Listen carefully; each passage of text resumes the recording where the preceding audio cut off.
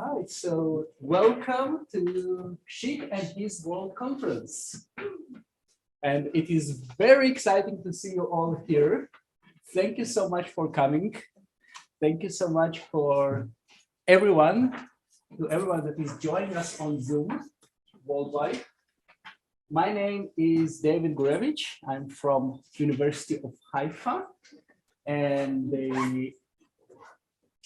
let's start with a few words about Schick. So we start with a moment of poetry. Yes. Conrad Schick, a man of vision, bringing hope and light to the land. He traveled far and wide with a mission to build and serve with a steady head. Conrad Schick, a man of faith, bringing beauty to the place. He left his mark with love and grace. Conrad Schick, a man of great. He built a home for orphans and widows, a place of safety and love to stay. He brought the gospel to the people, helping them find their way. And you can you can repeat the chorus. And the last verse, in Jerusalem, he dug with care, uncovering the secrets of the past. His excavations rich with treasure, a legacy that will forever last. And I would like to start with this nice poem because it was written yesterday by a computer. And it's quite amazing. I took a few requirements. I sent it to ChatGPT, and we get an amazing poem describing Conrad Schick. By the way, the computer from the beginning already knew what Conrad Schick is, who he was, what he did. I just made some replenishments and asked him to add a verse about excavations. Now, I'm saying that because we are in 2023. The world today is a different place from the time that she came to Jerusalem in 1846. You can ask a computer to write a poem, but here you have a hall full of people, some people, unfortunately, even sitting in the corridor. I'm sorry for that. And many others, we have some seats here, by the way. And many others are watching us on Zoom because they were on the waiting list. And we still here speaking about Conrad Schick because his work is relevant more than ever.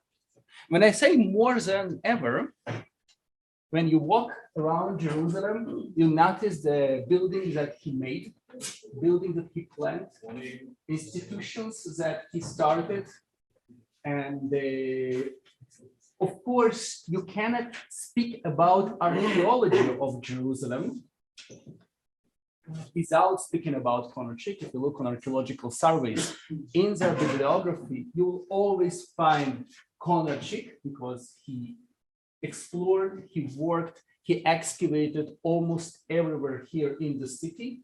And for some sites like the Temple Mount, and I brought here the book of Professor Shimon Gibson and Professor David Jacobson, which is main source today of cisterns and underground passages in Temple Mount. Much of that information till today comes from the works of Conrad Schick, and we don't have newer information simply because the site is not accessible. Of course, models of Conrad Schick, and my personal story when I was working in the city of Jerusalem, I brought the advisor of the mayor to look on this particular model, Dr. David Coran, to look on this particular model when we had to resolve some issues between the different Christian denominations that have custody over the church. So it was several years ago, and we're still discussing the model of Conrad Schick. A quote from Schick, by the way, when he spoke about how the time changed. Our journey to Basel, from Basel to Jerusalem in 1846, lasted 8 weeks. But today, which is 50 years after he came to Jerusalem, it takes only 2 weeks. Now, today, in the 2023, it takes maybe, how many? We have people here from Switzerland. How long did it take you? 3.5 hours flight. 3.5. To Ben Gurion. Yeah. Then to here. And then 40 minutes by train, yeah. He says, we sent a note to Basel that we arrived safely. We received a response after 4 or 5 months. They were very surprised that we made it to Jerusalem without harm. So these are the conditions that it started. And I must say that last year, we had a big celebration, and many local scholars, institutions, tour guides participated in various events that were organized for Conrad Schick. I personally guided many excursions for tour guides and scholars that we celebrated 200 years of Conrad Schick in Beit Tavor. In Christchurch, they opened the models of Conrad Schick, and they had an amazing session to see the models from inside. And many other things happened last year. And this is how I came to these wonderful people, our organizers and academic committee. And they proposed the idea to run the conference. And of course, you don't organize a conference in a day. So it took us about a year until things actually happen, until we published call for papers, people answered, and we received the papers and made an evaluation with the committee. And finally, after this long process, we are here, and we are all thankful for you that you made it from different parts of the world to gather here in this room in Albright and tomorrow in Paulus' house in order to speak about Conrad Schick. So I would like to acknowledge a few people personally. Right now we are hosted by Katharina Schmidt, the director of Albright. Katharina, thank you so much. And I must say that I disturbed Katharina, I think almost in every possible hour. So thank you so much for being patient and for organizing everything. And also Hayah, I would like to acknowledge Hayah because she was really my support in every possible challenge that we went through. And Hayah, I'm so sorry for all the worries that I made, and I'm so happy that you are here with us. And just to let you know, she gave up a trip to Rome in order to be here. Thank you, Hayah. And of course, Professor Ronny Reich, Professor Dieter Vieweger, Dr. Datan Goren that is visiting us tomorrow. Thank you so much. And of course, we are not speaking only about the academic committee, we are speaking also about the institutions that are involved in organizing this conference. So this conference is hosted by Albright Institute of Archaeology and Paulus House DBHL, which is a German association for the Holy Land. So Dr. Ralf Rothenbusch is here. Thank you so much for hosting us tomorrow. And of course, the University of Haifa that is academically sponsoring our conference, and the Kinneret Academic College. Thank you so much. And the German Institute of Archaeology. We are going to visit tomorrow. Professor Dieter Vieweger is going to host us tomorrow. And without all these people and institutions, this conference could not happen. And I would like to acknowledge another person that unfortunately she cannot be here today because she finished her term in office in Jerusalem. And this is Dr. Maria Lapakari. Dr. Reverend Maria Lapakari was a director of Swedish Theological Institute, Beit Tavor. And when I met her first time, it was somewhere in 2016, we already started to speak about how wonderful it will be to have people gather and speak about Schick and discuss in academic studies, Schick in Beit Tabor, and Maria pushed me to continue with this enterprise. She made all the connections between various institutions. So Maria, if you're looking on us on Zoom, thank you so much. So just before we go forward with our program, for people that are joining us on Zoom, you can download the booklet of the conference. People who are here, you received your booklets in person. If you haven't picked up your booklets, we have some at the registration desk. And our hashtag, if you tweet about the conference or you post on Facebook about conference, on Instagram, it's Schick 2023, very important. That's how you gather attention. And it's also the option how you can share your experiences from the conference. So this is our hashtag. And without further ado, I'll give the floor to Dr. Hayah Katz to give welcome notes on behalf of the academic committee.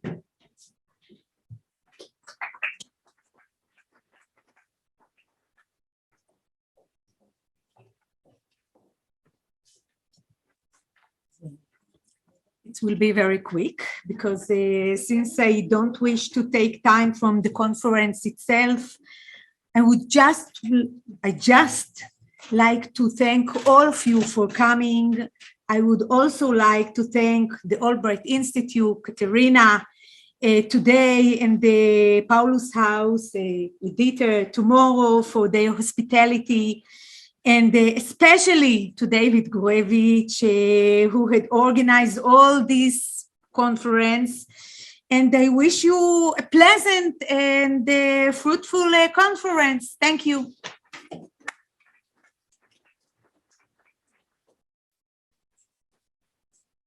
All right. First of all, let me welcome all of you to the Albright Institute for Archaeological Research. I'm very happy to see people who come here more often, and I'm also particularly welcoming those ones who are here for the first time. David mentioned it before, the Albright Institute for Archaeological Research is dedicated for the research in archaeology and history here in that region. We have fellowship programs. A couple of fellows are also among us, so please connect. And this very building, we are all having this conference today, was actually finalized in 1926. So it's a historical building of Jerusalem by the then long-term director, William Foxwell Albright, who is one of the founding fathers for biblical archaeology. So he contributed tremendously to our field of research. And just as Albright, who came to Jerusalem about 20 years after Conrad Schick had died, also Conrad Schick contributed immensely to the field of archaeological research, besides being an architect or a missionary. So we are going to listen to talks about his involvement in the Palestine Exploration Fund today. We will be seeing his involvement in the excavations on the Temple Mount in a couple of lectures, which resulted in the wonderful models we're going to visit tomorrow.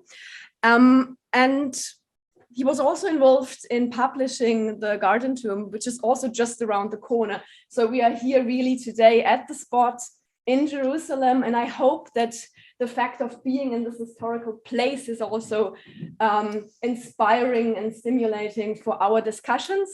I wish us fruitful and wonderful 2 days of conference, and without further ado, I would move over to the first session of that first day today, which will be about Conrad Schick and his world. Just for the organization of that day, we will have a coffee break at 11, which will be served here. We will have a lunch break at 1 o'clock, also served here in the room just next door, and we'll have another coffee break at, I believe, 3:30. Let's move to the first session, and I'm just opening the floor for Dr. Shirley Graetz, who is our first speaker today. Mhm. half second. Oh, you want to have another? So David takes another half I second. would like also to acknowledge two important people that help us a lot with implementing this day to day. One is Michael, that is working here behind the column, and he's responsible for all the technical things. And the second is Emily. Emily, are you here? That they made the registration for us. So thank you so much. Thanks for pointing out to that.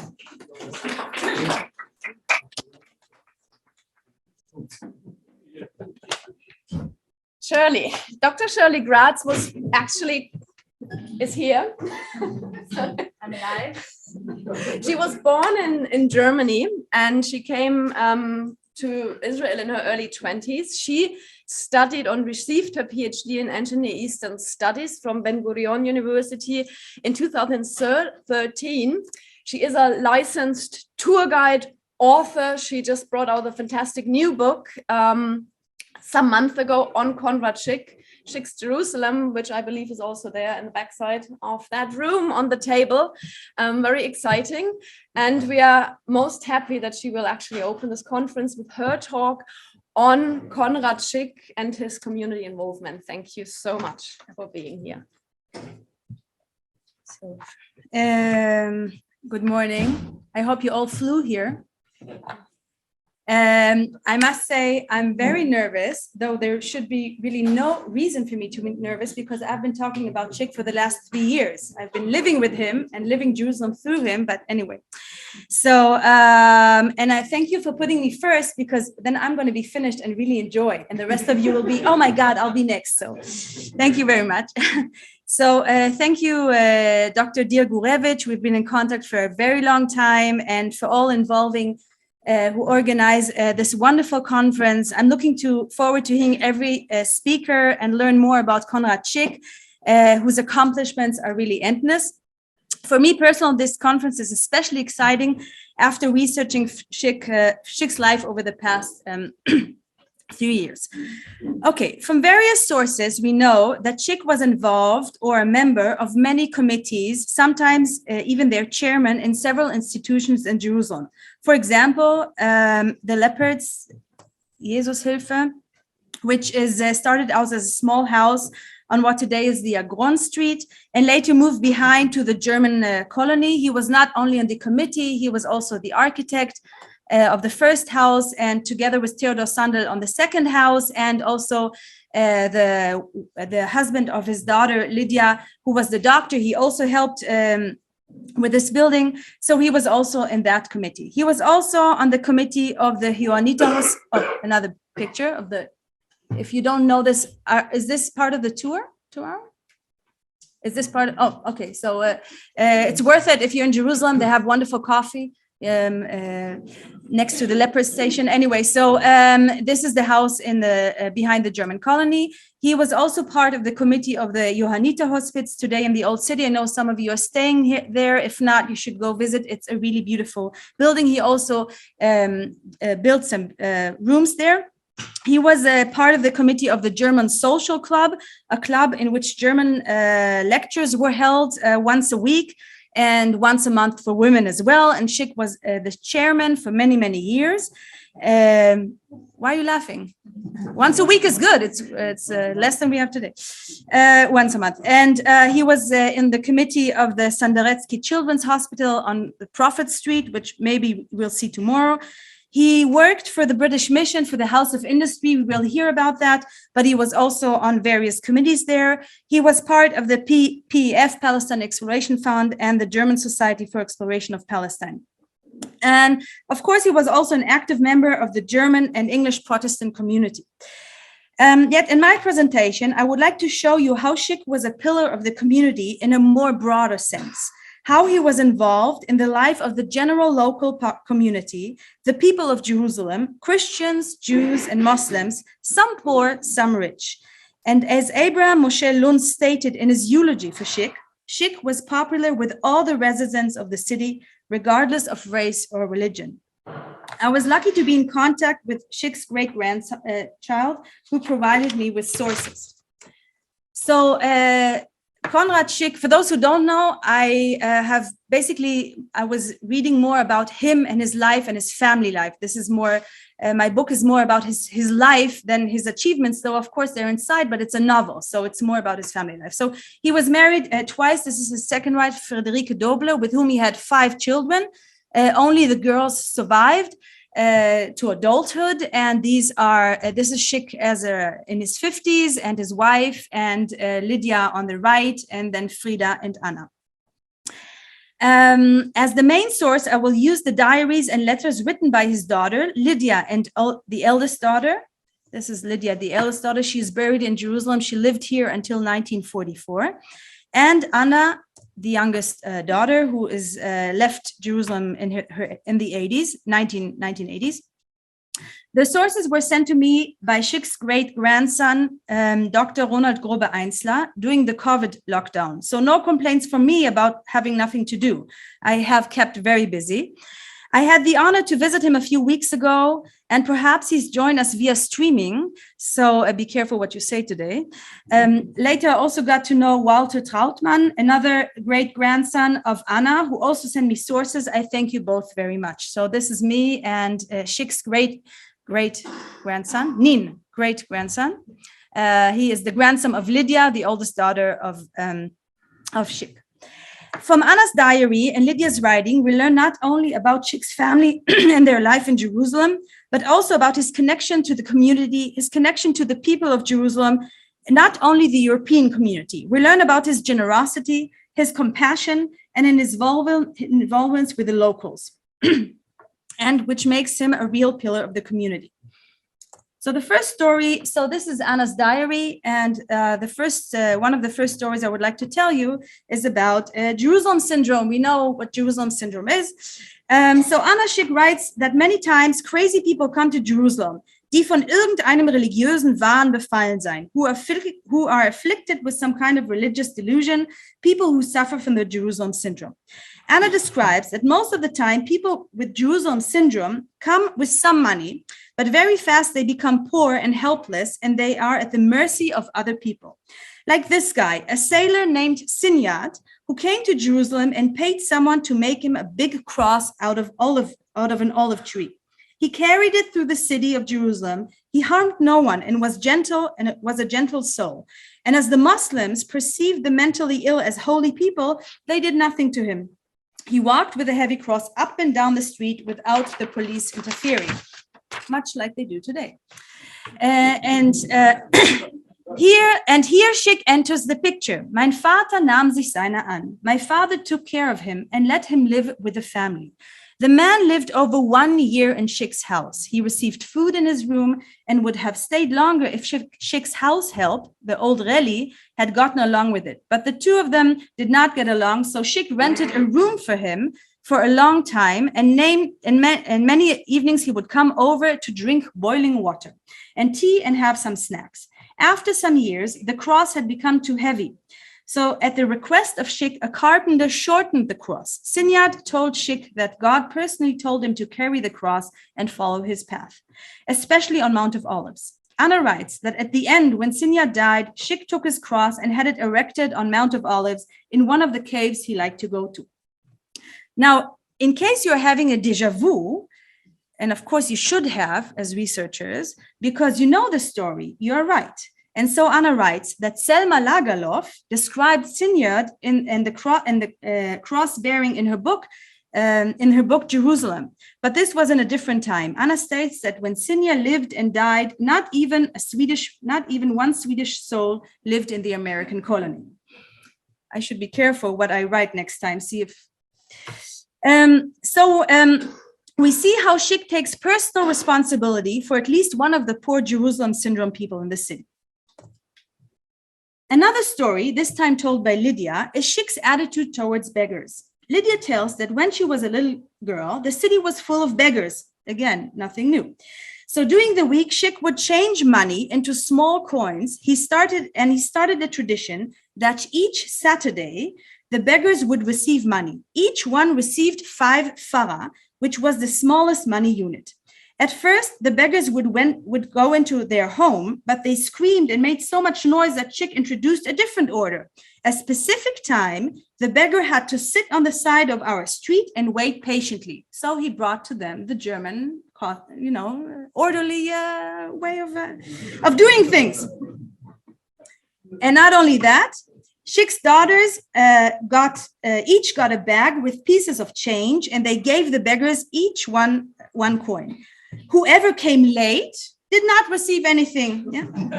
Wie man so schön sagt, Ordnung muss sein. When they came back on Sunday from church, the beggars would sit there too, and Schick would reach into his pocket and give out small change. But also, if the community would try to collect larger funds for some project, Schick was always willing to donate. Now, Schick was not a rich man, but his religiousness and humbleness led him to give to the needy of the city, regardless of their religion, and also teach his children to do so.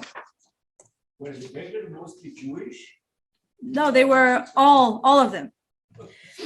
The next story is told by both daughters, Lydia and Anna, and while it would be interesting to see the different account of the story by each daughter, the main point is the same: Schick involvement in the community of Jerusalem. So Anna writes about a Jew named Abraham, another one with a little bit of a Jerusalem syndrome. As he said, he seldomly talked about his delusions, but we noticed that the Jordan River had some kind of force over him.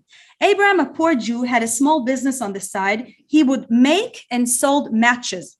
Schick and Friederike would buy matches from him every time he would come around, even if there was no need anymore. And Anna also writes they can already sell them by themselves. They had so many. Or even if the drawer where they kept the matches was overfilled. When they had too much to store, Friederike would take a few matchboxes with her to the community evening and would give them as presents, mostly to the servants of local people. Abraham knew that Schick collected old things. This was common knowledge. Everyone who had something old went to Schick, thought he would, find the next thing. He heard that Dimitri, a Greek Orthodox Arab, owner of a tavern, wanted to sell a broken old closet. Abraham saw the old thing and went over to Schick's house and told Friederike about it. It took a few days, but at the end, Schick agreed to buy the old thing. It was very dirty and broken. It was brought to Schick's house and cleaned with spiritus. It turned out to be a beautiful closet with mosaic pieces on it. He later brings an Armenian to fix up the mosaic. But the real story begins when Frida and Anna come home from school. They were in Talita Kumi.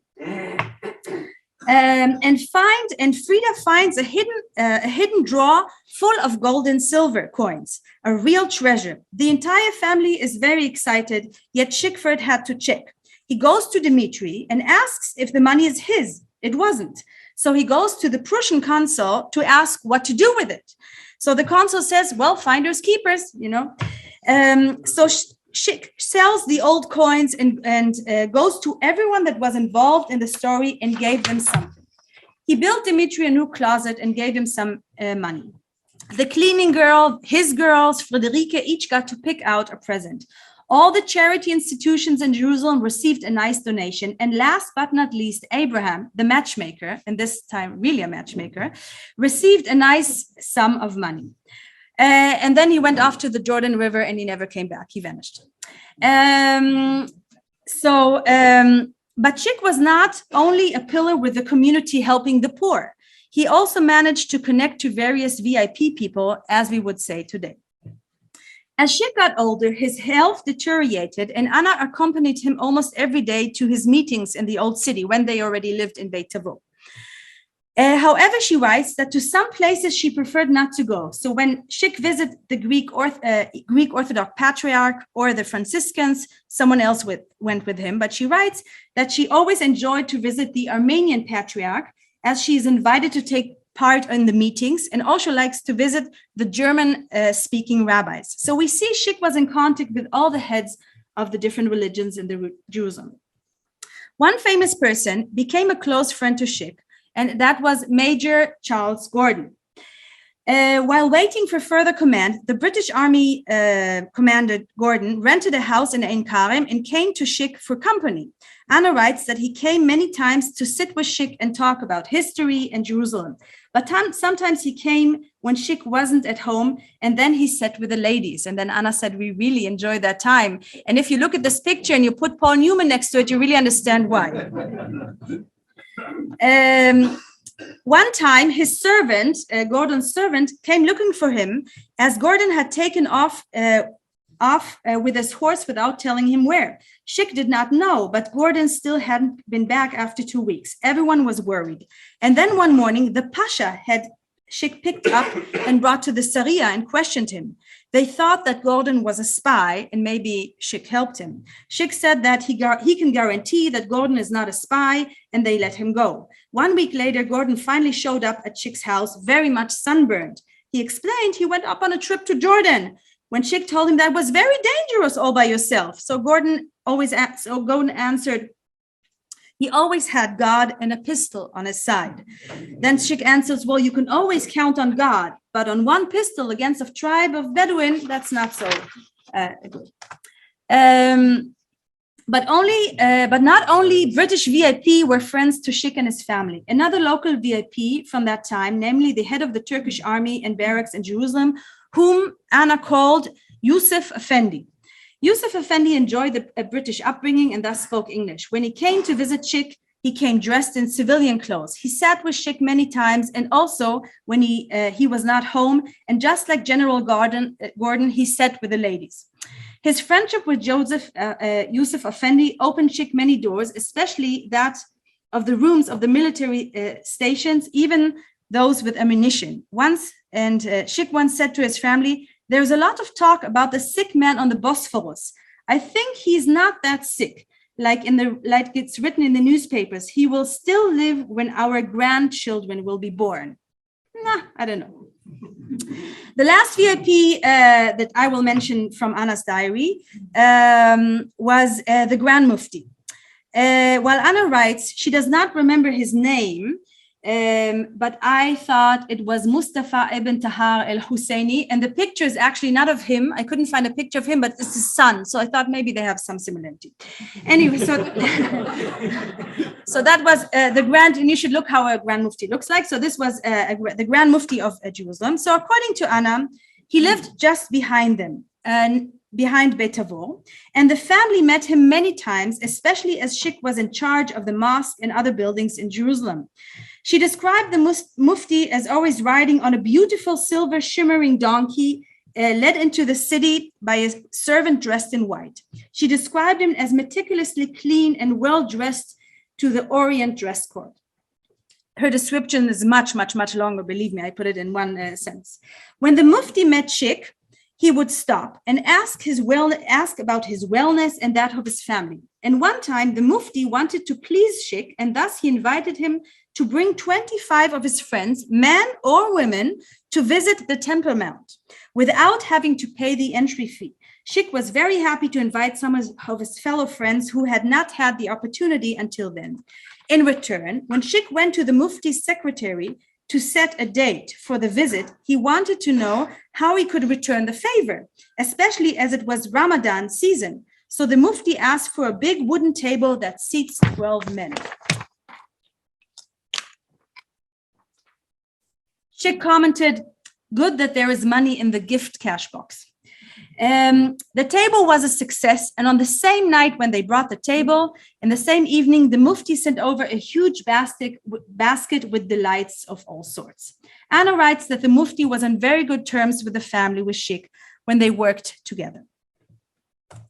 So let's conclude. I have no idea how long I talk. I'm good? Let's conclude. Schick was on the board or involved in many European institutions, as you will hear from other speakers as well. He met with almost all leading figures in the city, may it be Jews, Christians, Muslims. And that did not stop him in being involved in the life of the general population, including or especially helping the poor, even at personal cost. We know from other places that many times he just paid for poor people. Schick was a pillar of the Jerusalem community. He did not distinguish between different race or religion, simple or VIP, poor or rich. And I would like to bring the last picture. This is Schick's funeral. The story behind finding this picture is a whole another thing about himself. So you will have to ask me later if you want. But anyway, and you can see how many different people are here. You have a lot of, you have Christians, you have Jews, you have different kind of Christians, and they're all bringing him in his last to his last path to the Mount to the Protestant cemetery on Mount Zion. So with that, in the next 2 days, I guess he will rise from his grave and talk to us through your words. So thank you very much. Thank you.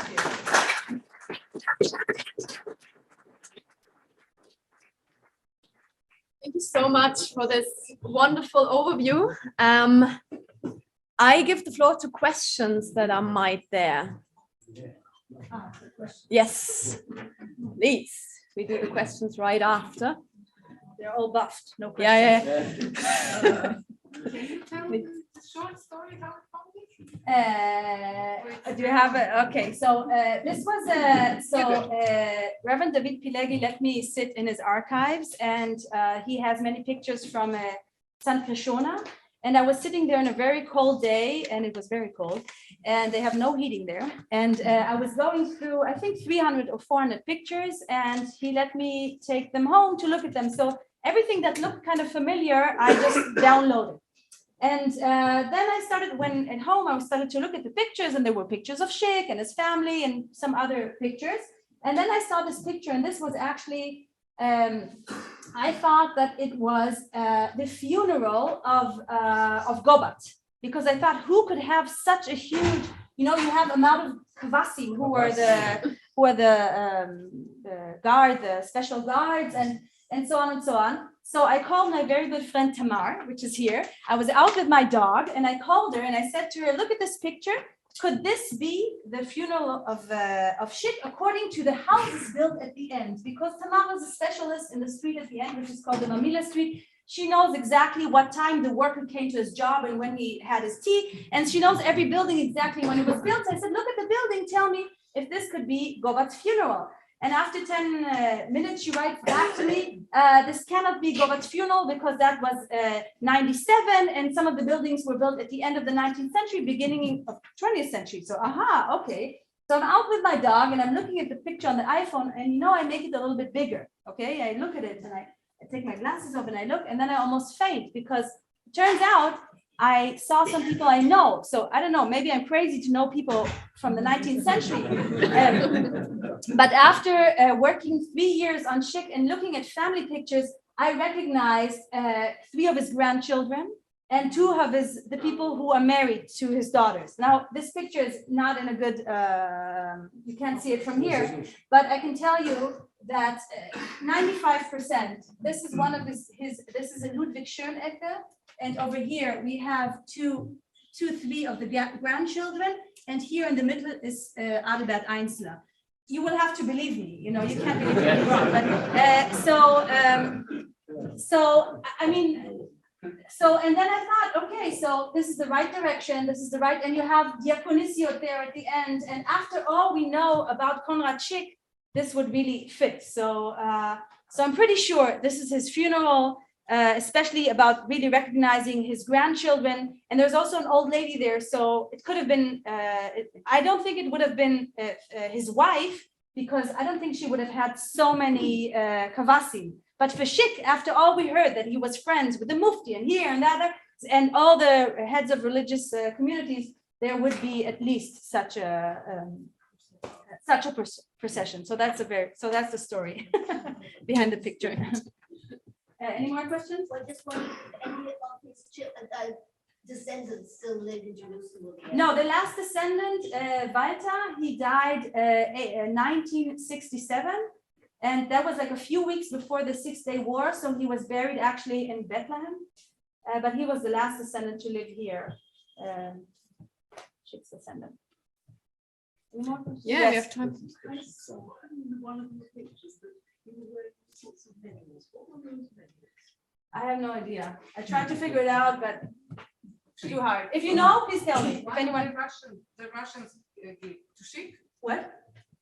the medals of Schick. Yeah. One was from the Russian Tsar for excavating the Alexander Ah, okay. I mean, he got a medal in 1869 from Friedrich III, and he got a medal when Kaiser Wilhelm came, and he got another medal in between. So I guess one of these medals that he got during his lifetime. No, I am not, yeah. Just to make strong his argument for this photograph, Wilson in his obituary writes that Christians, Jews, and Muslims follow Schick in his last path. So perhaps it works with this picture. Yes, for sure. You can see from afar, you can see many, many different kind of people dressed different.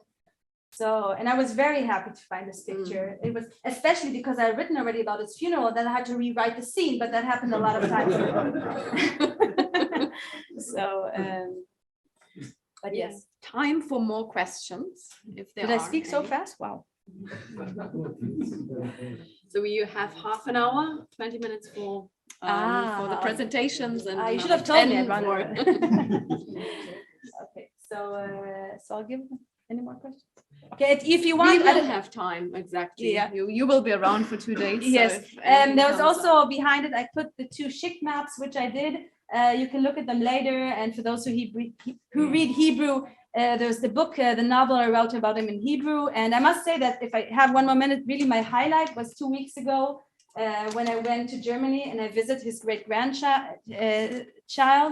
He's not a child anymore, he's a man, but an old man and his kids. And that was really very, very special. And I had the first 3 chapters of the book already translated into English, and I sent it to him, and that was really a very special thing. So I guess this, thank you again. This is like to sum up, and I can start working on a new project, new book, new something.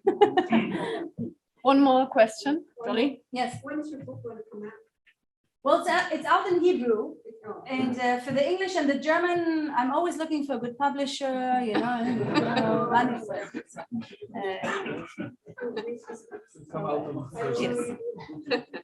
Okay, so Thank you so much for your presentation.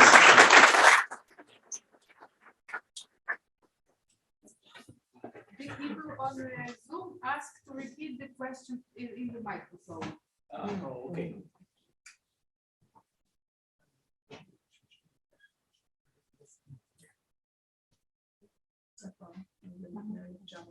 No, that's the second one. I believe for the second presentation, we will not have a PowerPoint presentation. I have the pleasure to introduce to you Dr. Ruth Lawrence. Dr. Lawrence graduated actually from the University of Melbourne in Australia, and she holds a doctoral degree in environmental history of mountainous areas in southeastern Australia. She taught at different Australian universities, and she got into the history of Jerusalem in this region through family connections, and I'm sure she will be happy to talk about that with you. It's quite interesting. So that brought her to Christchurch to work with David Pileggi to recover some of the old history of the Europeans in the Holy Land over the last 2 centuries. She's going to present now about the contributions of Conrad Schick to industrial trades in Jerusalem in the late Ottoman times. Please, the floor is yours. G'day from down under. So Conrad Schick is best known as an archaeologist, model maker, and architect. Less known is the significant contribution that he made to the development of industrial trades in Jerusalem. Between 1850 and 1901, Conrad Schick was associated with the London Jews Society, and for the majority of those years, was director of a trade apprenticeship scheme known as the House of Industry. This scheme matched master tradesmen from the United Kingdom and Europe with impoverished Jewish men, giving them a chance to learn a trade and become self-supporting. Conrad Schick was one of those master tradesmen who brought his wood-turning expertise to Jerusalem. In this presentation, we provide an overview of Conrad Schick's contribution to industrial trade in Jerusalem in Ottoman times, late Ottoman times. And to do this, we will consider three things. Firstly, what the London Jews Society was doing in Jerusalem before Conrad Schick joined them. Secondly, how Conrad Schick managed the House of Industry. And thirdly, some comments about the House of Industry and Conrad Schick after he retired in 1881. So the London Jews Society, otherwise known as the London Society for Promoting Christianity Amongst the Jews, very long mouthful. It was an Anglican mission society formed in London in 1909 by a German Jew named Joseph Frey. Soon after the society's formation, Frey formed a partnership between Jews and Christians that continues to this day. The society had several aims. They wished to present Jesus of Nazareth as the Messiah. They wanted to facilitate the return of Jews to Eretz Israel. And in recognition of the Jewish roots of the Christian faith and the Jewishness of Jesus, to demonstrate love and care to Jewish people, especially oppressed Jews. The London Jews Society established a permanent presence in Jerusalem in 1825 and was financially underwritten by gifts from the wider Christian community. A local committee of management in Jerusalem was formed to administer the work, and they were answerable to the main London Committee of Management. It's the minutes of the meetings of the local committee of management in Jerusalem that form the main source of information for this paper. It should be noted that this paper is a work in progress and that there are many elements of this story yet to be explored. So Conrad Schick joined the London Jews Society in October 1850, 4 years after he arrived in Jerusalem. By the time he joined, the London Jews Society had established a hospital, purchased land, built accommodation quarters for their members, constructed the first modern building in Jerusalem, being Christ Church, conducted services in Hebrew, Arabic, Spanish, German, and English, established a Hebrew college for theological training, founded the Jerusalem Literary Society, created funds for the relief of poor Jews, established an accommodation venue known as the Inquirer's Home, and developed houses of industry for both male and female Jews. In just 17 years, prior to Conrad Schick's joining the organisation, the London Jews Society had commenced the process of modernising Jerusalem. At that time in Jerusalem, in 1850, the small Jewish population only survived on outside charity administered by their religious leaders. Any Jew showing a serious interest in Christianity lost this support network. The society was forced to establish a house of industry and other similar institutions to provide an alternative means of support for inquiring Jews. Their approach was not based on charity, but teaching skills that would provide local Jews with the means to support themselves. These efforts were not intended to bribe Jews to convert. The society was sensitive to Jews wanting to change their religion for financial reasons or social advancement, and not from personal conviction. In addition to teaching trades, the House of Industry served to vet the sincerity of potential converts.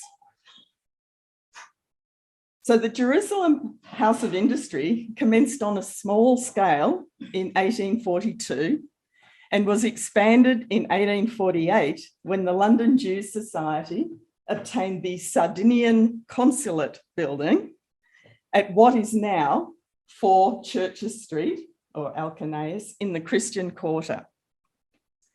It was here that Conrad Schick commenced his work as an instructor in wood turning in 1850, where he lived both before and after he married, where he became manager of the House of Industry in 1854, and where he raised his family until he retired in 1881.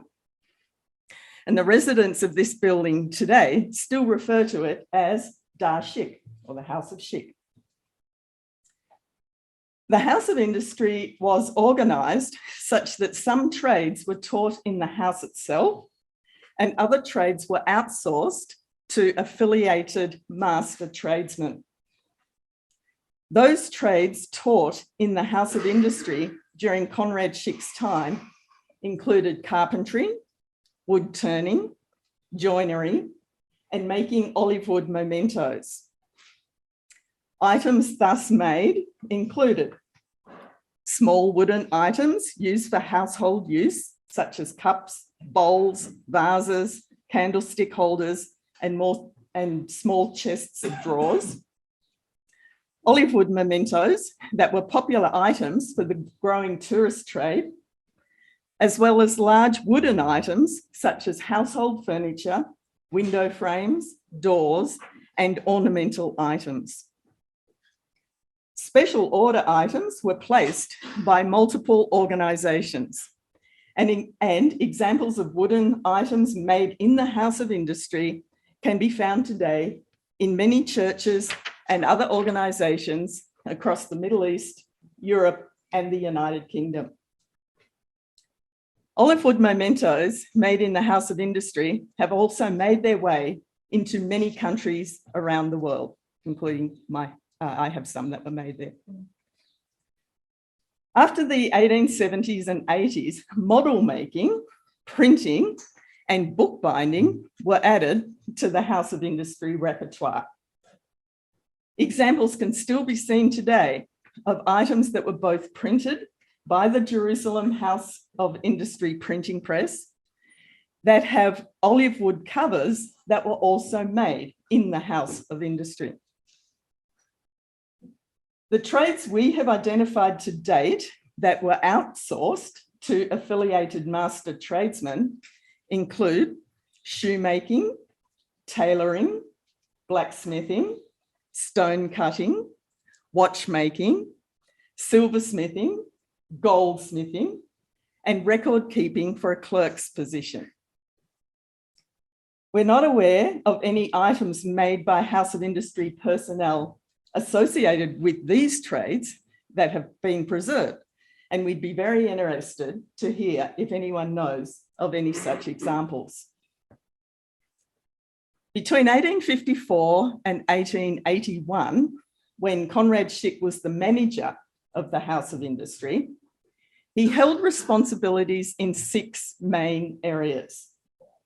Firstly, he was responsible for the apprentices themselves. This included communicating with multilingual apprentices, establishing workplace and sleeping arrangements, maintaining a set daily routine, monitoring decency and language according to the rules of the house, managing conflict, purchasing clothing for the apprentices, and keeping records of the development of each apprentice's work. This would not have been an easy task, given the large age range of the apprentices and the disparate places of their origin. For example, between April 1864 and September 1869, there were 43 different apprentices in the House of Industry. 2/3 of them were under the age of 25, but some were as old as 45. In those 5.5 years, apprentices came from 18 different regions, ranging from Europe to Russia and India. Conrad Schick would have faced many challenges in managing men of such different ages, ethnicities, cultures, and expectations, but seems to have performed his duties towards the apprentices with grace and wisdom. In addition to his duty of care to the apprentices, the second responsibility Conrad Schick held was to manage the House of Industry workshops. This included coordinating masters to teach the wood-based trades, allocating apprentices to appropriate master tradesmen, organising the supply of raw materials, maintaining the tools and workrooms, and ensuring order and cleanliness was maintained in the workshop. Thirdly, Conrad Schick managed the house itself. He prepared and conducted worship twice daily, and his wife, Frieda Schick, ran the household and supplied the meals. Fourthly, for those apprentices who wished to learn a trade other than those taught inside the House of Industry, Conrad Schick was responsible for matching the wishes of the apprentices with available affiliated master tradesmen. Conrad Schick was responsible for ensuring the affiliated masters and outsourced apprentices complied with the standards established for the House of Industry.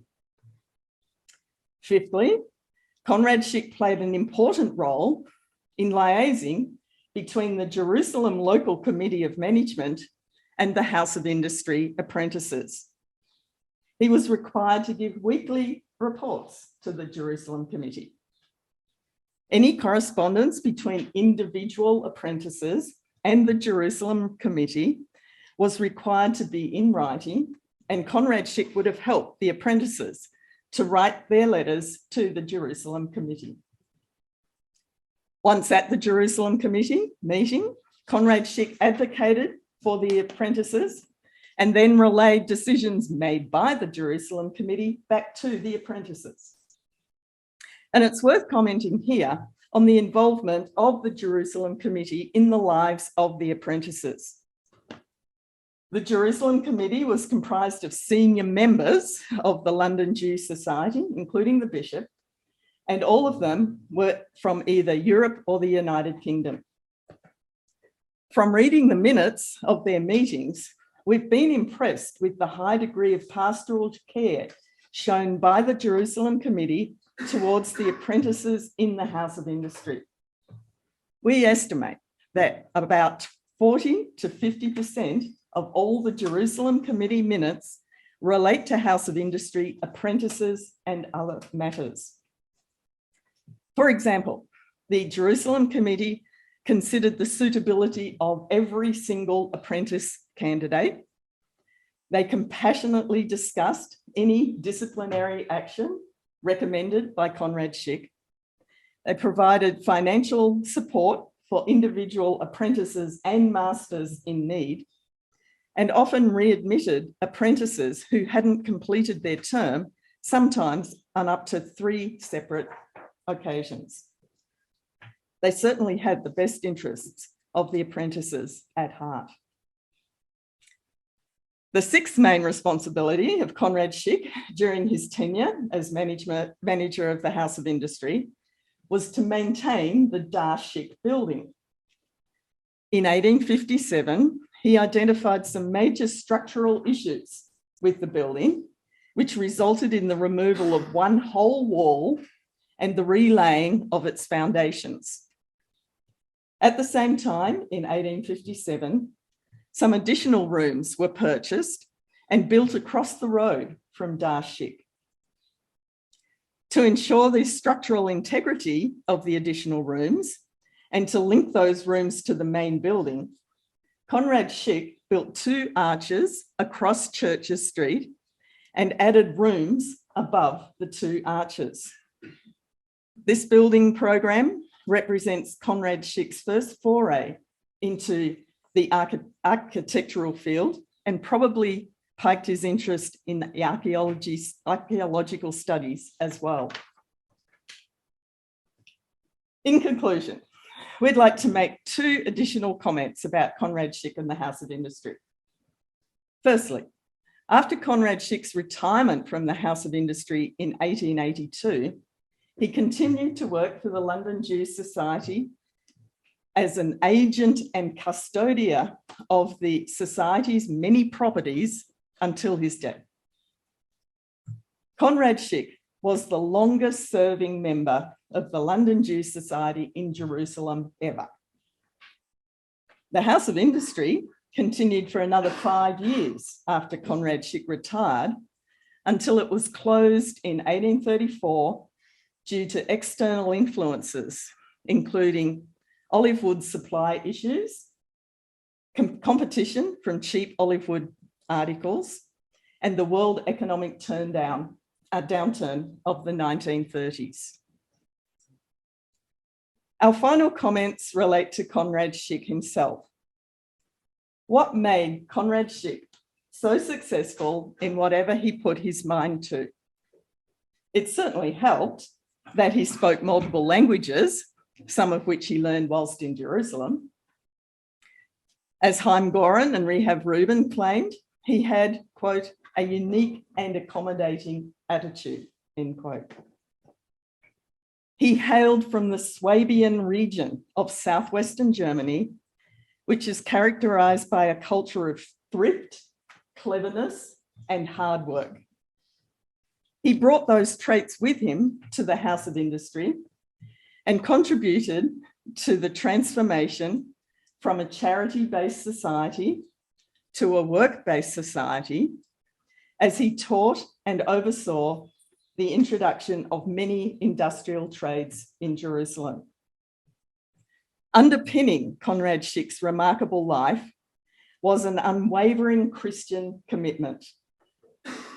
3 months after he arrived in Jerusalem, he penned the following words in a letter to his parents on his 25th birthday, and I quote, "A beautiful period of time lies behind me, and it testifies that God is love and will be love, that his faithfulness will endure, and that he will be merciful to the poor and wretched. Therefore, my heart cannot but obey and praise the Lord," end quote. 50 years later, he wrote the following words in his autobiography, just 3 years before his death, and I quote again, "My heavenly Father has always sought me out and drawn me to himself, so that now, as a man who will soon be 80 years old, I can say that he has not only always been with me and helped in all hardships and difficult situations, but that I have been in personal contact with him throughout my long life. This has been my greatest happiness, and I have long been of the firm belief to have a Saviour, to know him, and to live unto him is the greatest and most important thing on earth," end quote. These words, written by Conrad Schick himself, provide a glimpse into the heart of the man who we remember in this conference today. Thank you.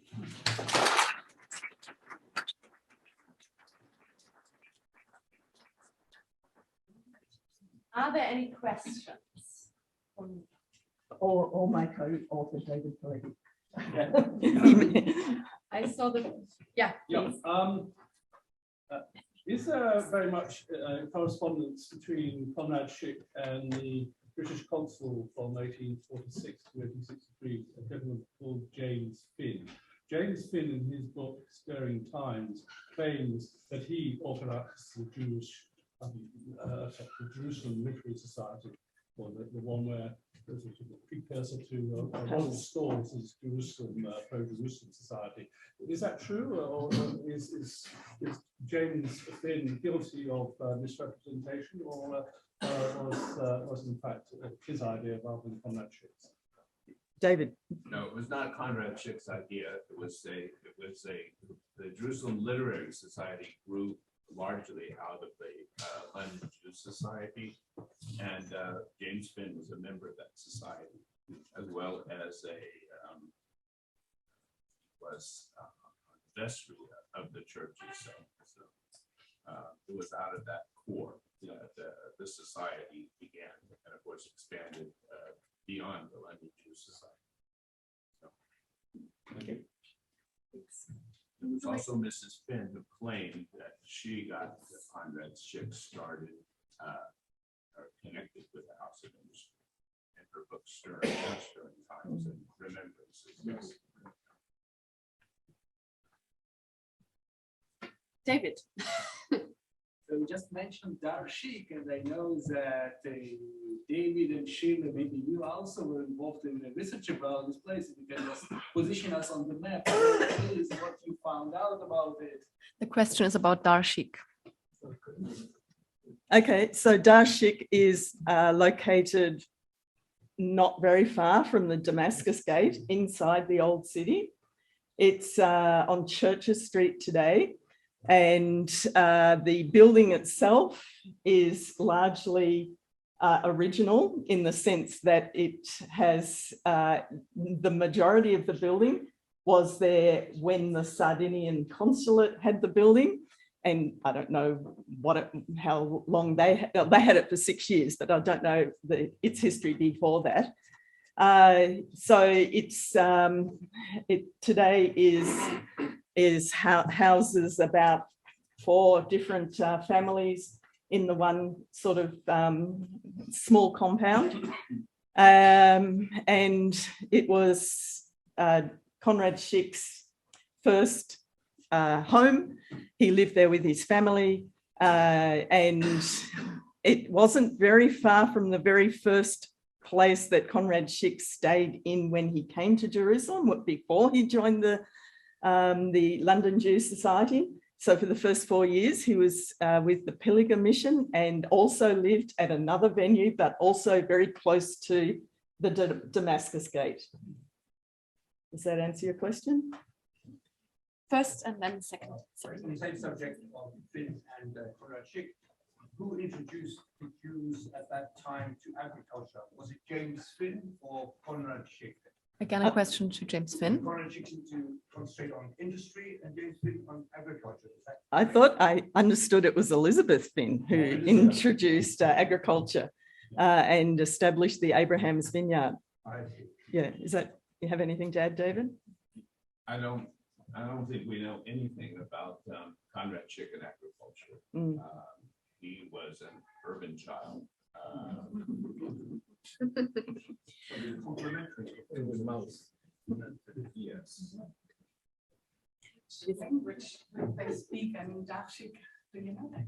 Which language was spoken in Dar Schick? I assume English, but given that there were 18 different nationalities represented, there could have been some spoken in German. I know that it was a requirement that all the apprentices in the House of Industry attend church twice on Sunday. The first service was in English. The second service in the afternoon was in German.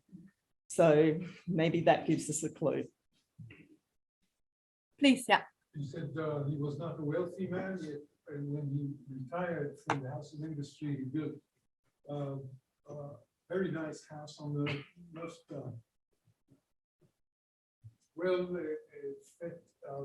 Prophet Street. So I wonder how that came about.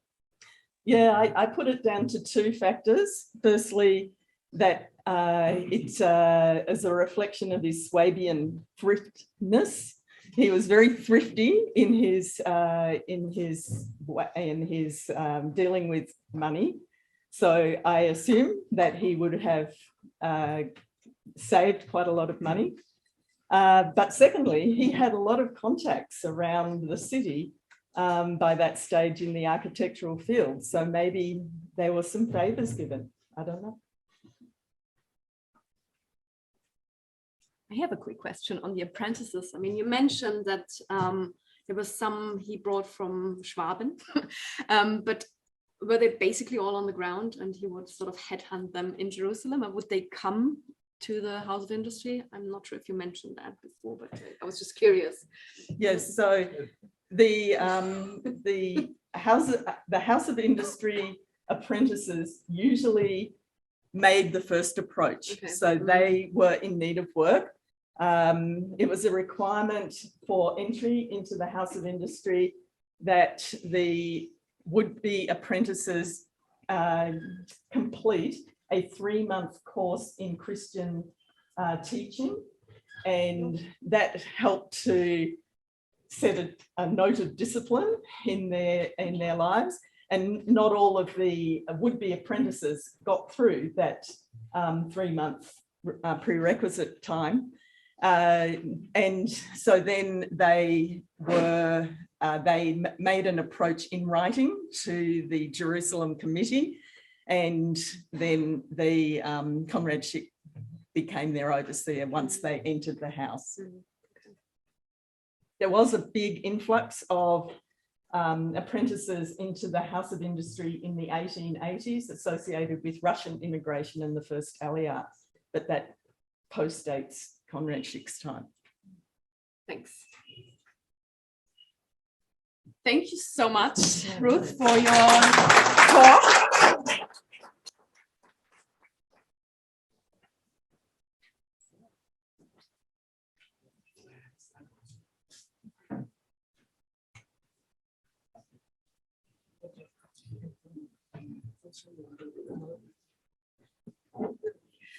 So we are moving on to the last speaker of the first session, Miss Susan Kennedy. Susan holds a degree in German and history, and she is based at the Van Leer Institute here in Jerusalem. She works as a teacher, writer, editor, translator. She published a number of different books to different topics here in the region or about the region.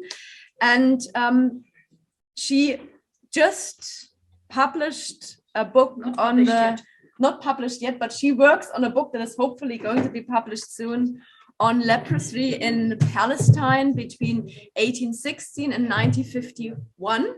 So she's going to talk about her field of expertise today.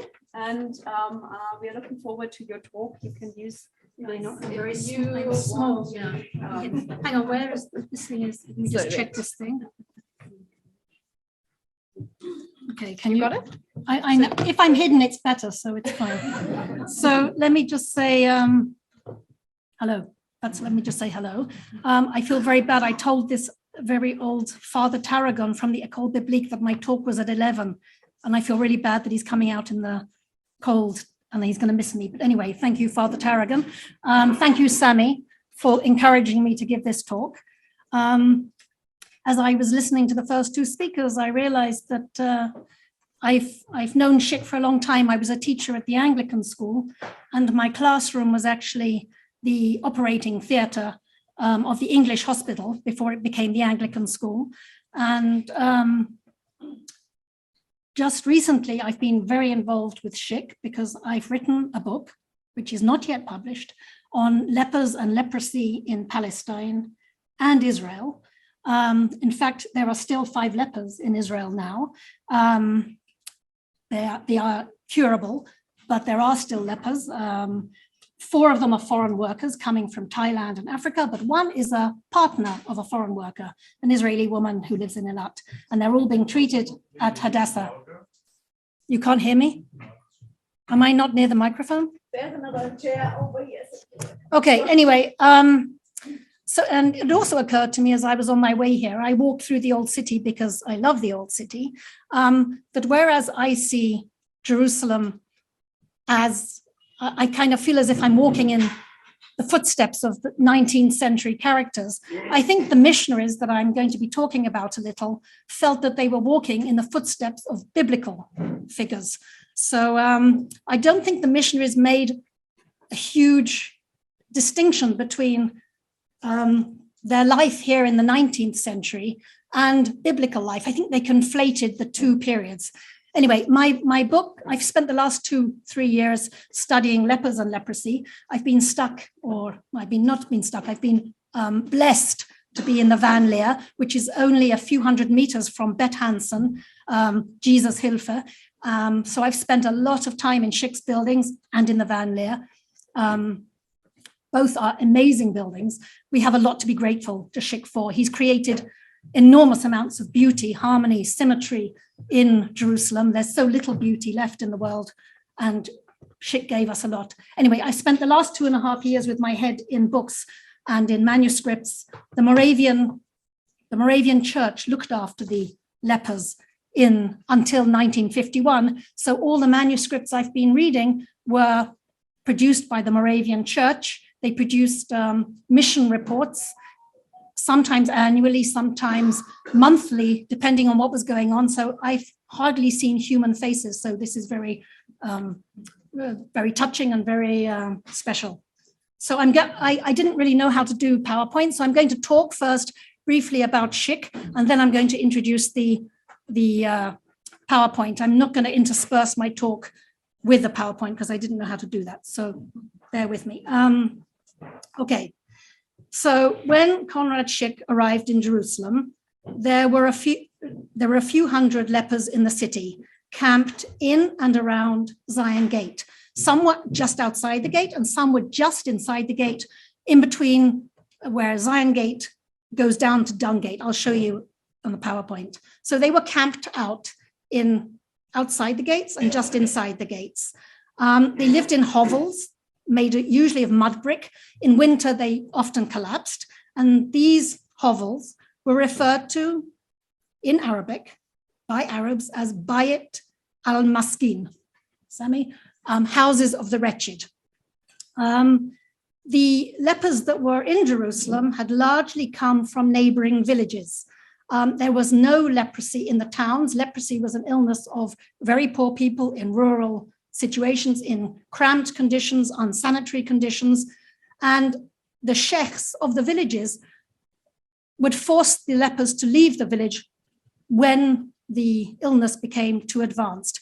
Often lepers would hide their illness. And since it started only often as a red patch on the leg or the arm or a white scaly skin, they would wear long clothes and cover their leprosy. And they could carry on for 10 years with leprosy, but hiding the leprosy. But when it was too manifest, where they became blind or they lost a limb, they'd lost limbs not because of the disease did make them lose limbs, but it was not because it kind of did something to the limbs. It was because their nerves died and they would burn themselves. They would have accidents and they wouldn't feel them. They would set fire to their arms or something like that. And slowly their limbs would degenerate, I suppose. And sometimes they were amputated and sometimes they would actually fall off. But anyway, so they would leave their villages and they would come to Jerusalem where they had a really supportive community. They were like you and I. They wanted a community and they lived together in and around Zion Gate. No one in the mid-19th century knew the cause of leprosy nor how to cure it. And in fact, for locals, it was just one illness among many. There was meningitis, trachoma, diphtheria, typhoid, malaria, smallpox, chickenpox, you name it, there was this. But this was just one, and the lepers didn't see themselves as divinely singled out for punishment or something. They didn't connect their illness with some biblical or divine punishment. It was just another illness. Of course, it was more lurid and it was more sensational because they looked so grotesque. So the lepers, the people who do get leprosy are the poor, as I said, who lived in cramped, unsanitary conditions. Abu Dis, according to Dr. Einzler, who was one of the leper doctors in the 19th century, he had the highest number of lepers. I don't know why. Abu Dis is just outside Jerusalem, followed closely by Batir, the village of Batir. Men and women were equally affected. Children tended to manifest the disease only in puberty. There was much discussion as to whether it was hereditary or not. No one knew. Now we know, and it's a bacterial illness, and now it's treatable, as I said. But there was always talk whether they had to be isolated, whether lepers had to be isolated, or whether they could be integrated into the community. Many wives of lepers or husbands of lepers didn't ever catch leprosy from their partners. And in fact, it is important to understand that only 5% of any population anywhere in the world are even susceptible to the disease. The doctor who discovered the cure for leprosy, Hansen, otherwise called Bet Hansen, or Mauer Hansen in Norway, he injected himself constantly with the virus, with the bacteria, trying to get ill, and he didn't.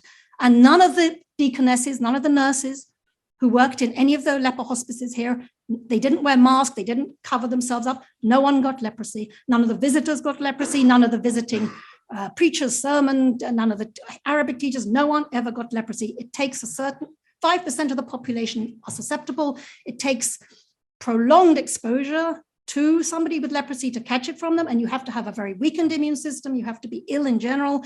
There are many contributing factors. So only 5% of the population are susceptible to it. The children of lepers, they had families like anybody else, were often healthy, especially if they were taken away from the poverty in which they lived early on. They were not born with leprosy. They were not. Just so you know, lepers in Palestine, they were in Ramallah, they were in Ramla, they were in Tiberias, they were in Jerusalem. They were not reviled by the local population. They tended to be given a wide berth because people feared infection. As I said, no one knew how it was caught. Fellahin, who came to Jerusalem on market days with produce, bread, meat, fruit, vegetables, they would leave what was left over for the lepers so that they had food. They were generally, I mean, they were given a wide berth, but they were treated decently. Conrad Schick would have seen lepers daily. When he started working at the House of Industry, they would literally have been his neighbors. He would have passed them day in, day out. I found no reference to them in his writings, and I went through Palestine Exploration Fund and God knows what. He didn't make specific reference to the lepers. Though one article he wrote in 1880 and published in the Österreichische Monatschrift für den Orient draws attention to the general shortage of medical facilities in this land. I quote, from Schick, there is a lack of hospitals, qualified and experienced physicians and pharmacists in the big cities.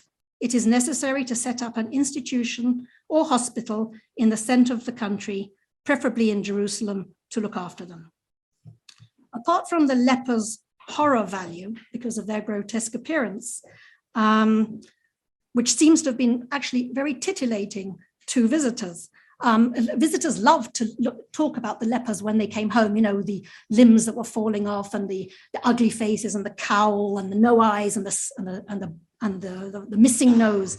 But apart from their horror value, the lepers of Jerusalem were largely ignored and not looked after until a Pomeranian couple, Pomerania is in Germany, a Pomeranian couple, Wilhelm and Augusta von Keffenbrink, came on a pilgrimage to the Holy Land in the mid-19th century.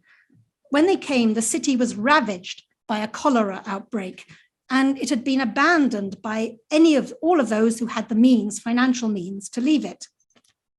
When the couple arrived in the city, after a very long trip by boat and then by donkey, they were in their carriage, they arrived in Jaffa Gate, exhausted. They were going to be staying in Christchurch with Bishop Gobat.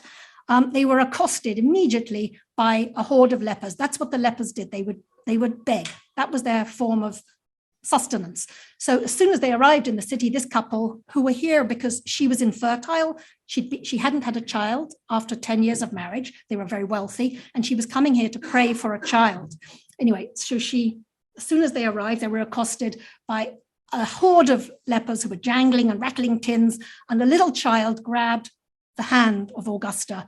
She couldn't see this child already had leprosy. It was disfigured, maimed, and she was terribly shocked. And at that moment, like it was in 1865 autumn, she decided that she would like to help the lepers of Jerusalem. She made that was her decision. Then and there on the spot, she didn't know how to do it. She spoke to Bishop Gobat, and he brought Dr. Thomas Chaplin to meet the couple the following day. Thomas Chaplin was a doctor in the English hospital, and he had just completed a survey of all the lepers in the land. There were 800 lepers in the whole of the Holy Land, and he taught himself Arabic, and he'd done a whole survey and written a book about lepers. So he said, yes, what they would be really benefit from a building where they could live comfortably and be looked after. Although I don't know if you know about the history of hospitals, most of the hospitals built in the 19th century by Germans and English, were mission hospitals. They were for conversion was as important as caring for. Well, they went together. I guess if you converted, you were looked after by God, and therefore you felt better. But they were all the hospitals in the 19th century were mission hospitals where Christianity was preached, and they hoped that the they call them inmates, but residents would convert. They didn't. Okay, that's it. Only Sandretsky, we mentioned Sandretsky before, Max Sandretsky, who set up the Marienstift Hospital in Haneveim Street. He was the only doctor who did not missionize in his hospital. He treated children, and his chief concern was not missionizing. He didn't care about that, even though he was a Christian. Anyway, so she decided to set up something to house these lepers. So Dr. Thomas Chaplin had just completed a survey, and the following day after their arrival, she made him the head of a committee. She asked him to head a committee to set up a home for the lepers. And he immediately turned to Conrad Schick, who was a friend of his and a friend of everybody in the city, and Johannes Fruchtiger, who both of them were from the Krishona Pilger mission in Switzerland. And then he asked also Prussian consul Georg Rosen and Pastor Valentina of the German Redeemer Church to be on the committee to set up this home. To set up the home. Conrad Schick had a great affinity with people from all different walks of life and stations in life. He mixed as easily with the Armenian Christians in Jerusalem as he did with the English and Germans. His Arabic was pretty fluent, and he conversed with Muslim Arabs he encountered in his daily life in the city. His early years as a sickly child and his initial difficult years in Jerusalem, when he was frequently cold, ill, hungry, exhausted, made him an instinctive friend of the vulnerable and frail, and the obvious candidate to design a home for the lepers. He listened to what Dr. Chaplin, his friend, had to say. Dr. Chaplin said the true remedy for leprosy is civilization. Okay? What the lepers need, I quote, is the best possible hygiene, plenty of fresh air, exercise, nutritious food, a cheerful environment, and sufficient mental and physical occupation to prevent brooding. Okay, so basically they were giving the lepers a home, a warm, lovely home, like everybody would want. So Conrad Schick, Georg Rosen found the land on which to build the first leper hospice. It was outside the city. It was in Mamilla, next to the Mamilla water source. It was one of the first buildings built outside this, well, not one of the first, but among the first buildings built outside the city. And it was, Conrad Schick designed it, and it was built within the space of 2 years. They arrived, the missionary couple arrived in 1865, and in May 1867, it was completed, built by Arab workers, designed by Conrad Schick. The hospice was airy and spacious with an emphasis on outdoor activity. There was a huge garden, which was planted with trees. The kitchen was large enough for the preparation of nutritious meals, and there was a chapel on the first floor which encouraged worship. Most of the lepers in Jerusalem at the time were Muslim. There were a few Greek Orthodox, but most of them were Muslim because the Muslims were poorer than the Christians, and they were the fellahim, the peasants. So the chapel was a moot point, but there was a chapel in the building. The Moravian Brotherhood were chosen to administer the home. The Moravian Brotherhood are a pietist movement also from Germany, from Herrenhut in Germany. They had a strong emphasis on a personal, heartfelt relationship with God through Jesus, which translated into their doing charitable deeds. Conrad Schick also came from a pietistic order, so he would have felt comfortable with a Keffenbrink's choice of the Moravian Brotherhood to manage and staff the home. At first, lepers did not want to come to the home because they feared the Moravian deaconesses would try and convert them. They preferred to stay outside in their miserable mud huts. because they were devout Muslims, and they saw these deaconesses dressed in starched uniforms and starched with crucifixes. They didn't know, they didn't feel comfortable. So the home remained empty for a while. But when the rains came, it was wet and cold. Slowly there was a trickle, and slowly more and more lepers came. There was also a decree by the Turkish governors here 5 years later in 1872, preventing the lepers were still camped outside Zion Gate and just inside Zion Gate on Armenian land, and the Armenian patriarch didn't want the lepers on his land, and he bribed the Turkish governor to make a decree that all lepers had to be housed in some home. So there was either this Mamilla home, or in 1875, which was 8 years after the Keffenbrink's home was built, another leper home, which I'll show later, was built in Siloam by the Turkish governor. And he also consulted Schick on how to design a more simple home in Siloam, which is about 3 kilometers from Zion Gate, in a valley right next to Bir Ayub, the well of Job. So there was another leper hospice. The leper hospice in Siloam allowed marriage and allowed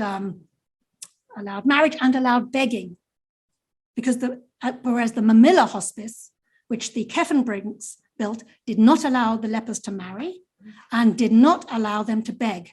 They had to stop. They were given everything they needed, so they didn't have to beg. But the lepers were so used to begging that they found it very difficult to be in a home where they weren't allowed to do what they had been doing for the last 20, 30 years. They liked the community as well and the interaction with locals. They didn't just want to be looked after by Christian missionaries. Anyway, so in Siloam, where they were the lepers there were allowed to marry, they often solicited, they sent messengers to the Mamilla hospice to try and the messengers would buy leper women from the Mamilla hospice, and they would climb over the walls of the Mamilla hospital, and however they could get to the Siloam, they would hop, skip, where they didn't have legs and they didn't have arms, but women would leave the Mamilla hospice to marry men in Siloam, and the missionaries were furious. They couldn't understand how women could be enticed by armless, legless men in Siloam to live in poverty and to live in great discomfort when they could have lived in great comfort in the Moravian hospice. Okay. After 20 years, the Mamilla hospice was overflowing with people. The people had decided that lepers decided that, especially when they were very, very, very ill, that they needed a place to stay. They couldn't sit on the streets of Jerusalem, and they didn't want to be in Siloam, where there were no doctors and no nurses. In Siloam, they were left to their own devices. It was just a home. There was no medical care at all. So a new leper hospital, Augusta von Keffenbrink, who'd established the first, decided to build a second and larger leper hospice.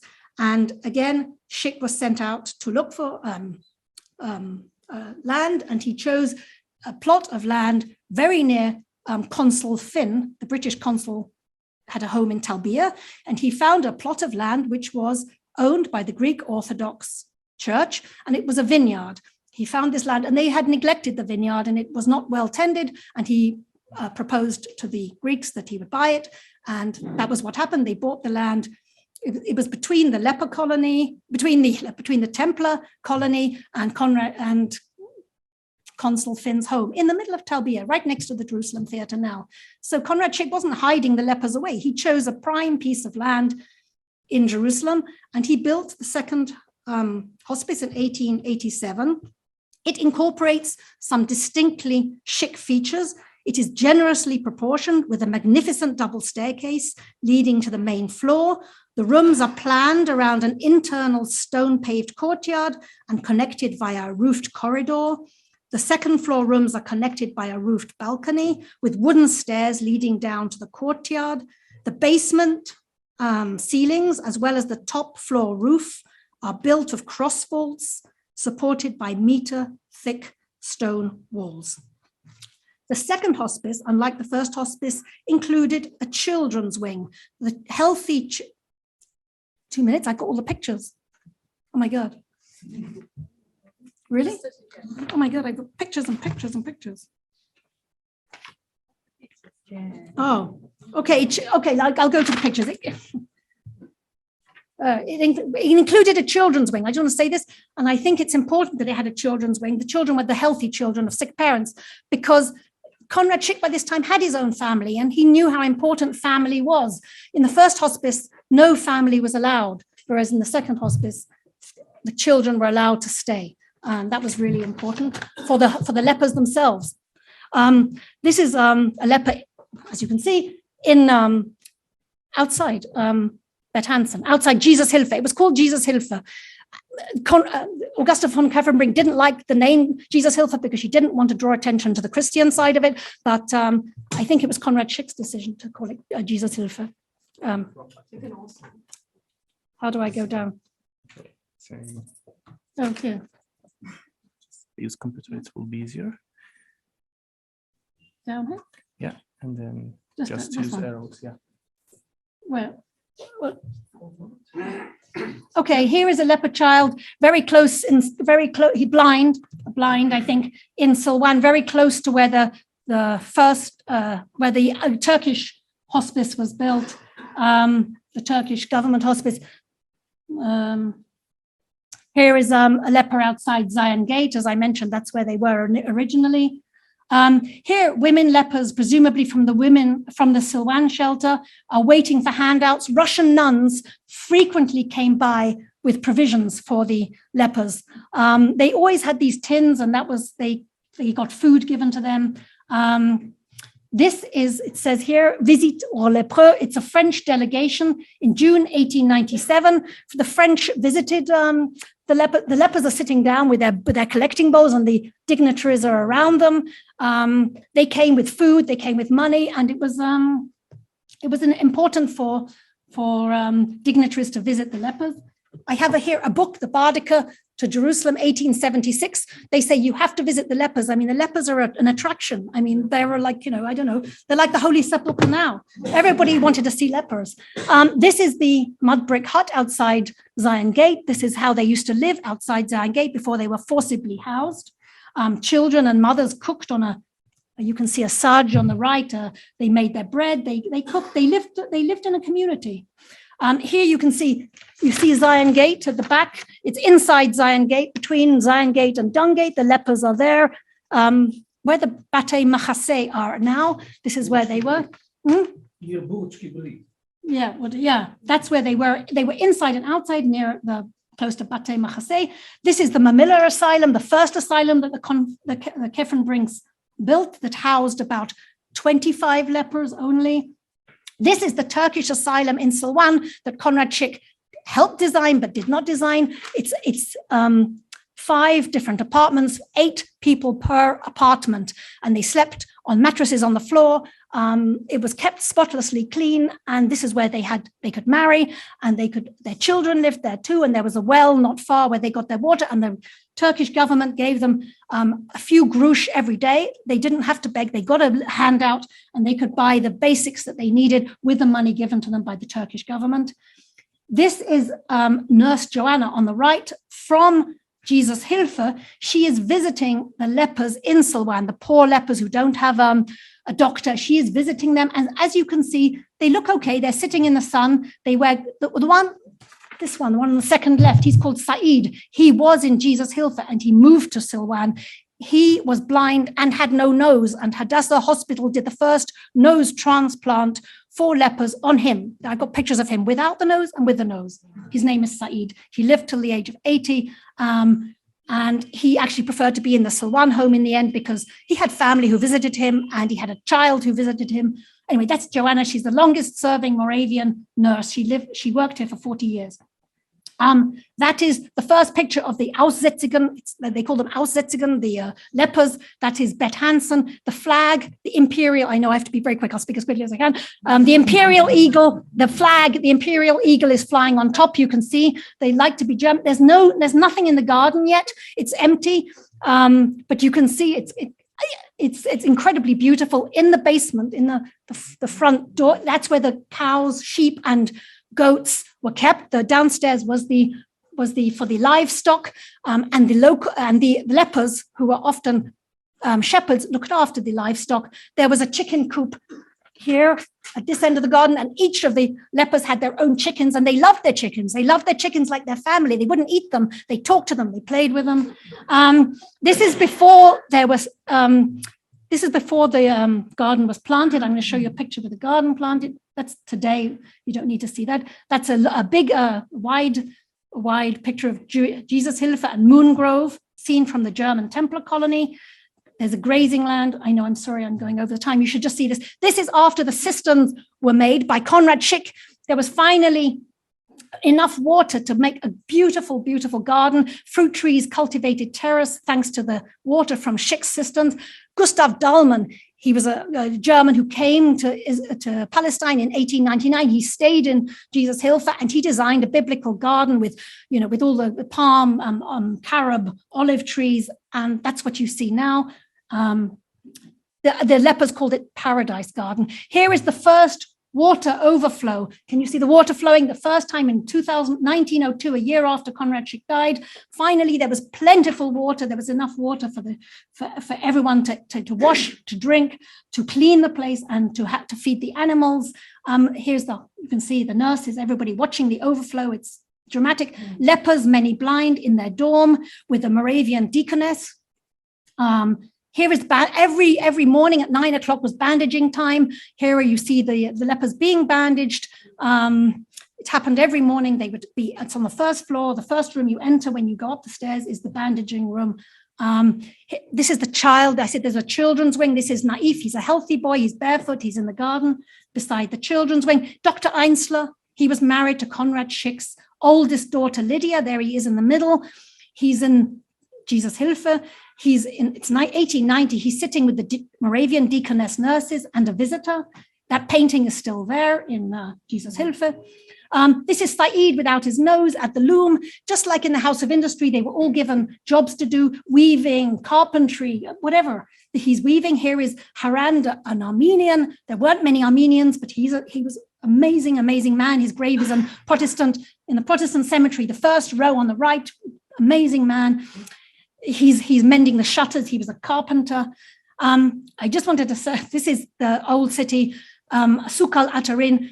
Most of the lepers bought spices in Souk al-Atarin. Here is the man whose great-grandfather would have served the lepers.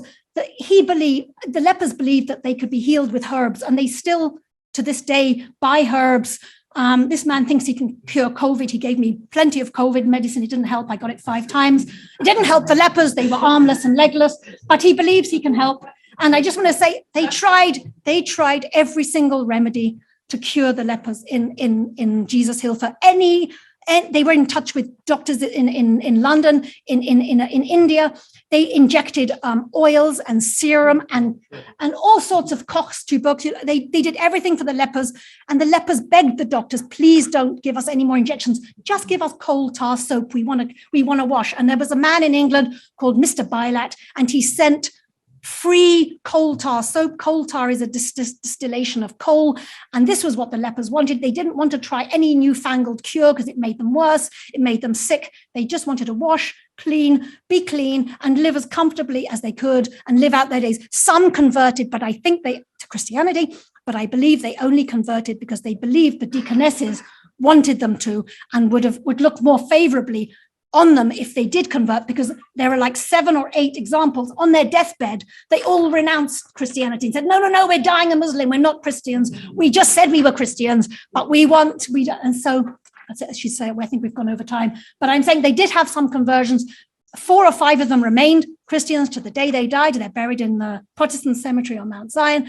Some remained Greek Orthodox. They're buried on the Greek Orthodox cemetery in Mount Zion, but most lived and died as Muslims and are buried in Muslim cemetery.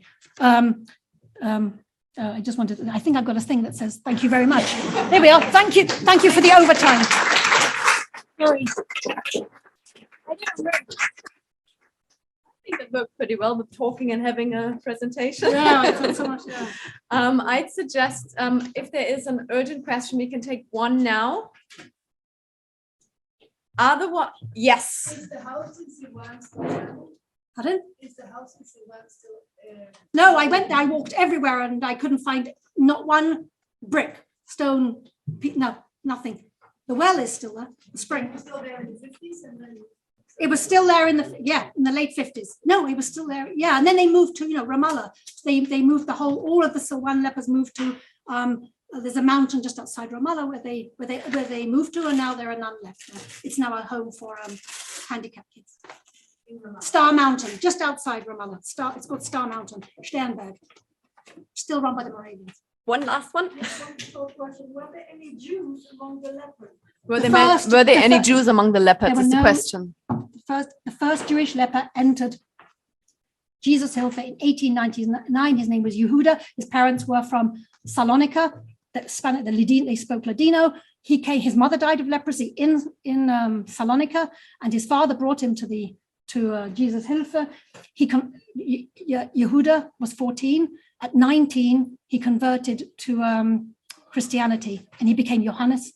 He died at 22 as a Christian. He was the first Jew. They said the Dr. Neumann, who was a doctor in the Rothschild Hospital, said there were no Jewish lepers in the Holy Land until then, because they were more civilized. They had better education. The doctors and nurses trained them how to keep clean, and they lived in the city. They weren't felahim. They lived here. No. So Yehuda was the first. Later, in the 1920s and 1930s, there were many Jews from Turkey, mainly from Turkey, North Africa, who were there. And India, a lot of Calcutta, a lot of Jews from Calcutta. In fact, there was a nurse, the best loved nurse in the 1960s in Jesus Hilfe, which was then run by the Israeli government. It was handed over to the Israeli government in 1951. Her husband was a leper. She came from Calcutta. He was from Calcutta. He was a leper and she was a nurse. So she basically looked after her husband in the leper hospice. Esther Salomon is her name. And her husband was a leper, Jewish leper, and she was a Jewish nurse. Thank you, Susan. Is there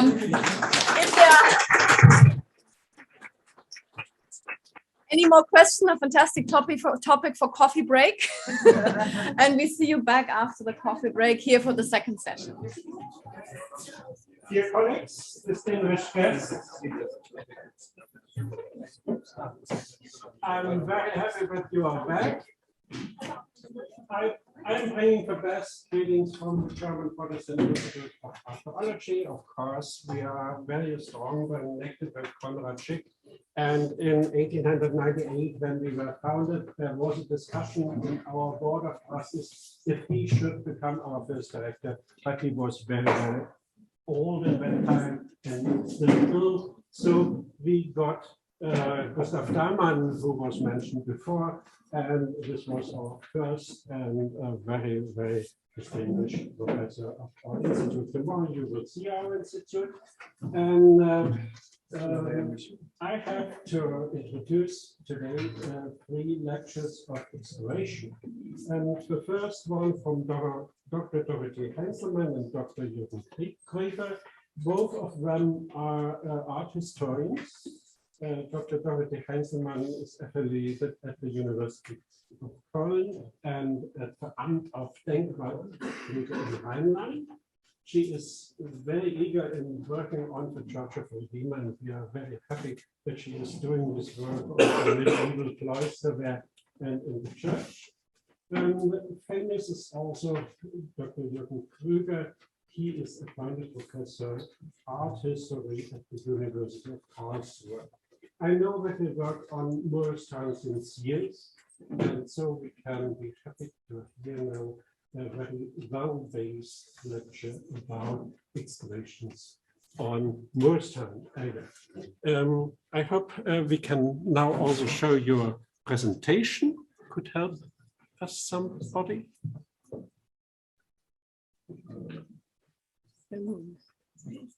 Yeah.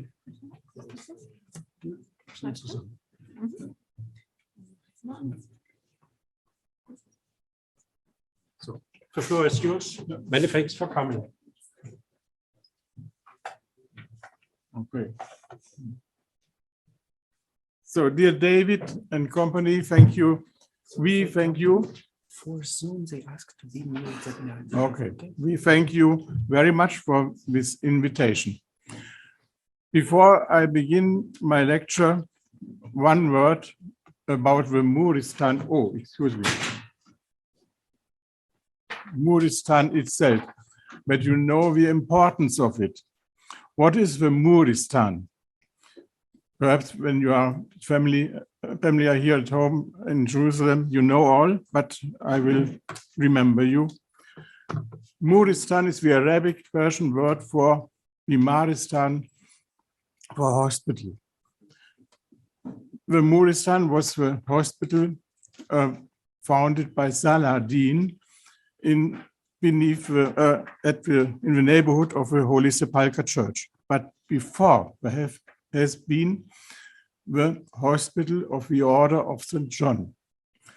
And this hospital is famous for all over Europe, because when you have old hospitals in Europe, in European towns of the Middle Ages, that is Hospital of the Holy Trinity or Hospital of the Holy Ghost, all are from 13th century or later. First has been the Hospital of the Order of St. John, founded just here in Jerusalem. This was the example copied all over Europe. So that's the real importance to know what we have in the Muristan. So I will briefly, we have two lectures divided. I will briefly give an overview of the most important phases of the 19th century connected with Schick. Dorothee will discuss the plans.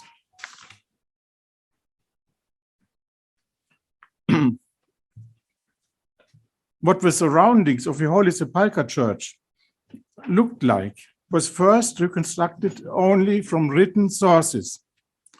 Titus Tobler distilled out that there must have been 3 churches opposite the church, 2 of St. Mary and 1 of St. John, and that the famous Hospital of the Knights of St. John must have been there. At the right side, you see a plan of Tobler, and there is no system how he announced these churches and the hospital.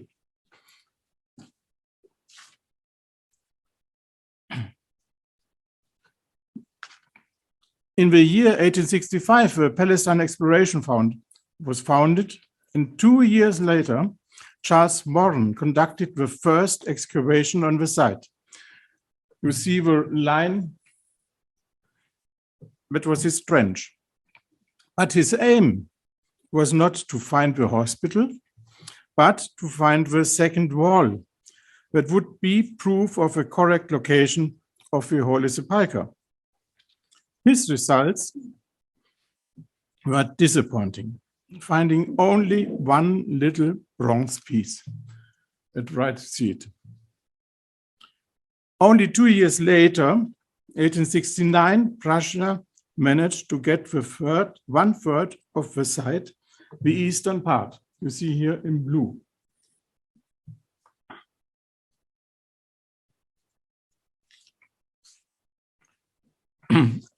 For Prussia and the Prussian Knights of the Order of St. John, the goal was now to excavate the site and to reconstruct all the buildings they found. Made with reconstructions made by the most qualified architect in this field in Germany, Friedrich Adler. Now, Conrad Schick was commissioned to uncover the remains of the buildings. This resulted in a series of 11 plans and a detailed commentary, more than 30 pages. This series of plans, sent to the Berlin administration, is of great importance because it reproduced the buildings as Schick found them. before any restoration work began. For example, the cloister, whose gallery had been divided into a series of rooms during the Muslim period. You see it here in yellow.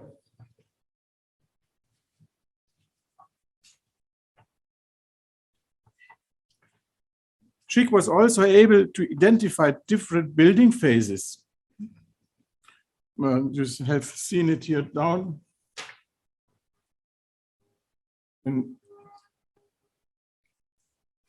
And recorded numerous details oh, thank you. And don't need it, thank you. To the PEF, on the other side, he only reported in a short plan, in a short form, and so a very brief article of 1 page only appeared in the quarterly statements 72.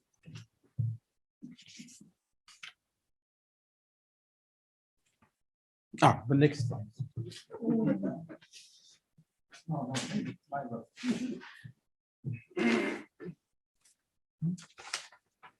So,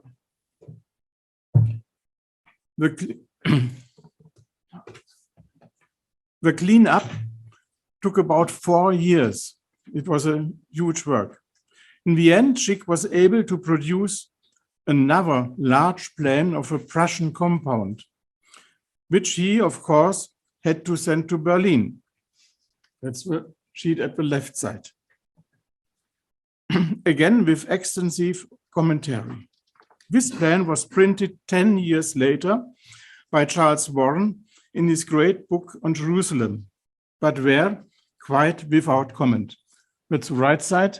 And you see, for example, at the apsis, he designed the holes he made for the excavations in the original plan, and it was copied just in the Book of Warren, but were without sense.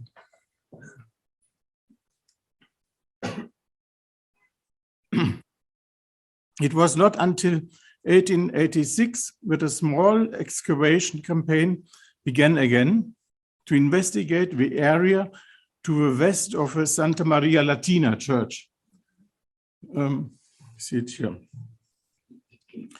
This excavation was of no direct use to the Prussian enterprise. So Schick reported the results only to London, to the PFF, where, however, they were not considered important. The plans remained completely unnoticed. Even, as it turned out later, they are very important.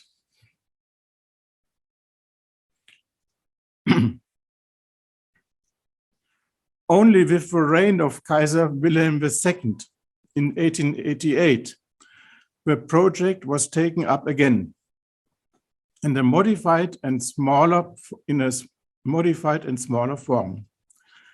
Now the focus was in restoring only the Church of Santa Maria Latina, not the whole complex.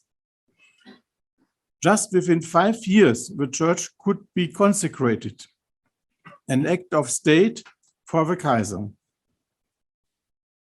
In this process, the archaeological excavation was neglected. That's a new thing. It was neglected for 2 reasons. Because there was no time, the consecration act was terminated in the schedule of the Kaiser, and because new and deep foundations had to be dug. You see it like caricature on the right side. The architects for the new church came from Germany, and for Conrad Schick remained the only task to make short reports on smaller findings.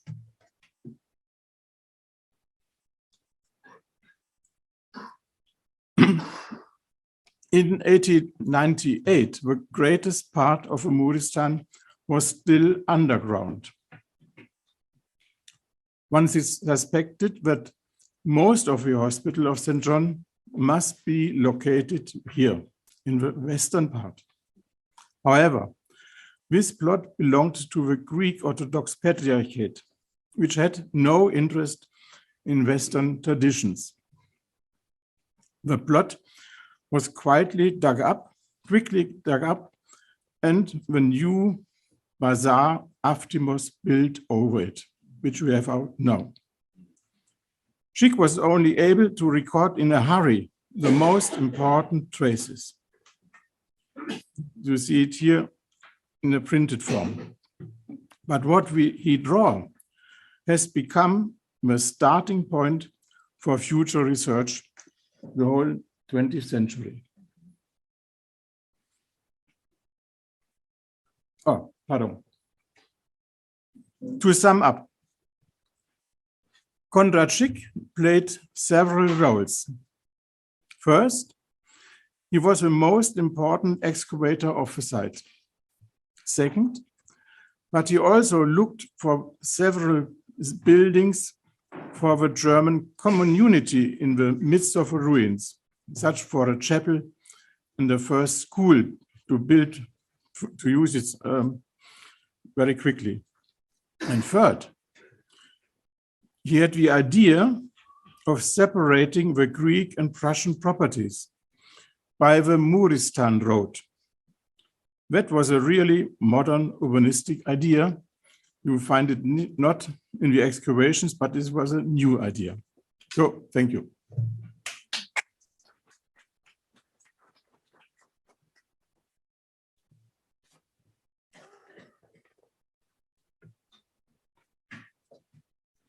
Okay, so also from my side, thank you and greetings to you all.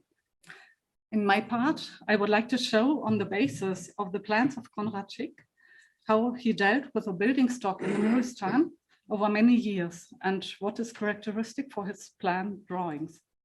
And finally, how to evaluate Schick's work on the Muristan today.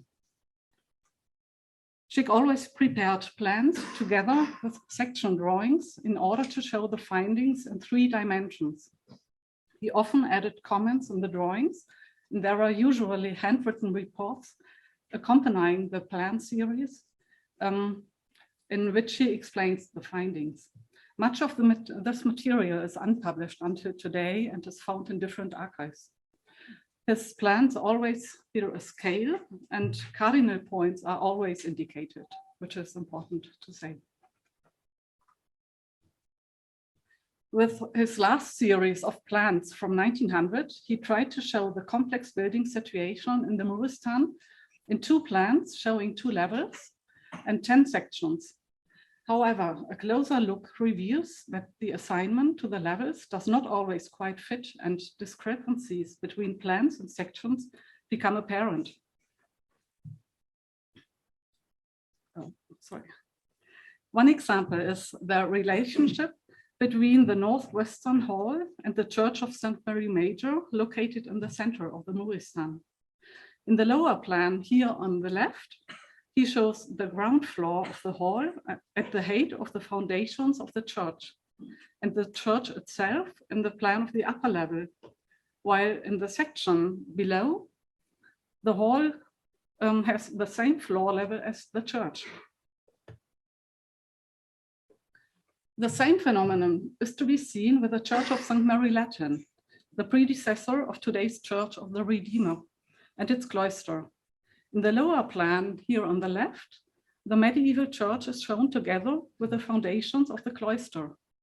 In the upper level, the newly built church is shown together with the ground floor of the cloister. In fact, however, the level of the medieval church and the ground floor of the cloister were at the same height.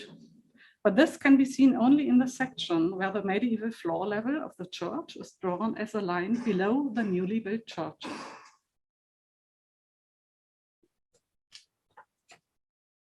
As Jürgen Krüger has shown, Conrad Schick studied the Muristan for many years. Between 1870 and 1900, he made several drawings of identical parts, but the drawings differ substantially from each other. As example, you see the northern part of the Muristan. In 1872, he was able to clear underground rooms here. In the 1880s, he uncovered this area, so the drawings made at that time are much more detailed. But at that time, he did not yet recognize the remains of St. Mary Major as a church, which had been excavated only later, just before 1900. So it is shown only in the plan series of 1900 on the right. Often his drawings are quite schematic and do not show the real situation. As example, I show the section through the facades along David Street. Both the piers and the arches do not correspond to the Crusaders' architecture with pointed arches, which are very well preserved there. As a comparison, I show a photogrammetry we made a few years ago. He was obviously more interested in the large form, not as much in the detail. But after all, he recognized that all the arches belong to a unique building structure. All this leads to an essential question: how reliable are the plans of Conrad Schick really? A good example to understand this, his way of mapping, is again the Northwestern Hall. Here in detail, on the left in the plan of the lower level, Schick has drawn the hall with 4 bays in east-west direction. Here, the eastern outer wall lies east of the minaret of the Omar Mosque, which is today in that area. But in the plan of the upper level on the right, he correctly places the west wall of the Gethsemane convent in the west alignment of the minaret. In the photo, you can see this wall of the Gethsemane convent seen from the east. There is a springing of walls which were clearly oriented to the east. A bit difficult to see because of the access to the minaret which has been built above. Of this hall, major parts are preserved in the northern area. Today, this part is used by the Omar Mosque. We were able to make an architectural survey of these rooms. There are 2 spaces which are connected by a small passage. On the left, you can see the drawing and the location of the mosque within Schick's plan. On the right, these rooms are slightly colored in red. The northern part is roughly square and consists of 4 vaulted bays. Southwest of it is a space of 6 vaulted bays, of which the northern bays, however, are very narrow. The piers and walls are all of Crusader period. The walls to the south, shown with a dashed line on the right, are recent, meaning that the hall continued further south. The thick red line on the right is the original exterior wall of this building. In green, I have again entered the outer wall of the Gethsemane convent. Underlined in gray, for comparison, is the structure as Schick has drawn it. Here are some pictures above the view of the square room to its eastern exterior wall. On the left, the narrow vaulted base in the southern part. This means that the hall does exist, but in a slightly different position and with a different structure. Schick has drawn all the bays as a square. Also, the hall must have extended up to the Christian Quarter Road to the west. In his section below on the left, Schick has put question marks in the 2 spaces left of the hall. So probably he could never have seen this area in detail.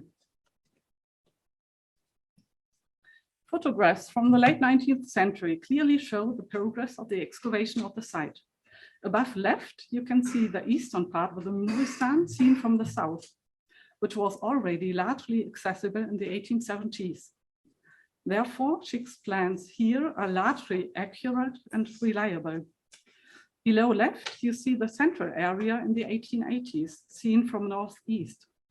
A thick layer of earth still covers the entire western half of the Muristan. And even after the construction of the Church of the Redeemer on the right, shortly before 1900, the mounds of earth still extended almost to Muristan Road. The building remains to the west were therefore never completely exposed and could never be viewed and surveyed completely. Louis Vincent wrote about the excavation of the area where the remains of the Church of St. Mary Major were found, that the clearing work was done very quickly and no one was given time for a right investigation and for building survey. Therefore, we have only sketches and single photos of the remains of the church. At that time, the northwest hall was still under a thick layer of earth and could only partially be seen from the east through a narrow access. And according to Schick, directly north to the today's mosque, there was a cistern at that time, so that the hall could even not have been accessible from the north. That means that Schick knew that there was a large hall, but could not locate it exactly and identify it in its real structure.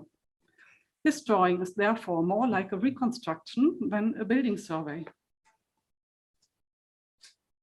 Just very briefly, some other points that are characteristic of Schick's work. There are often written comments or special remarks in the drawings. Once he documented the finding place of an important inscription here in the center. And a very important source are always his written reports accompanying the plans. Often he tries to distinguish building phases. Sometimes he has entered it as a comment in the plan, as on the left above, where he describes building structures as being earlier than of Crusader period. For those areas he was able to examine well, he drew color plans of building phases. Here are examples from the Church of St. John and the Church of St. Mary Latrine and its cloister. Here, after all, he saw very much that can be confirmed also today. It is evident that Schick could not survey the topography correctly. He obviously did not work with a theodolite, as it had already been in use at the same time by Gottlieb Schumacher when he did his surveys in the Middle East. Schick probably worked only with quite simple tools. Therefore, his plans do not exactly match the cadastral plan. So in order to better understand the actual location of his building structures, the plans have to be adapted to the actual cadastral map, as we have tried on the right-hand side in our first try. And finally, there are various aspects that Schick was particularly interested in. The water supply, in particular, was an important topic for him. The plans always show water pipes, canals, cisterns, or latrines. As well, the height and the course of the original rock level, traces of quarries or earlier walking levels. The sondages, which he made in the eastern part of the Muristan, served above all to investigate the type and depth of foundations, to find the rock level, also with regard to a possible reuse of the medieval building stock. They were not stratigraphic excavations in which the layers would have been studied for scientific interest. Concluding, we must say that Conrad Schick's plans for the Muristan do not represent real architectural drawings in the meaning of today's building research. Even if they are true to scale, they are not true to deformation, as we say. What is most difficult, so the term is verformungsgerecht in German and it's difficult to translate. What is more difficult is the lack of differentiation between certain and only presumed or reconstructed features. Unfortunately, no photographs of him from the Muristan site are known so far. Nevertheless, one must appreciate the extraordinary achievement that he had in view this historically important area for so many years, and that with a large series of plans, he was able to pass on for posterity the knowledge of what had been there, of which so much is lost today. Even if he was not a specialist in the field and acquired everything himself, his work is nonetheless a great achievement. Schick had a very good knowledge of historical sources, so he partly tried to assign functions to the Crusader buildings. For example, he located the hospital in the large northwest hall. But regarding the distribution of functions, there are still many open questions. I think Ilya will tell us more about this in a moment. In our research project on the Muristan, we are trying to record the historical sources and the architectural remains in order to create a basis for further research. But it would be very important to properly document all the medieval building remains with today's modern methods, which means with 3D mapping, GIS, and building information modeling, together with intense building research. However, this would require the consent of all private, official, and religious property owners, so it hardly seems possible under the given circumstances. So let's hope for the future. Thank you very much. Many thanks for this interesting lecture. We have at least time for one or two comments or questions. Explain again about the levels you started with. Okay, so he has drawn 2 ground plans, let's say, in 2 levels, and the sections. And sometimes he put structures on a ground plan, which normally should be on the other, because it's on the same height with another structure. But to give more information, he divided it and has put it on different plans to insert more information, but it's not quite the reality of what is reflected there. And which is correct, the first one or the second? So the sections are normally correct. Yeah. So, thank you so much, Dorothee and Jürgen, for this fascinating talk.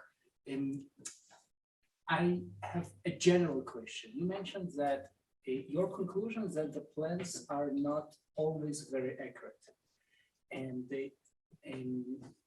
you referred to the measuring devices that she had. So my question is maybe not about the structures, but about the altitudes. Would you say that the altitudes also not so accurate? And altitude we can check today. We can go to the field and of course check it with the measuring devices today. So the altitude in relation to the level of the sea, you will see, or the altitude of the height of. He mentions different that and that number of feet, right? So I think the altitude of the buildings is It's quite. indicated. It's At the corner, 20, Yes. 25 Yes, feet yes. above sea level. I think that's okay. So it's And the accurate? height he has shown of the structures he has seen is correct as well. But there are many structures he could not have seen really. So there's a lot of hypothesis, hypothesis. So The reason why I hypothetical. ask is because of the water supply. In water supply, it's very important to have the exact altitude. Yeah. And the question is how much it's reliable. So in his sonnages, he found a lot of canals and water pipes and so on. And this was very important for him. So what he has drawn there is probably quite correct. So yeah, as far as you can see. You noted water is running in this direction. Yeah. So we have to say thank Okay. you for this data-based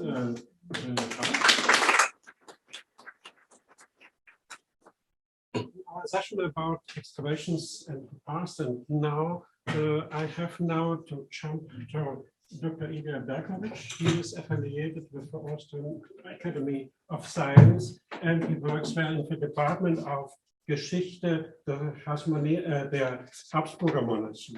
He is very well known and famous for his work about military history in the 18th century. And now he presents some work and research work which he has done with Graham on his second field of research, which is the Crusader period. And we are keen to hear about your work. With great pleasure, as soon as I find my PowerPoint. As the PowerPoint loads, I would like to thank Jürgen and Dorothee again for giving such firstly, an excellent survey of the history of the hospital, as well of some of the crucial methodological points which come out of Schick's plans. It will actually save me time in my introduction and will allow me to tell a little bit more of the sum of the work with which my learned colleague, Amitri M., land archaeologist of Jerusalem, and yours truly have been doing in the last few years. Now, with hope, does this thing will come to light? Yes, it does. Just to quick you a crash course introduction, what is happening in the Muristan shortly before the Crusader period. in the middle of the 11th century, the southern half of what was the Forum of Aelia Capitolina, Roman Jerusalem, a square of about 130 by 130 meters. We know that one building existed, a trefoil church based on an older Roman building, possibly turned into a chapel in the early Muslim time and dedicated to St. John. After 1050, Amalfitan traders are allowed by the Egyptian Sultan to build a hospice for Western pilgrims who arrived to Jerusalem, giving the foundation to the Abbey of St. Mary Latin. Shortly later, a sister foundation is made for female pilgrims, the Nunnery of St. Mary Major, and then not long afterwards, a hospital is founded adjacent to the two abbeys and dependent on them. All these three institutions exist in operation before Jerusalem falls to the Crusaders at 1099. The hospital is then given to a brotherhood, which in the next generation will become a powerful military religious order, the Hospitallers. There is a certain confusion in the sources because when one speaks about the hospital, depending on the context, one can refer to the entire Hospitaller order, or one refers to the entire Hospitaller compound in Jerusalem, or one refers to the medical facility within that compound, which is also known as in the sources as Palatium Infirmiorum, or the Maison de Malade, the Palace of the Sick. So if hospital is mentioned, one has to check what exactly does our author means by saying it. We do have a fairly detailed description from the hospital coming from 1180, and when it is cross-referenced with gift charters, we have actually a list of the facilities within that hospital, facilities whose existence is confirmed in writing. We are speaking about 11 male wards, at least one female wards. That's a great progressive achievement for medicine. At that time, ladies are left to die at home. Well, in Crusader Jerusalem, they are admitted to hospital, also to give birth, an unthinkable thing in medieval Europe. There are warehouses and storage for medicine. The laboratories are concretely mentioned, as are the staff quarters and the orphanage. And near the hospital, near the house of the sick, there is also the monastery of the Hospitallers, which will include all the things a monastery should have: a charter house, dormitories, refectory, quarter for guests, bakery, granary, bathhouse, and a main church. Each of these institutions is confirmed by at least one historical source. As for the history of the site, as we already heard, after the hospital, after Jerusalem falls to the Muslims, part of the Muristan, the site refers not just to the Hospitaller compound, but also to the two Benedictine abbeys which stood there. Part of the site is converted into a Muslim hospital. Another part of the site serves some time as a jail, and probably as late as the 17th century. But all in all, the area deteriorates, falls down. The upper layers are also used in part to build the Ottoman walls in Jerusalem. And in the middle 19th century, we see a large flat area covered with earth about 5 meters above the level of the surrounding streets. So the David Street in the south, or Christian Street in the west. And this is how the area looks today after the Greeks cleared it and built the modern Efthymius market. As we were already told, modern research order Muristan goes to that posthumously published plan by Conrad Schick, published about half a year after his death. Simple black and white plan, and all discussions of the Muristan and of the Hospitaller compound, as well as the relations between that compound and the abbeys, go back to that area. In his interpretation of the site, it was suggested already in the 1860s by Melchior de Vaugier, the founding father of Crusader archaeology, that one should look for the actual hospital, and I presume he meant the medical facility, directly to the west. So we have two churches, east, center, and there should be a hospital in the northwest corner of the site. And this was repeated by Kitchener and Condor in the survey of Western Palestine. And when, during the Greek clearances, a large vaulted structure was discovered in the northwestern corner of the complex, bingo, this is the hospital. And this is the view taken by the majority of scholars ever since. The size of the wall, based on Schick's plans, was measured, and several models have been made how many patients could be put there. The benchmark figure which historians try to come to was 1,000 beds. And you see some models by Kedar, by Mitchell, by Murphy O'Connor's, how many patients can be put in based on floor space. But as we already heard, the situation has been actually, in fact, as far as source material is concerned, is more complex. There's not one plan, but two. And although they are referred to as basement level and ground level, there's a certain error here. Schick refers to what was his posthumous published plan as a reconstruction of the Crusader period, while the ground floor level plan is what is seen on the level of the ground, whichever height it is. There are certainly discrepancies in the height. So we, on the right-hand plan, we don't know actually the floor level of the structures, but this plan reflects more the condition in Schick later days with some major caveats.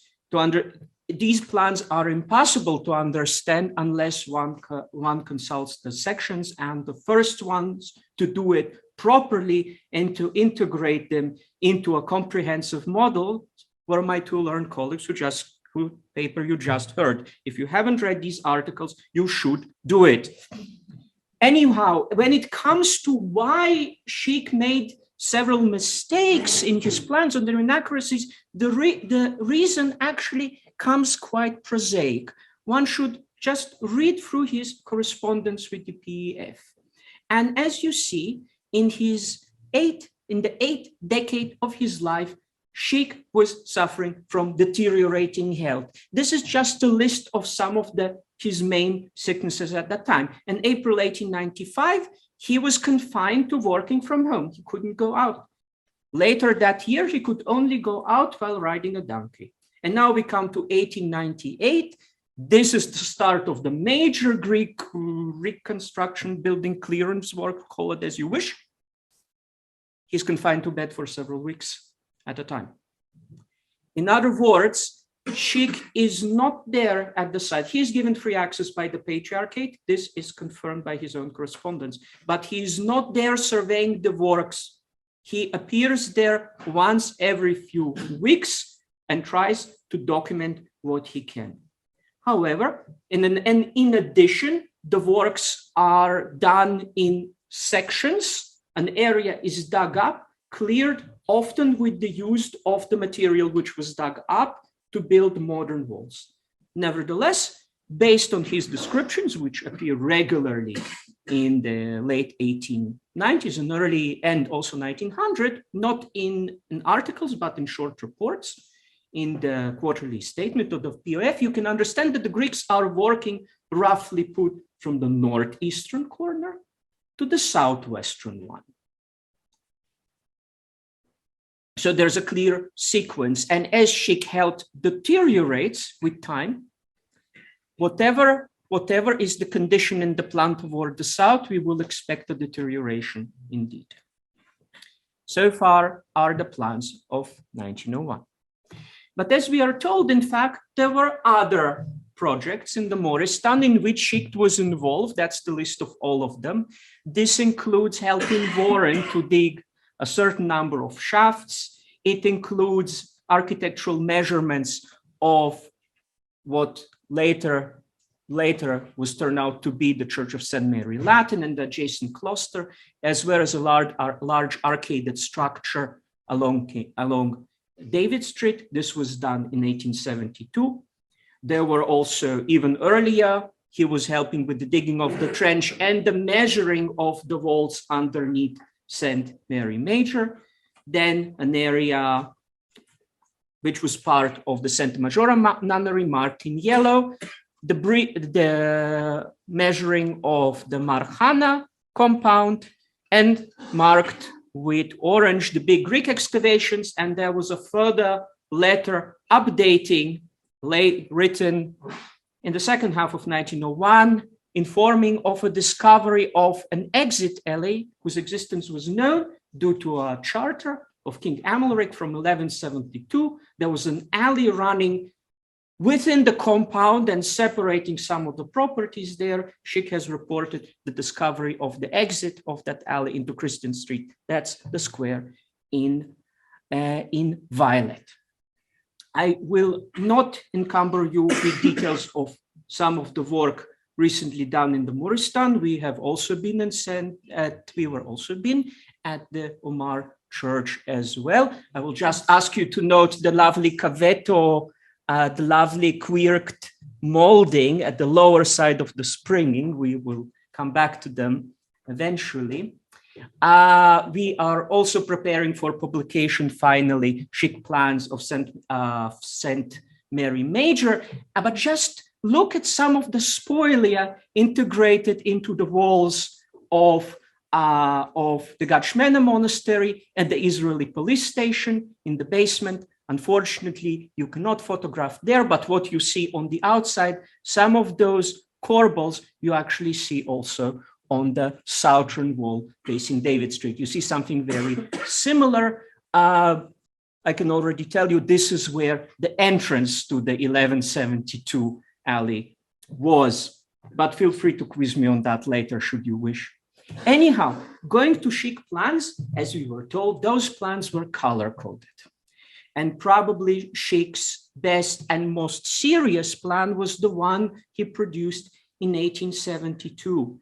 The start of the German compound, after it was cleared, as well as the architectural measurements of the arcaded structure along King David Street. Schick went into great detail to distinguish between what he thought were later walls from the Muslim period and Crusader walls. Now, the publication of a black and white plan later on was a false friend, because many of the walls which were clearly marked and later insertions were used by modern scholars. Boas, among others, as an example, that the area in the Crusader period was divided into individual shops. In fact, if we use Schick's plans, we are speaking about, at least as far as the long arcaded structure is concerned, a single architectural unit. Anyhow, until now, we spoke about where Schick's plans are inaccurate.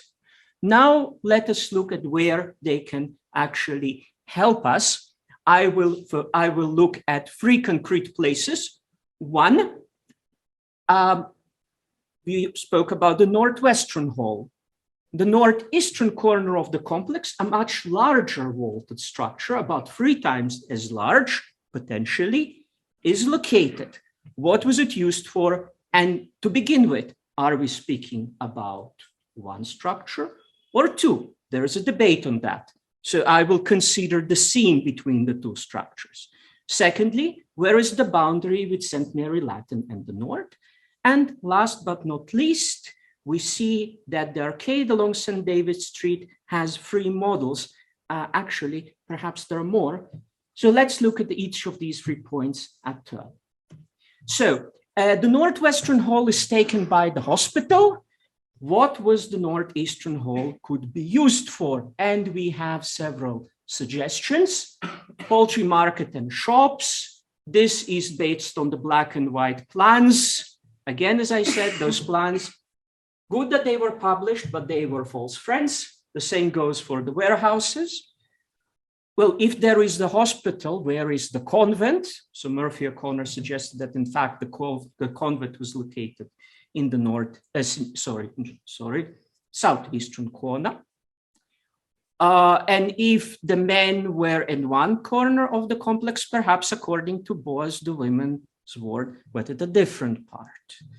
We go to further suggestions. Pringle was not the first one to suggest the hospital actually was located in that part of the complex. Well, was Wallstein-Wartenburg in 1988. He suggests that, in fact, the arcade along David Street might have been the hospital. And our colleagues, Heinzelmann and Krüger, suggest, following further previous authorities, that the area was used as part of the convent. But each one of these interpretations, you see very clearly that the hall along David Street and the northern extension are two separate architectural units. Now let's look at the seam running along the southern edge of what was no longer more the playground of Martin Luther School. You see that the walls, the springing continues to the north. The walls within the arches are clearly later. Does it mean this actually that the building there continued to the north? Well, if this hasn't persuaded you, some of the piers of the next course survive, and they're aligned with those to the south. Well, is this not enough? This is an area within the hall along David Street, where Amit has excavated in 2013. You see here 4 pillars, 1, 2, and 3. This is within the southern arcade, and a 4th pillar to the north. And each one of them has the same queered cavetto molding in one line. In other words, at a place where we are supposed to have an abutting between 2 architectural units, we have the same architectural feature cutting across. We would argue that rather than being 2 architectural units, we are in fact looking at one. And if it's 1 unit, we are speaking about an area of over 5,000 square meters, depending on where the boundary with St. Mary Latin was, possibly 6,000 square meters, far more place than the northwestern hall. As for the boundary with St. Mary Latin, I would refer to Schick's earliest detailed plan, that of 1872. I notice what might appear not just a color coding, but an abutting of the straight gray walls of the abbey by a later vaulted structure marked with pink. This seems to be confirmed by drawings by Friedrich Adler. You see the wall of the abbey facing south. You see here the molding facing south. So this is an external wall which meant to be seen. You see a major building. So this wall is in the north and faces south. South of it, another major building faces north and has also moldings facing north. How exactly was the division here between the properties? We cannot say for certainty, but this is the latrine tower of the abbey. So I would suggest a more maximalist boundary further to the north, but it's still a question of 1 or 2 volts. We are still speaking about just the L is about 6,000 square meters. And finally, we come to the area north of St. David Street. According to Schick's plan, it was 3 volts wide. But look at his plan as it was sent in June 1900. This area was not excavated yet.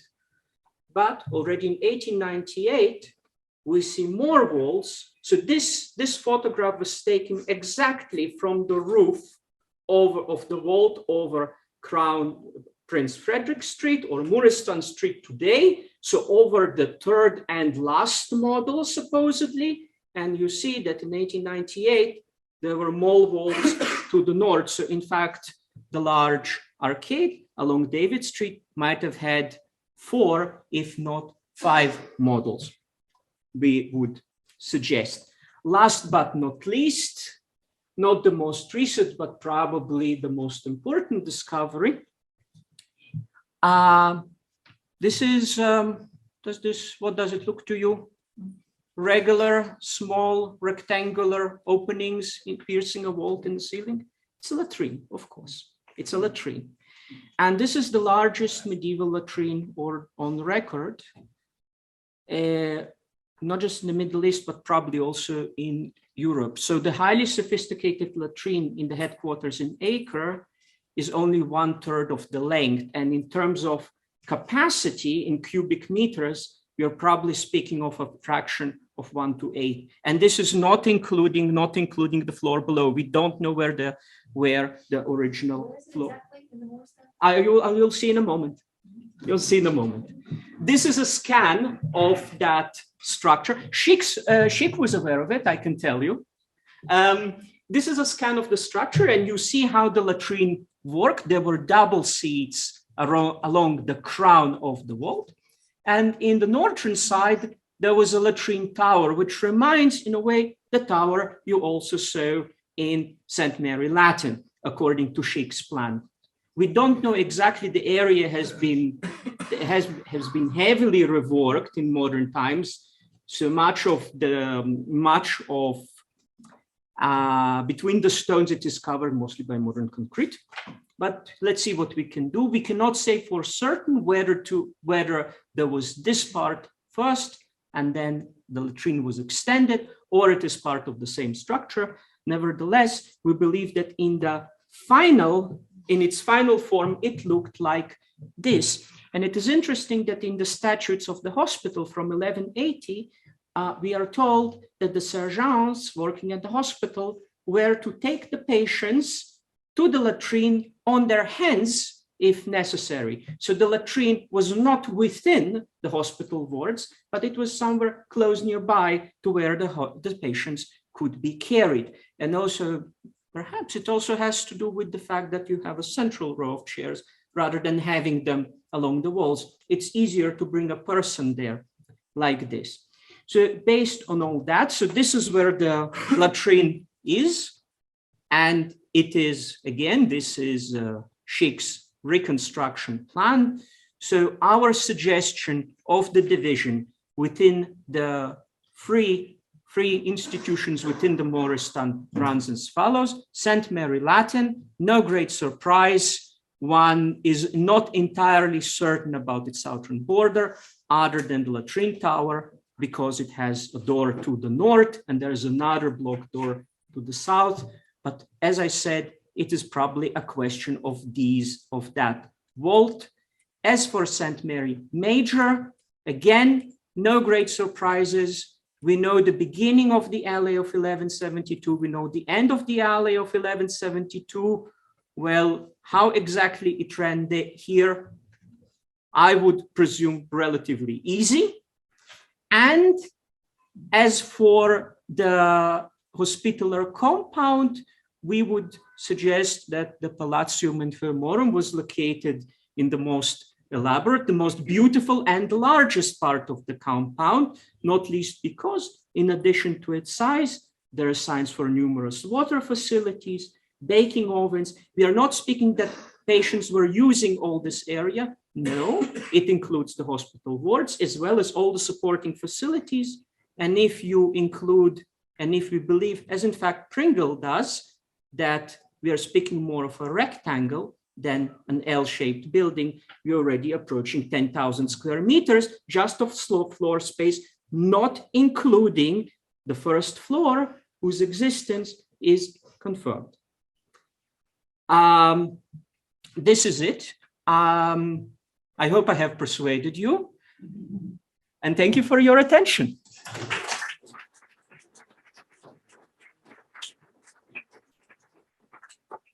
great lecture, and I think there are a lot of questions.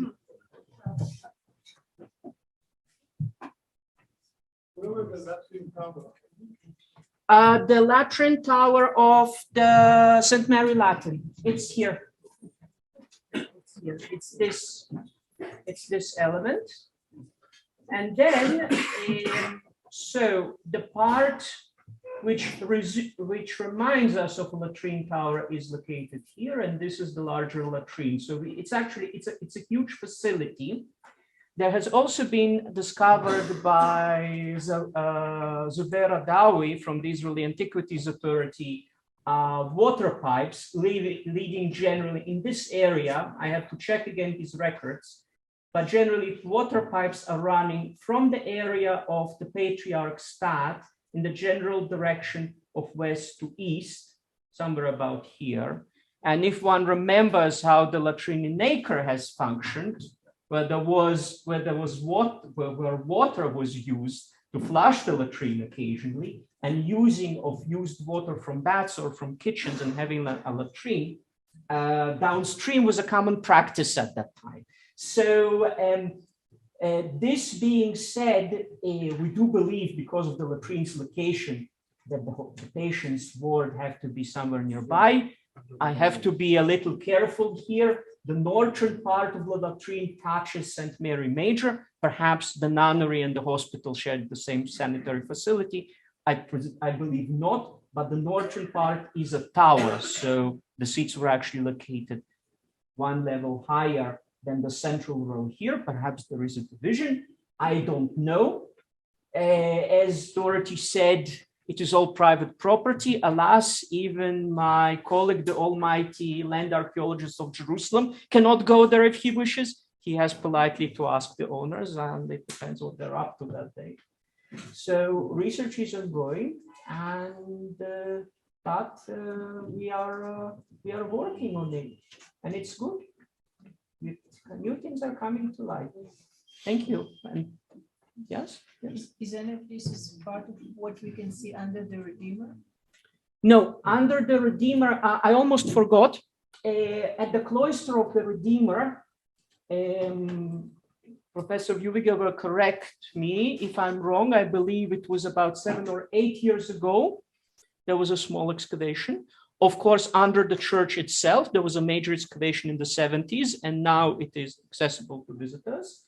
But this gives us information on St. Mary Latin. Unfortunately, we cannot reflect from that on the conditions of the hospitaller compound. It belonged to a different institution. Some of the walls of the abbey are accessible, some of them survive. Some of the pillars here have been integrated into the Martin Luther School. One of them can be seen in the electricity room. So there are bits and pieces. If you go here on the top of the roof of the arcade, you will see some remains here, but unfortunately the large part of the compound is lost.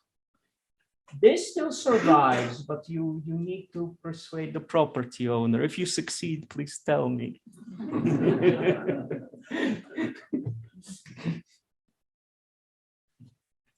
I think there's no problem to go to this latrine because he shows it to everyone. But there has been the Palatium of the order. That is Frederick II. Yes. Came to Jerusalem. And Not just him, also earlier, yeah. I believe Saladin's brother used it as his residence. So the Palace of the Grand Master. So I must say that, like almost everyone, we followed the initial hypothesis that the hospital was here. And we were stricken by Dennis Pringle hypothesis that, in fact, here there was a new conventional church, and that the minaret of the Mosque of Omar has been built over what was its belfry. And if the church was here, and this is a basement structure. Today, the level of the mosque's floor is on the level of the springing. It should have went down probably another 2 or 3 meters. A basement structure is not really a place to keep the sick, especially in such a well-run, excellent hospital. And this led us to think perhaps actually the hospital was in this part of the compound. And then we checked whether it could actually serve as a hospital in terms of space, in terms of size, in terms of access to water. And we believe that this was here.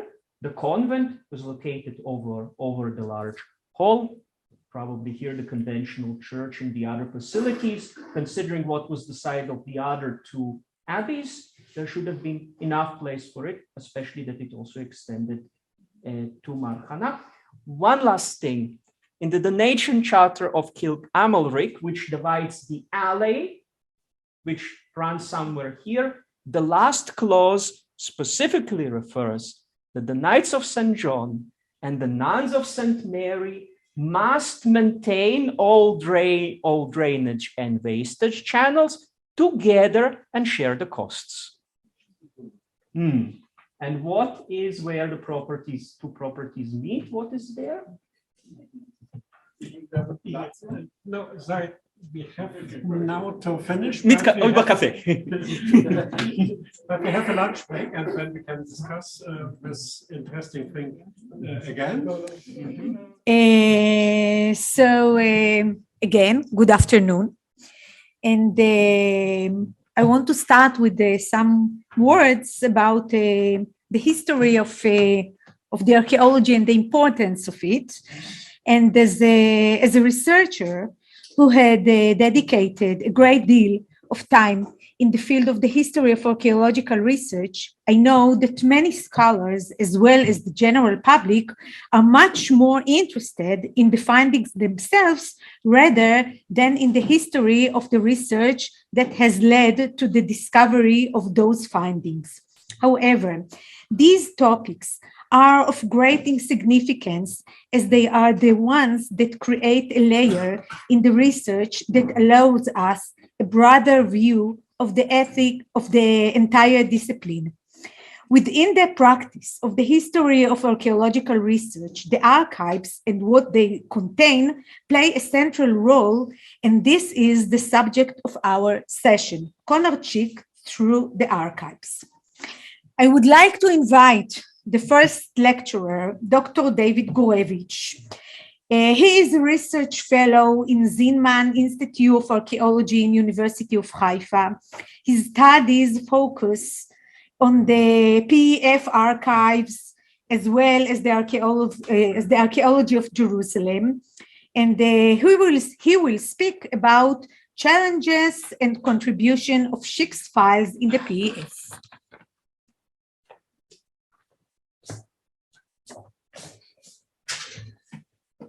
Thank you so much, Hayah. 20 minutes for all the speakers. Of course.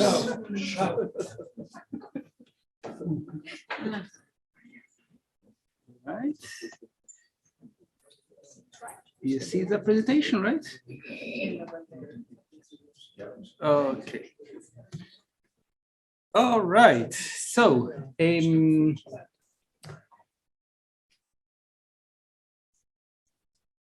you know, many of Schick documents, as we already heard, are located in the archives. And in the recent years, I had opportunity to work there to copy many of these materials and study them. And my talk is going to be it's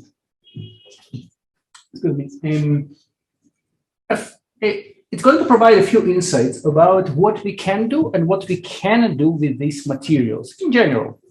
And of course, maybe it can be even expanded when we speak about new sites, as the previous speakers told us. And of course, maybe there are more guidelines that we can draw.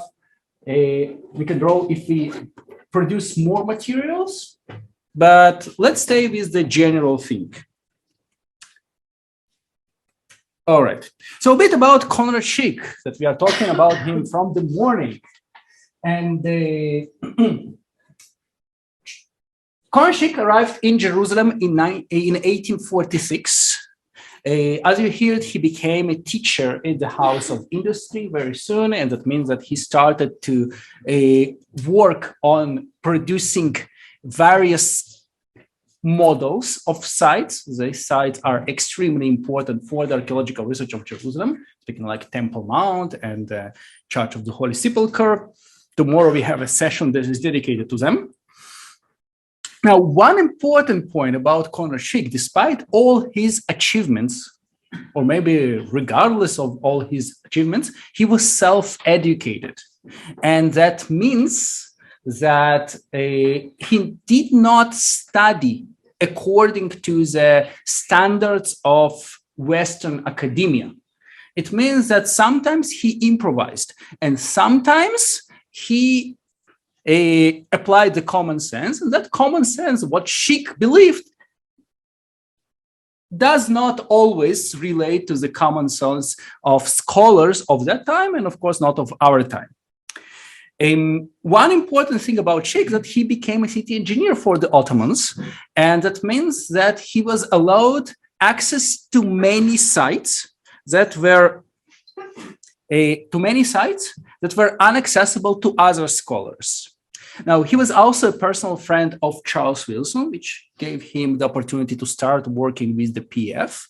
And what was important for the PF, which is the British organization, British association that started to explore Jerusalem and the Holy Land scientifically, is that Schick resided in Jerusalem. So he was here in the field, and from the point of view of the PF, they could use his services in order to do some probes, checks, or even report about what is going on the site of antiquity, while they did not have at that time people from Britain in the city. So this is the PF.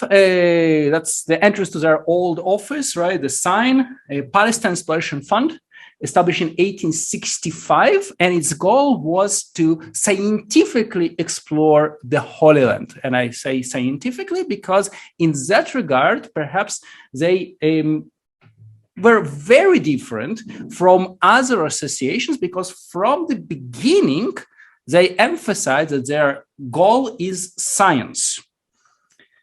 What kind of materials you can find in the PF, and I'm sorry if a few of you already saw this picture.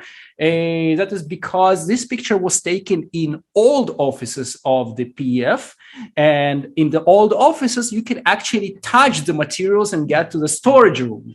Today, PF moved to Greenwich, and unfortunately, everything is in these new isolated boxes, and you cannot have a photo of this kind. So what you can see in the PF, there are plans. You see all these big folders are different plans. You have over here portfolios with letters, photographs perhaps. Over here you have maps. All that is material from the 19th century and early 20th century. Now, Schick was working with the PF from the beginning, and if you summarize his career with relations to the PF in the Palestine Exploration Quarterly Statement, the journal of the PF, he published up to 220 articles. I wish I would publish 10% of that, right? No, 10%, okay, but let's say 50%, it's simply impossible, right? Now, of course, not all these articles are scientific articles in the same sense that we see today, but still it's impressive achievement. But when he sent his papers to the PF, they were not published as they are. They went through extensive editing and sometimes even rewriting. And that is one of the challenges. Now, another interesting thing is that not everything was published. So he sent many materials, and I have here in this room several colleagues that had the opportunity to work in the archives. And you know that every time that you get to these archives, you find something new. And that's quite amazing. In the catalog of the PF, you have 184 5 letters from Schick and 19 illustrations, but these are only the materials that are tagged with the name Conrad Schick. There are many others that are simply not tagged. And the reason for that, have a look. No? Okay, it's dead. Computer is dead. No? Oh, maybe now it's woke. Yeah. So you see, these are the papers that were cataloged. They are combined together into portfolios. You see, each page here might be a paper, and of course they are numbered. So these are the official numbers, and if I remember, the creator of the PF told me, Felicity Cobbing, told me that they had in 80s an archivist who worked on the materials in the PF and managed to compose a catalog, but that catalog is not very detailed. You can see the titles, right? You can see the number of the document. You can see the year or approximate date. Schick, right from Jerusalem to Wilson, reports on installations in the Haram. So you don't know what is inside unless you start actually to read it. Everyone, please, your phones, silent mode. Thank you. So these are the catalogs, and unfortunately, not everything is described in these catalogs. Have a look. This is how a typical letter of Schick in the archive look like. You can see that there are many remarks written in red ink that the editor made over his letters. Sometimes it is rewritten. And you can see this is the result, a paper in a quarterly statement. And you see that there is a very big difference between what Schick wrote and what was published. And we all know that sometimes when we publish our papers, editors still today rewrite some part of them. But I argue that in case of Schick papers, this editing process was even, I would say, more intensive. And it was more intensive because of the next few points I'm going to describe. Schick also sent many illustrations that are not in the portfolios. The reason why they are not in the portfolios is simply because they are oversized, so they kept differently. But of course, in the PF, each one of them has a number. Now, in 2019, when I came to the PF to work before the event of the inauguration of the book that I edited together with Anat Kidron, I had the opportunity a few days to check several papers that I was looking for in the archives from Schick, and I simply didn't find them. So I asked Felicity where she thinks they disappeared. She told me perhaps they were not cataloged. And what I discovered, that there are boxes of quarterly statement that simply are cataloged by the years of quarterly statement, and the documents inside are not listed. So what you have in these envelopes, according to the years, are mainly the documents of Conrad Schick as the main contributor to the quarterly statement, or one of the prime contributors to the quarterly statement, that simply are not in the catalogs. And it means that if you go to the PF today, you can still find new materials. So how Schick's materials help archaeological research today? Opportunities. Let's start with the opportunities. One site that I explored is the pool of Hezekiah. And here we have the map of Jerusalem in year 70 CE, according to Professor Dan Bahat. And have a look, we're speaking about the site here. This is pool of Hezekiah. And of course, we know this pool from, if you today climb over the buildings in the Christian quarter, if you stand in the roof, you can take a similar photo. Today, the pool is in devastated condition, unfortunately. But in 1865, Charles Wilson took this picture And of course, you can see that the pool still holds water. Now, there were no real archaeological excavations that explored the pool, simply because, first of all, the pool is a private property, and also the buildings around it are private property. And as all archaeologists know, one of the challenges today is that you cannot come to a person and say, hey, there is something interesting under your building, why don't you vacate yourself somewhere else, right? So unfortunately, we cannot make excavations everywhere we wish. And Schick did have access to all these locations, sometimes while they were built up, or sometimes even before they were built up. So have a look.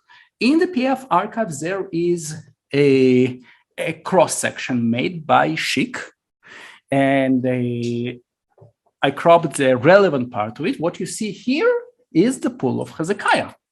This is the west side, this is the east side. You see the slope, it says rock, right? And we just discussed it before. You can see even the measurements that he made and the exact altitude. Of course, the question is how much exact, but what he believed is the exact altitude of the bottom of the pool and various walls that he discovered here. Now, one of the things that, for instance, if you look on this sketch, you can see that the pool definitely is cut in the rock. It's not only built, it's cut in the rock. And here Schick tried to recover the original contour of the surface. He also discovered at 5 minutes, wow. He also discovered a wall over there, which is quite impressive because this wall is located today under the buildings of the Christian street and inaccessible. Now, this wall is really important. Have a look, this is the picture of Charles Wilson, and if I enlarge this section, you can actually locate the wall. This is the wall. And it's not only a dam of 9.1 meters width, but most probable, as was proposed first by Amos Kloner, and then I seconded that. We are speaking about the second wall of Jerusalem from year 70. The lost second wall. Yes, Tamar, yeah. So that's one proposition. Another interesting thing is the northern aqueduct of Jerusalem, the one that goes from the Damascus Gate to the northwestern corner of the Temple Mount. This is a sketch that was a map that was published in a survey of Western Palestine. You can see that Schick actually discovered part of this photograph, part of this plan. This is a sketch that I found in the PF archives, and I'm going to publish it soon. You can see that you can trace this aqueduct under the buildings of the Muslim quarter. All right, challenges. So what are the challenges? Challenge number one is Schicklich. And I will give you an example. Have a look. Let's start reading. What I say, your hope that myself will, anyone knows what is the next word? Assist, yeah. Why it's assist? Because Schick used the word etza, right? In German, it's that, yeah, in order to say double S. Captain Stewart. Now, Stewart supposed to be spelled completely different, but Schick had some spelling issues. Will by the grace of God not to fail as far as I'm able to again assist, or my services wanted as wished. So what I'm trying to say is that Schick had very vague descriptions, and it was very, very, very difficult to understand them. So it had to be edited. Yeah, so it had to be edited, of course. So when you look on such kind of document, as you can understand, it is very difficult back then and even today to understand what he really meant. We spoke only about 2 lines in this document. Here I brought an example. The bottom of the aqueduct and nearly throughout partly also the sides more or less high is rock, the rest over its masonry. What did he want to say? So Wilson wrote it and said it is partly hewn out of the rock and partly of masonry. But Schick didn't say partly and partly, right? He said something else. And the question is, of course, what does it mean? Schick says in general arched. But Wilson says the channel being covered by a vault. From where the vault was born, I don't know. And so on, and I'm not getting into details. Another interesting thing is about the same wall. You see, it looks like ashlars, right? But we cannot recognize these ashlars today because we don't have the wall. So the question is whether these are ashlars or not. Probably not, because Schick did not have the access to document the wall stone by stone. He just wanted to say that there is a wall, and maybe these were even not ashlars. And that is in contrast to what Charles Warren sent to PF, where you see each stone is very precisely and accurately documented. So another interesting thing, and I'm getting close to the end, is this site in the Kidron Valley, and I found this sketch just in 2019, and this is the area near the spring, and over here there is a huge pool that Schick documented, and I was thinking about, so there is a new pool in Jerusalem. I never heard about it. How it can be? I spent 5 years studying every possible pool in Jerusalem, and then I almost started to write about this new Schick's pool, but then I found another sketch, and it says here a section at the Kidron Valley of the supposed ancient pool. So it's not a real pool. And then in the paper, he also writes that the position of this pool is not known, but it probably occupied the width of the valley, leaving only space for road on each side. So he imagined the pool. He speculated there is a pool, but... And my last 2 slides, Konder, referring to one of the papers, sent this letter to the PF quarterly statement editor, and he said that we must want from Schick is a definite account of what he finds, right? Not what he imagines, but we need to distinguish between what he thinks there was and what he actually sees. Conclusions.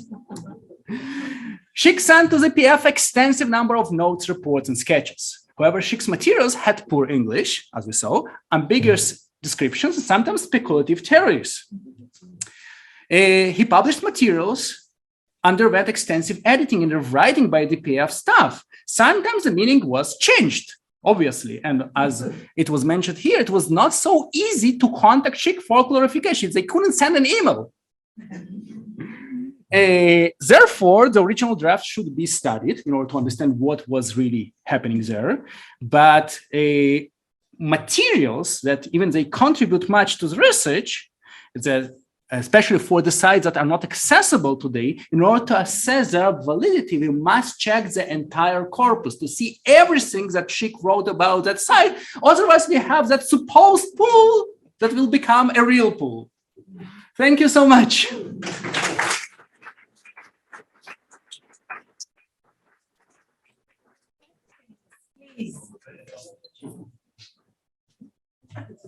Anyone? Questions? No questions. Okay. So if we... One of Schick's cross sections. In fact, in 2 cross sections, you see the eastern wall of Squalor. Yeah.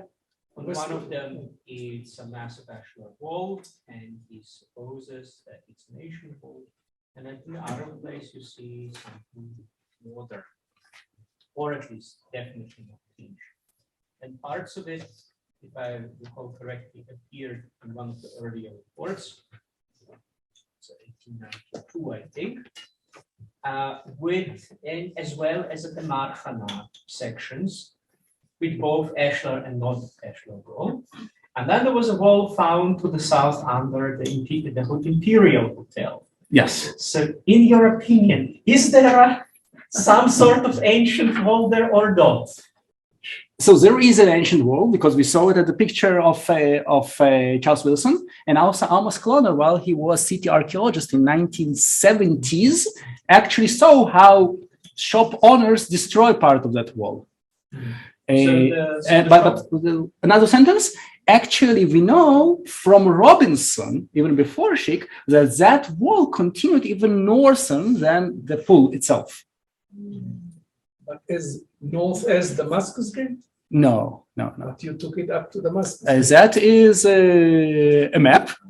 And of course, in that map, you have a lot of details. I refer only to the part that I'm working on. Okay, so I have a suggestion. That part which goes beyond the line of wall that was seen, dot it, make it dotted, not as solid as the one near the Chizkiah. I completely accept that. If I publish a new map of Jerusalem, I will do that. But unfortunately, I'm still not there. I'm just working on that particular section. Yes. Is there a chance that PDF will digitize the archive? So not researchers looking through the envelopes, but some computer. So that is a question that you need to refer to the PDF. For me, it is very frustrating that every time I need to work on the archives, I need to buy a plane ticket and allocate a few weeks in order to go there and schedule an appointment, or to ask help of colleagues like Holger and others who have some handy copies of certain materials. And I hope that they will digitize it. I also would like to offer on this stage an opportunity to do research together. If there are researchers from Europe that are interested to work together on the Schick's materials, perhaps we can publish something together that will cover the entire corpus of the materials.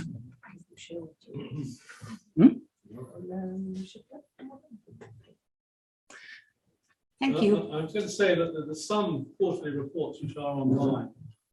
Quarterly reports, yes, but not the archival materials. Yes, of course. Everything, all quarterly reports until I think World War I, you can find on archive.org.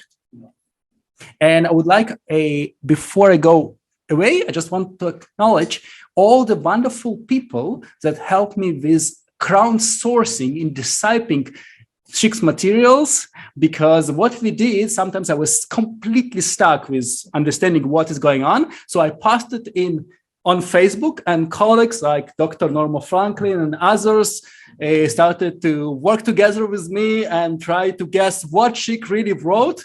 And I think it is something that we can study from that experience, everybody, all that we can basically use these new technologies in order to collaborate on research. Thank you.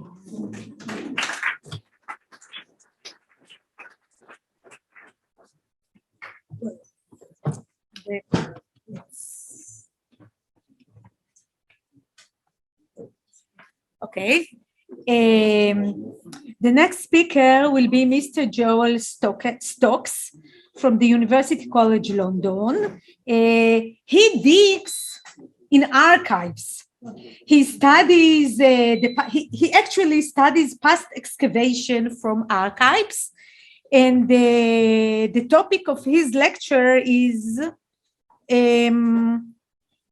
collaboration and competition, re-exploring Schick's repetition in PEF archives.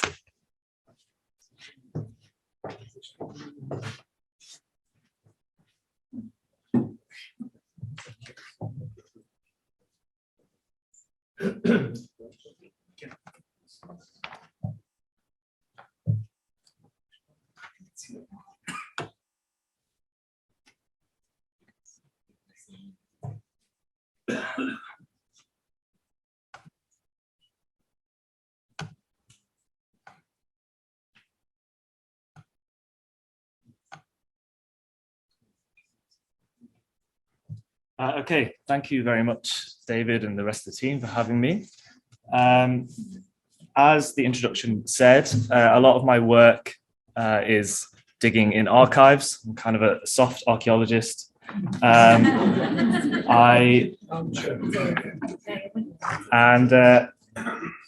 my particular work, my PhD work, is focused on Ir David and Siloam and the history of the workers of excavations. So not necessarily the heads of excavations, but the people doing the digging in that area, which is why I spend a lot of time at the PEF, but not actually necessarily looking at Conrad Schick, or at least not originally.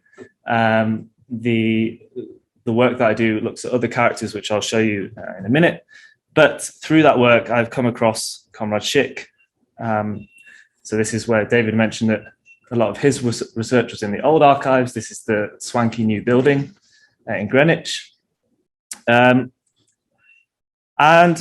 because my only sort of interaction with Schick before I started going into the archives was very limited. And when I started looking at his materials and his letters and letters about him, more importantly, the reputation the idea of the reputation I got about him was a very negative one.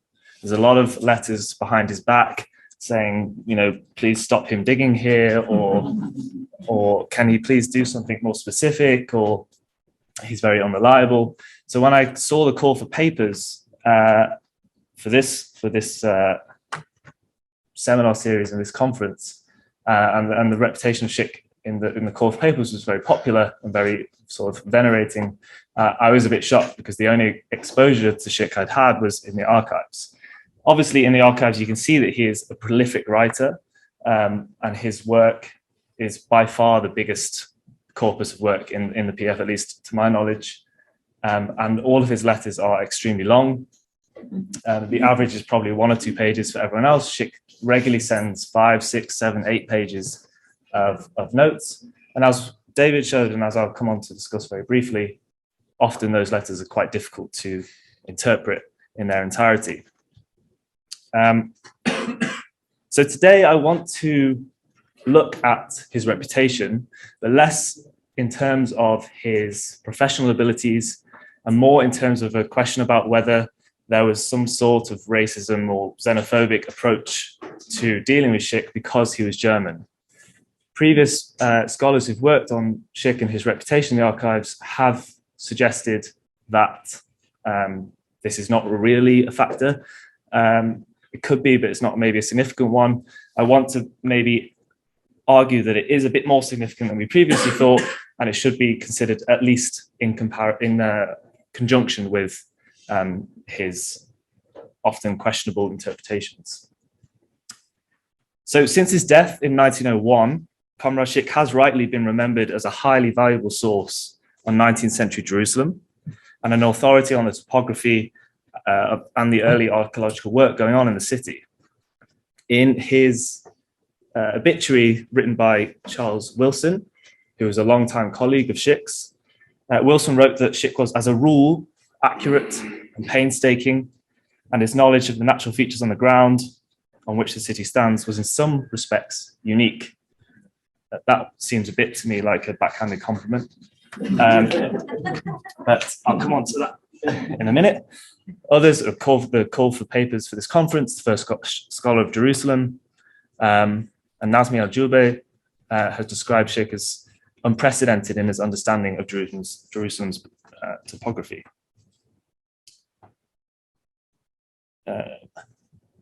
And another note, just that between 1867 and 1901, Schick was an extremely prolific contributor to the Palestine Inspiration Fund quarterly statement. And Al-Jube also notes that almost every single issue of the magazine included at least one and often several contributions by Schick. Despite his contemporary reputation as a very respected scholar and a very important scholar, which he is, we can look at the second half of his obituary, also written by Schick, which Schick felt, written by Wilson, which Wilson felt important to note that Schick also had some faults. He said he had one fault that grew with age, which is important, I'll come back to, which lessened the value of some of his work and often gave much trouble to the editor of the quarterly statement. In his later drawings and reports, he rarely made any distinction between what he had seen and what he assumed to exist. Although across many decades, criticism of Schick's work undoubtedly cluster in the final decade of his life, so 1891 to 1901. And as has already been noted by a couple of speakers, in his later years, he was bugged by quite serious illness, and this is probably partly responsible for his mistakes and lapse in professional judgment. This is a friend of his, Siloam, who was US consul. So in 1892, 9 years before Schick's death, he writes to George Armstrong at the PEF in London saying, he starts by saying, "We're good friends, me and Schick. You are aware that Mr. Schick does not know the difference between a small and a large stone." So these are quite damning reports on Schick's professional reputation. And I think the mistakes that he made definitely stuck with him in what was quite a competitive environment in Jerusalem at the time, and one of quite rapid discovery of ancient archaeological remains.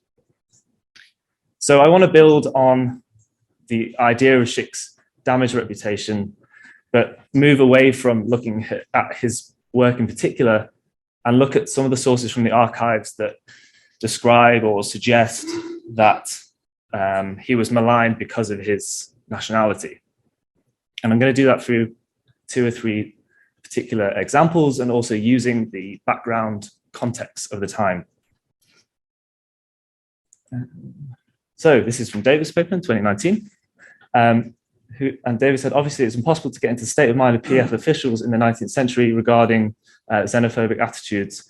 And I want to try and do that as best as possible using the archive, particularly using letters that are sent privately between individuals. So weren't necessarily meant to be seen by other people.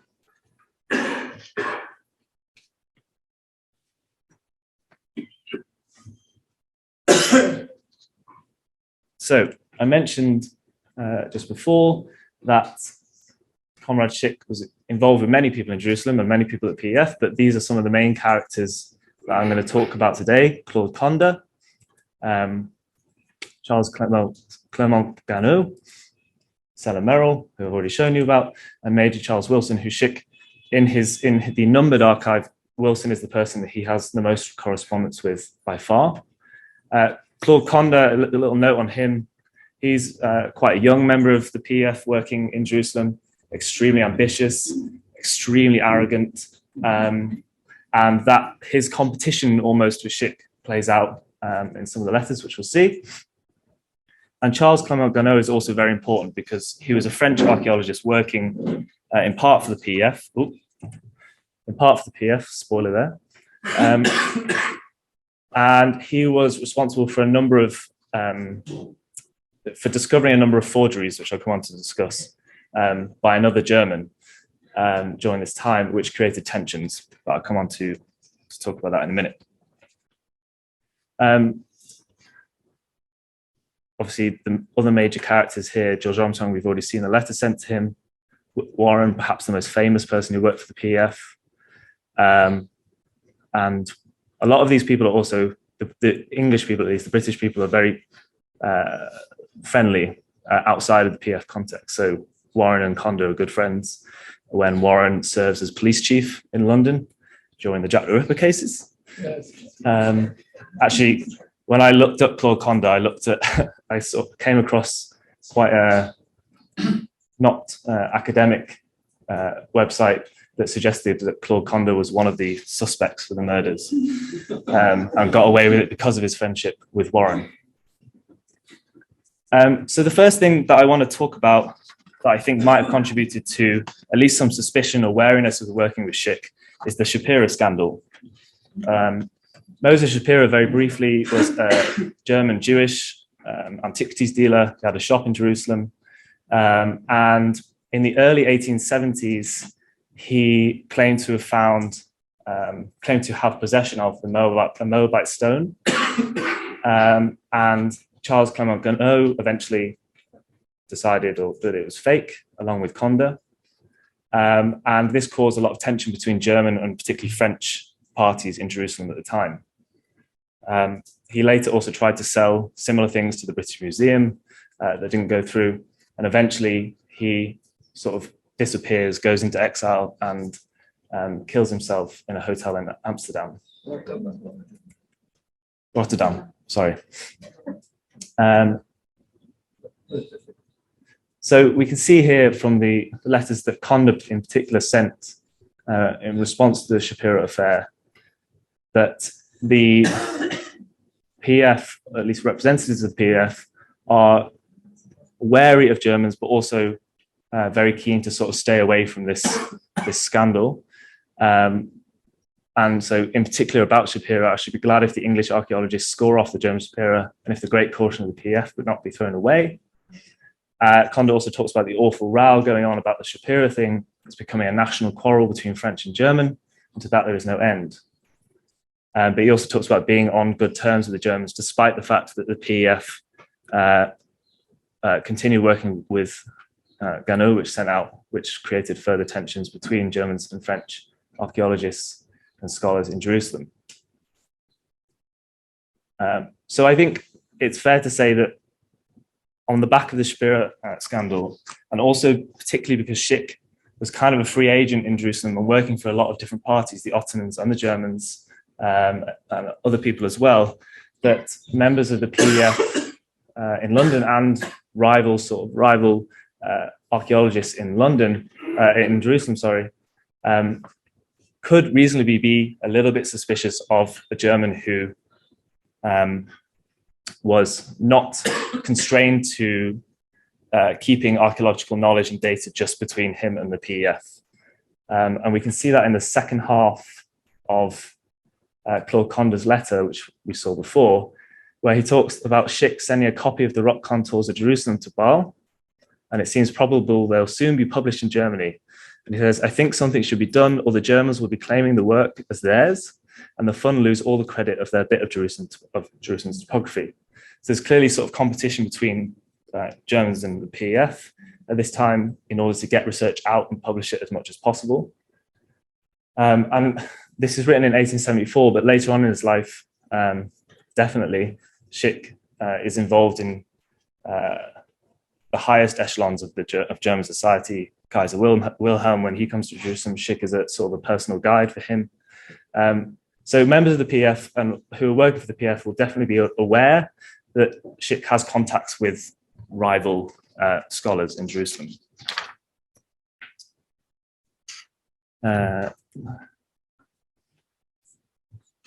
The other second major context that needs to be considered when thinking about attitudes towards Schick and his nationality is the Franco-Prussian War, which only happened a few years before the letters that we've just seen.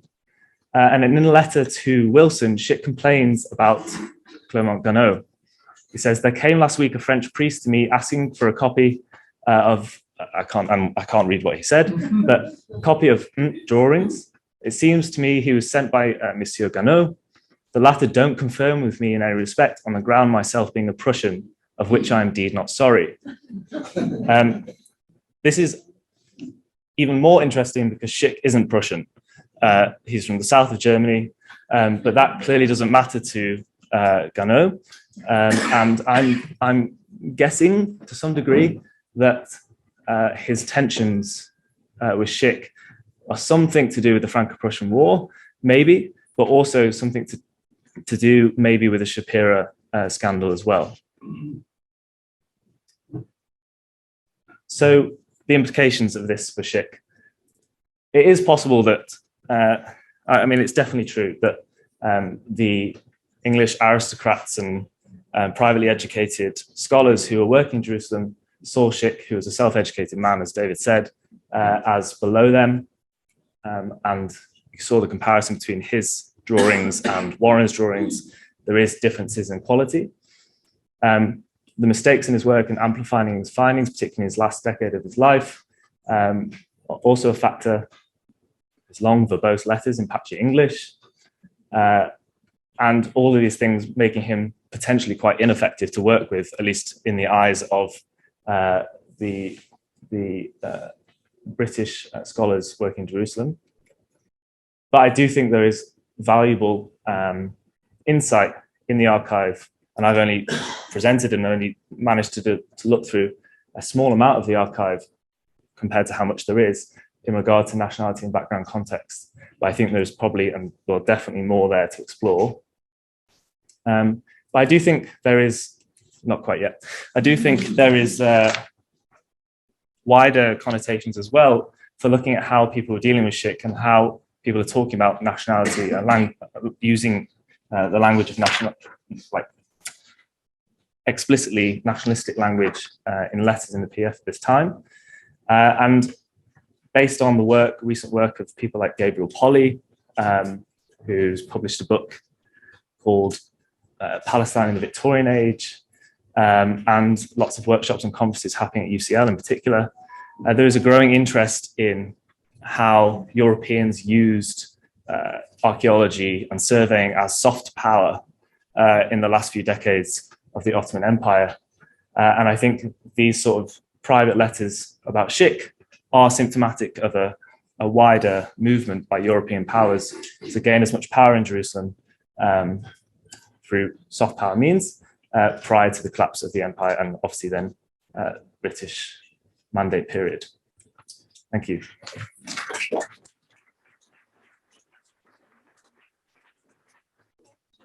Please.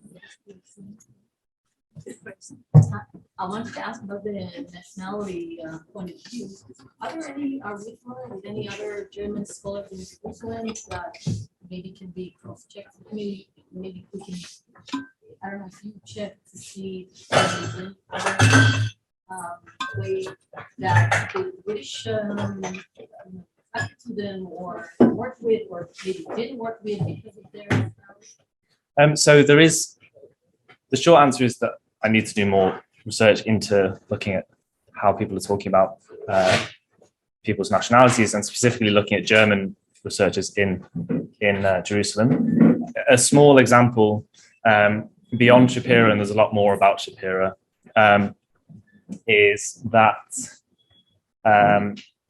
so Emmanuel Deutsch, who was working at the British Museum in the 1880s, I think. 1870s, thank you. In the archive, they just referred to him as that Deutsch, which I assumed when I read that, they're talking about an unnamed German. And I had to ask Felicity Cobbing, who then said, oh no, this is Emmanuel Deutsch. So the short answer is I don't know yet, but I think there's potential for exploring that for sure. I think it should be stressed that the PEF saw itself, although it is a very English institution, but it did see itself as an international clearinghouse for archaeological information. I think probably what you're trying to describe here is a time when, of course, you had the Warren excavations around the Holy Temple Mount, and then, of course, you had the drive to survey Palestine west of the Jordan River, which, of course, is where Conda comes into. And so, therefore, the focus is very much on those endeavors. So, quite clearly, at times, Schick was obviously a great assistance to the PEF, particularly someone like Conda, who was very ambitious for himself as well as for the PEF. And, of course, later on, you also had Clement Gano, who also cooperated with the PEF.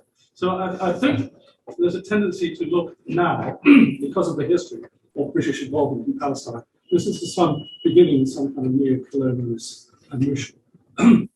If it was severely limited to the question of the acquisition of intelligence for military purposes, which also the PEF was doing unofficially through the War Office, sending back reports. And indeed, Warren did reconnaissances for the War Office while he was digging in Jerusalem. And Condor likewise would have been reporting or sending reports, which Wilson would forward to the military intelligence department, which indeed actually Wilson was in the military intelligence department in the 1870s at the time the survey was taking place. So I think the projection of what happened in Palestinian history afterwards, I think misleads and misinterprets some of these relationships, including the notion some or other that was a kind of a chauvinism at work between Schick and maybe Condor or Warren. I think there's a kind of exasperation, perhaps, that maybe sometimes foreigners weren't quite up to mark. But at the same time, the PDF did value their cooperation.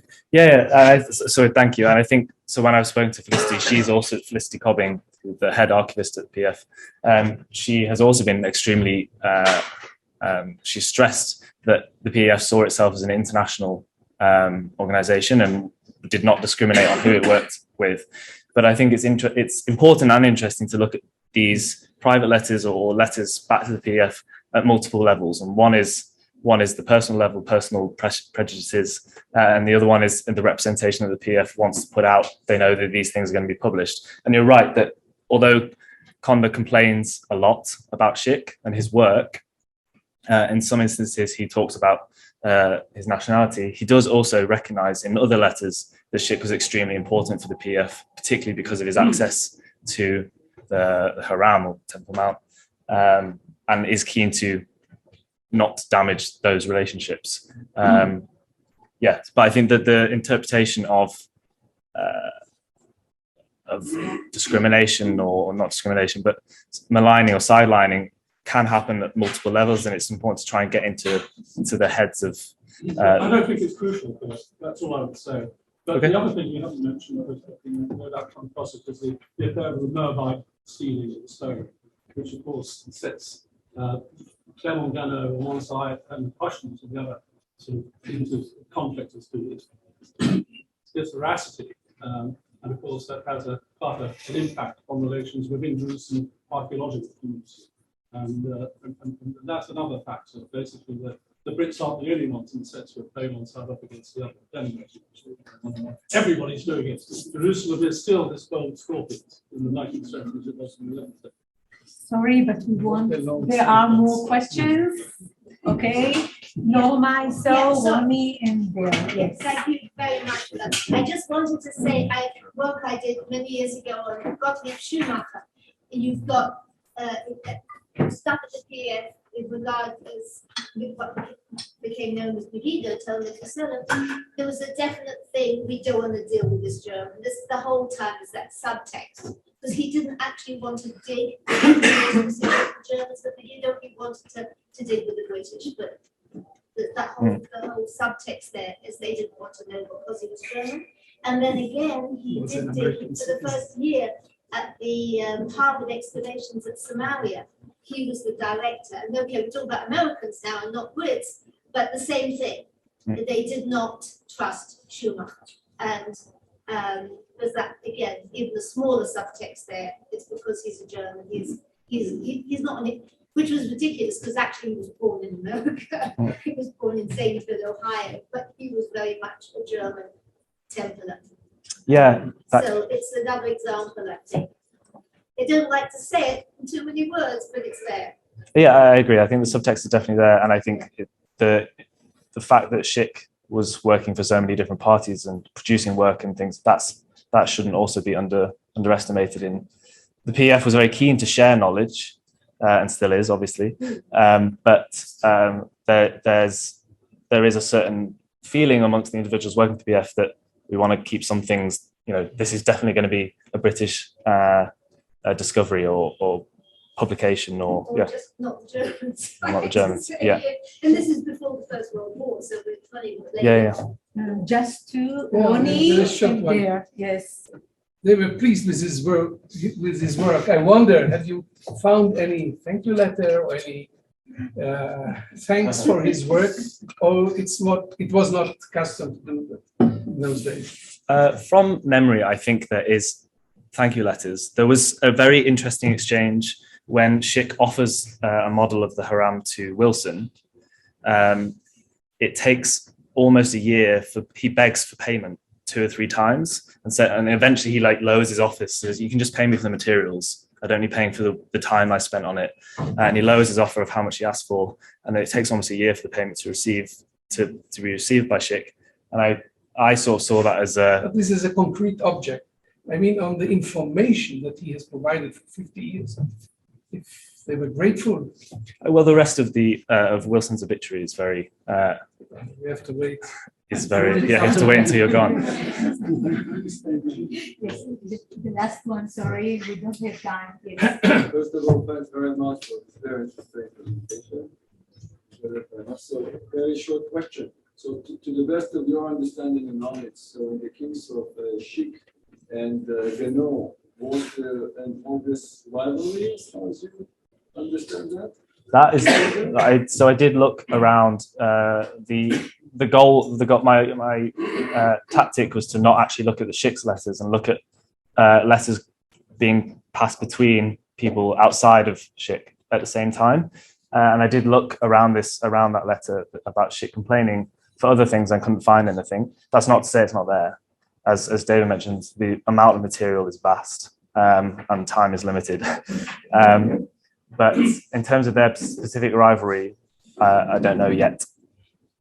But I'd be keen to find out. Yeah.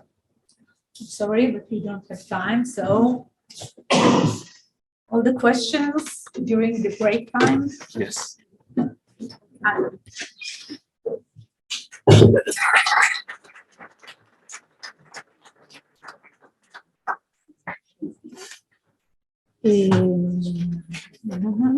Sorry, but how, Joel? Well, how to close it? Do you know? Or escape? Just escape? Okay, thank you.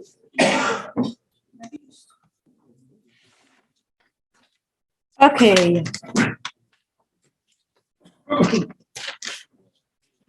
And the session will end with Professor Emeritus Dan Bahat from actually 3 universities, the Hebrew University, Bar-Ilan University, and the last one is the, I hope I can say it, Università della Svizzera Italiana Lugano. Professor Bahat, his studies deal with the archaeology of Jerusalem for many years and Mount Temple, and he will speak about Schick's letters to the PEF on Jerusalem. Thank you.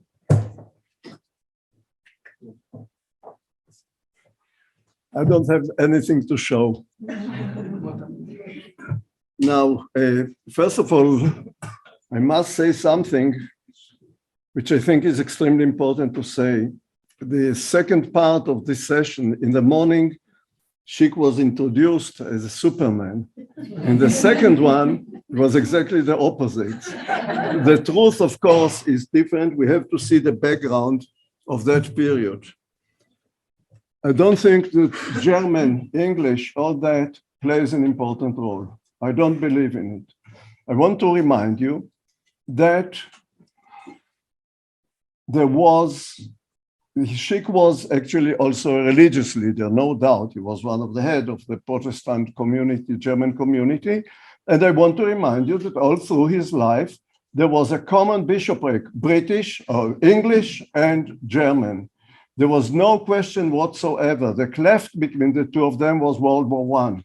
But till World War I, it was almost the same. First, it was Bishop Gobat, Bishop Alexander, then Bishop Gobat, and all the sequence of bishops. So I don't think it is it. I see it differently. You must remember a very ugly and dirty fight between Germany, France, and England about looting treasures from the Middle East. For example, the Rosetta Stone was found by the French, but it is in London, right? And there are so many examples of the same. The British looted the Rosetta Stone, right? That was how things are. And the apex of those things is, of course, the Mesha monument.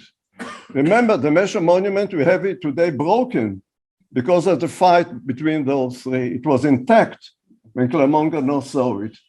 You see, so we have to be very careful or not to go too much about this. Schick was suffered of one thing. He was not an academic. This is how it started. when he started with archaeological activities in Jerusalem, remember who was the main person in archaeology in Jerusalem? Ermete Pierotti. He was the man. And Pierotti disliked it and overlooked him because he was not an academic. Pierotti was a great man. With him, really, imagination was very, very a prominent feature. And suddenly to see that he doesn't like Schick. By the way, my attention to Schick was when one day I saw a map of his, of the citadel of David's Tower, what is called today David's Tower. And the towers of this David Tower go all the way down to the Hinnom Valley and up, creating something which you can't believe. Because we are today, we are a bit overlooking. We speak about the PEF and we speak about the reports to the quarterly statement. But remember, Schick at the same time wrote a lot to the ZPV, to the Zeichen der Deutsche Palästina-Vereins. And there also there is a lot of information. So we are actually looking one way, we must be very careful. I must say, personally, I admire him because I remember that I studied to study Jerusalem, you won't believe it, but what attracted me was the maps of Schick, like the map which we saw today 100 times of the Muristan, for example. I loved it. It was really beautiful. Or to this very day, if you want to know a fact about property and things, in the Church of the Holy Sepulchre, the map of Schick is the only one which is still available where you can learn this belongs to this one and this belongs to that one. I loved his works of maps and plans. I'm telling you, that's what really I started to learn more about Schick. So this was the first thing. Now, the other thing, Schick did not start as an archaeologist at all. He started, like you heard today, that amongst the things which he did as an industrialist, so to say, he made all kinds of models in olive tree, you know, all kinds of souvenirs and things. And he started to do another thing, which was models. And he did some models. For example, the first model he did, which is very interesting, is a Hanka. The Hanka, which is actually the Patriarch's Palace in the whole precinct of the Church of the Holy Sepulchre. This was the first one. And then starts another plan. Since Pierotti actually pushed him away from the main tracks of scholarship, Wilson came. And everybody's mentioning the friendship between Wilson and him. It went all through their lives. It was a very, very long friendship. He came in 64 or 63, 64. And then another problem is the Charles Warren and Conder. Somebody mentioned here, the animosity between Conder and Schick. So actually they kept him aside. As long as Warren and Conder were active in Jerusalem, Schick was still aside. He did not show himself yet. Now, then he started, out of curiosity, after Tobler discovered Wilson's arch, and after Wilson explored it and published it, Schick decided to go and see what is there. And he also explored all the underground structures which are under the Mahkame, under the Tankezia in Jerusalem. And that's actually how it started. And from there, he went on to the Muristan, but really as an amateur. He really doesn't mean to do anything. The whole thing starts to change in 1869. It is a very important year in the history of this country, the opening of the Suez Canal, when many people of royalty from Europe are coming, amongst them princesses of Prussia. It was 2 years before Prussia became Germany. So Prussians, and they asked him about Jerusalem. Then he got closer. And again, it was mentioned today that he was very close later to the emperor, to Kaiser Wilhelm and all the others. At any rate, he starts to write letters to papers, not necessarily archaeological papers, but he starts to write to papers everywhere, papers to mostly Germans. The English rejected him really. Then starts another thing. It's all very important to us. There are small minutes which create really the big picture. In 1873, as we have got today an expo, in 1873 there was an expo in Vienna. And the Ottoman Empire wanted to introduce itself as a great major part in the world of that time. And one of the things which they wanted to do, which is a result, if you don't know it, you should go and see, a beautiful model of Jerusalem, extremely important also to know, made by a certain Hungarian Ilya, which is now in the citadel. This was actually the highlight of the models. But for those kind of things, Schick was asked to do two models. One of them a model of the Temple Mount, and the other one a model of the Church of the Holy Sepulchre. And that's how I say sepulchre. My problem in life is to write ER or RE. That's my problem in life. I have to think to whom I'm writing. At any case, that was his really beginning, and he started really to study the sites, the two sites, the Temple Mount and so on. I would like to say another thing which people really don't know. You know that he improved actually the map of Warren, or in a way also Wilson. Schick was, as a kind of an amateur architect or whatever he was, he started to measure the rock everywhere. When a building was built in Jerusalem, he marked what is the height of the rock above sea level. And when you see today the maps of Wilson and also Warren, and because we admire Warren, and you say Warren made actually a map of the natural contours of Jerusalem as a whole, not only of the Temple Mount, you should know that a lot of the data to which he was done is based on Schick. Schick did it. Schick, by the way, he devoted more and more studies, the result of which, it was not mentioned here, result of all the reports and so on, two beautiful books on the Temple Mount. One is called the Stiefhütte, and the other Beit al-Maqdas. Two books, very important, they are basic. The problem with that is, and I hope no one will be insulted, they're written in German, and therefore people don't know about them. That's the problem. If they were translated to English, everybody will know about it. It's a fact of life. Titus Tobler is still written in Gothic letters. I managed to read it. I managed with Titus Tobler, but I wish it were written in normal German. Yes. What? In Latin. Latinish, yeah. Yes, that's what it happens. But it's really a problem, because if Schick's books were written really in English, they would have gained. Ronny, that's for you to do. Ronny is translating many things in German into English. Do it, Ronny. I'll buy a volume. I'll buy.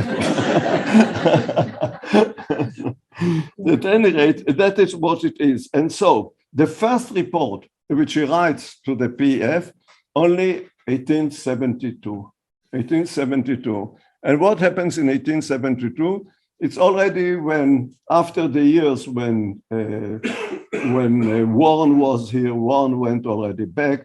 Conde remained a bit longer, but he went away. So that was really, he opened. And he started to do a kind of excavations in the Muristan.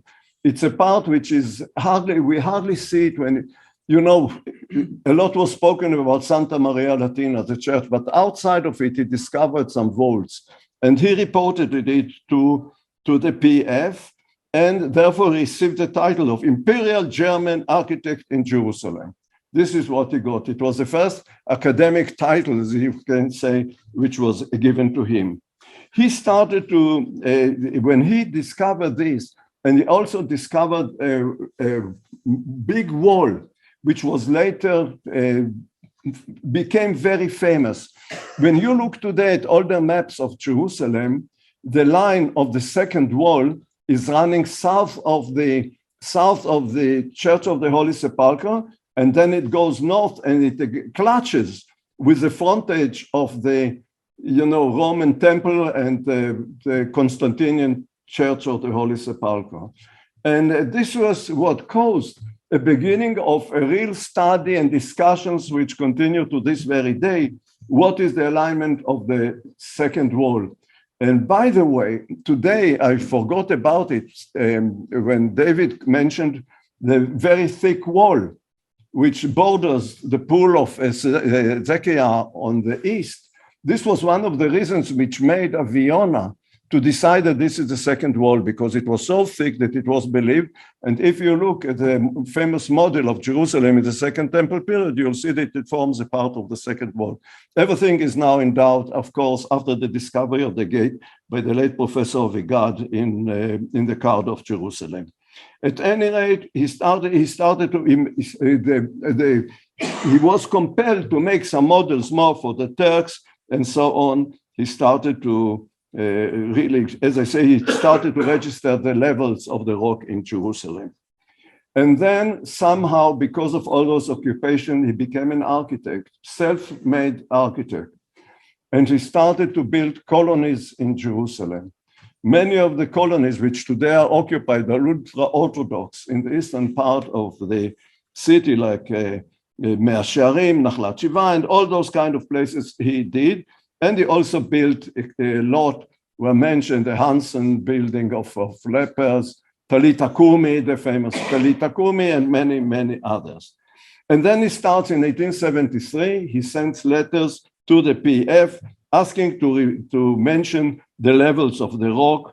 And on the Temple Mount, the Ottoman Turks started to admire him because he went everywhere. He managed to speak to everybody, to do everything, and gave him the title of the Architect of Jerusalem.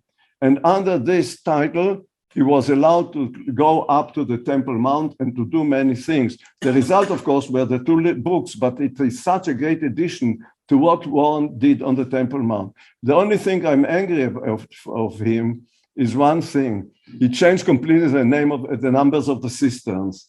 And today, when you have to read the cistern, you have to think it is according to Warren and his numbering, or it is Schick and his numbering. Very confusing and very bad. I'm angry. At any rate, he excavated, of course, Damascus Gate. We are proud of the discovery of the staircase and, the staircase to go up on Damascus Gate. He discovered it already, and he described it, and he wrote about it to the PF in 1873. Every time he discovered all kind also of some Arab inscriptions which were unknown, later to be published in a way by the great scholar who published the Arab inscriptions in Jerusalem, Max von Bershem. I don't know if somebody heard about him, but extremely, you can't without it. Another place which was very important was, again, report in 1873. He was very much occupied through the whole time about the hills north of the old city.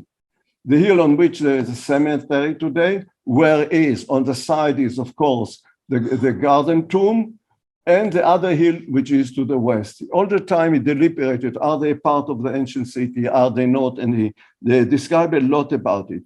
His interest was then, the long tunnel, which I've got really the joy of publishing, the famous aqueduct, which everyone who has been to the Western Wall Tunnel and goes at the end, sees this enormous structure. He knew about it, of course, because of Warren. Warren was the first one to discover. He didn't understand what it was. And for me, this aqueduct brought to understanding and even reconstructing the Baris of Jerusalem of the Second Temple period. And he knew that this one is a very important and very crucial to the understanding of the topography of Jerusalem of the time of Herod and later. So he went to those hills to try to find if we know where this aqueduct starts from. This was actually the reason why he went there. Then he goes in 1873, 75. You see, every year he has a letter. Every year he sends letters. Unlike others who know the background, I don't know the background. I said, you believe me or not, I sat for days. I have it all at home. I'm lucky to have all the PQ of those days at home. So what did I do? I opened one after the other to see what he says. My problem with him is, and I think that now I understand that they were edited, and that is a bad thing, because when Schick describes a certain point, and he say, this is the hill which is the west of here or there, you don't know what he's talking about. And I know that when it's not Yakish, it's not a typical German with details. It doesn't give it, and it was edited. Now I understand that it was edited, and therefore he describes beautiful things, but you don't know where it is because of his description. Then, of course, starts the problem. I'm finishing. I've got a lot. I'm just on the first page out of 5. So, at any rate, again, going to the Muristan. The problem with the Muristan was, now, of course, we are more clever. He believed that the whole Muristan, the whole big square, belongs to the Order of St. John. He didn't know that only a small part of it belonged. And everybody knows the story that actually originated should have belonged to the patriarch and all kinds of things which were so on. Then in 1878, the whole city was about the Shapira. Is it false? Is it not false? Is it true? The British Museum is sorry today that it threw everything to a kind of a cellar, and they don't know a basement, they don't know where it is, because some believe he came with the first one with scrolls. He said that he brought scrolls from the other side of the River Jordan, which is very logical to have, but the British hid it somewhere. I hope it's still there. At any rate, this was really a problem. But the Germans decided, unlike the British, they were jealous, and I stop with that, not finish, I stop. And I'll say the German founded association, the German Association to Research of the Holy Land. Who were the friends, the members? It was Goethe, Hermann Goethe, Katz, von Moltke, whom you all know, Sandretsky, who was mentioned. I didn't know Max Sandretsky. I didn't know he was German, but of course I know. Schick, Zimmermann, who is famous for his maps of Jerusalem of the time, and so on. And so Schick describes, so that gave Schick a great power to do more. But unfortunately, I'm just starting, and probably it will be an endless lecture. Thank you very much.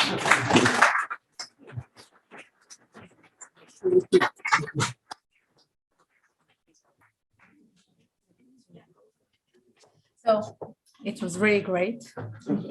Questions, please. Come please. There are no questions. I didn't start.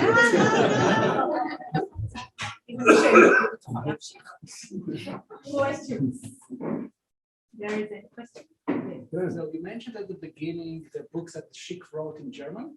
Yes. One is quite well known, which is Beit al-Mikdash. Can you tell us a bit about Beit this? al-Mikdash. No, it's a description of the works they did on the temple. Can you tell us about the second book that is less known? Stiftung. It's more measurements. It is more on measurements and things. It's dry. This I can tell.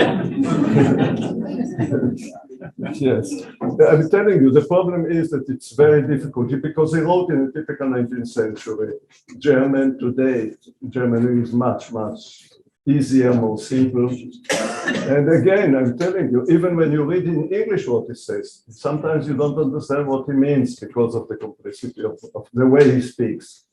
Yes. Well, just to mention, I was speaking about the Beit al-Mikdash book in my presentation tomorrow. Ah, good. Good. Thank you. You see, so you have to pay me for the introduction. I have prepared the draft English translation. There is? I have prepared, it's not published yet. For the whole book? Not the Stiftshütte. No, I understand. Beit al-Mikdash. Yes, I've done that already. I've done that, yes. Yes, it will be published.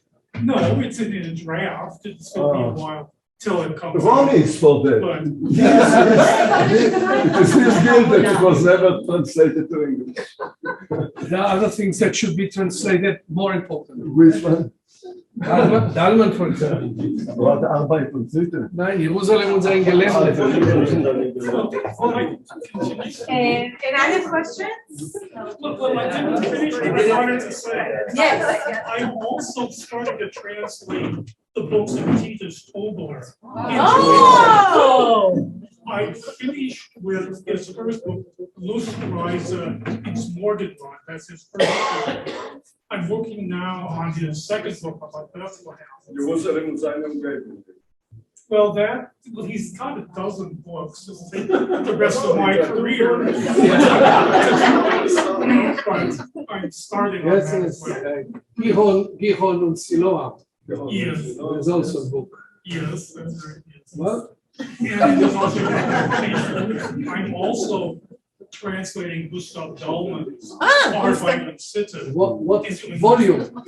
We finished volume 3. There are 8. There are 8. Drafts 4, 5, and 6. But the process takes forever. Don't to get do my 4. draft into the Don't do 4 because translating. No, in Hebrew, English. What? Ich spreche Englisch. Wir können das alles auf Deutsch machen. Ja. That one is very important also, of course. So thank you for this session.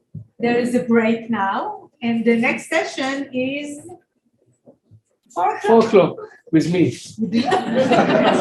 Great. Thanks everyone. Oh, good. We go now to the last part, Conrad Schick and archaeology.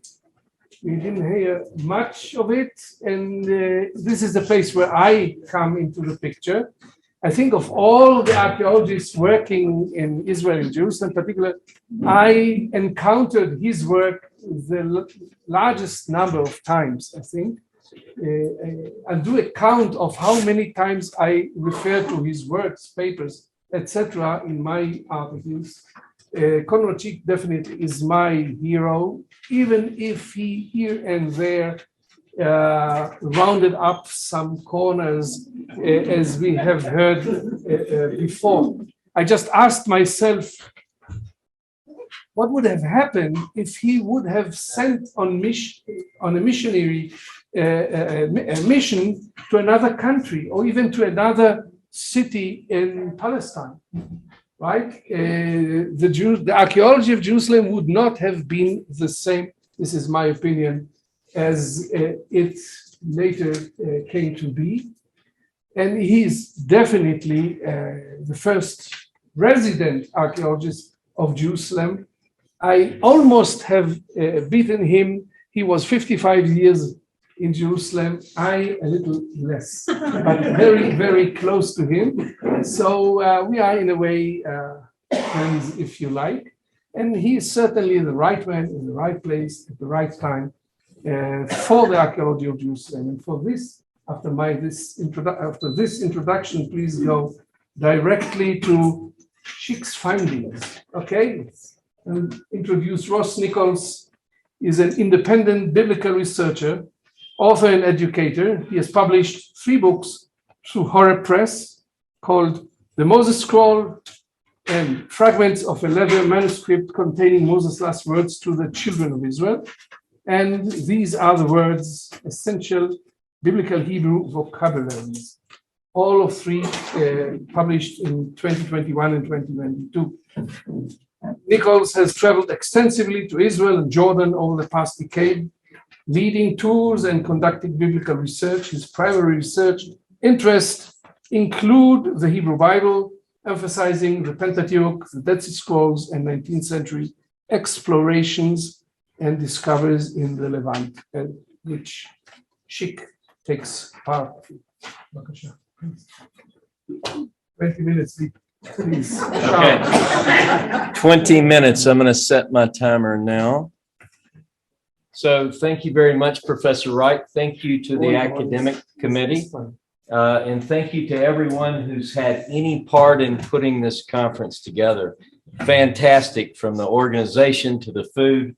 I really appreciate it. It is an honor for me to share this podium, and I am pleased today to give you a little bit of my research that touches on Conrad Schick and his world.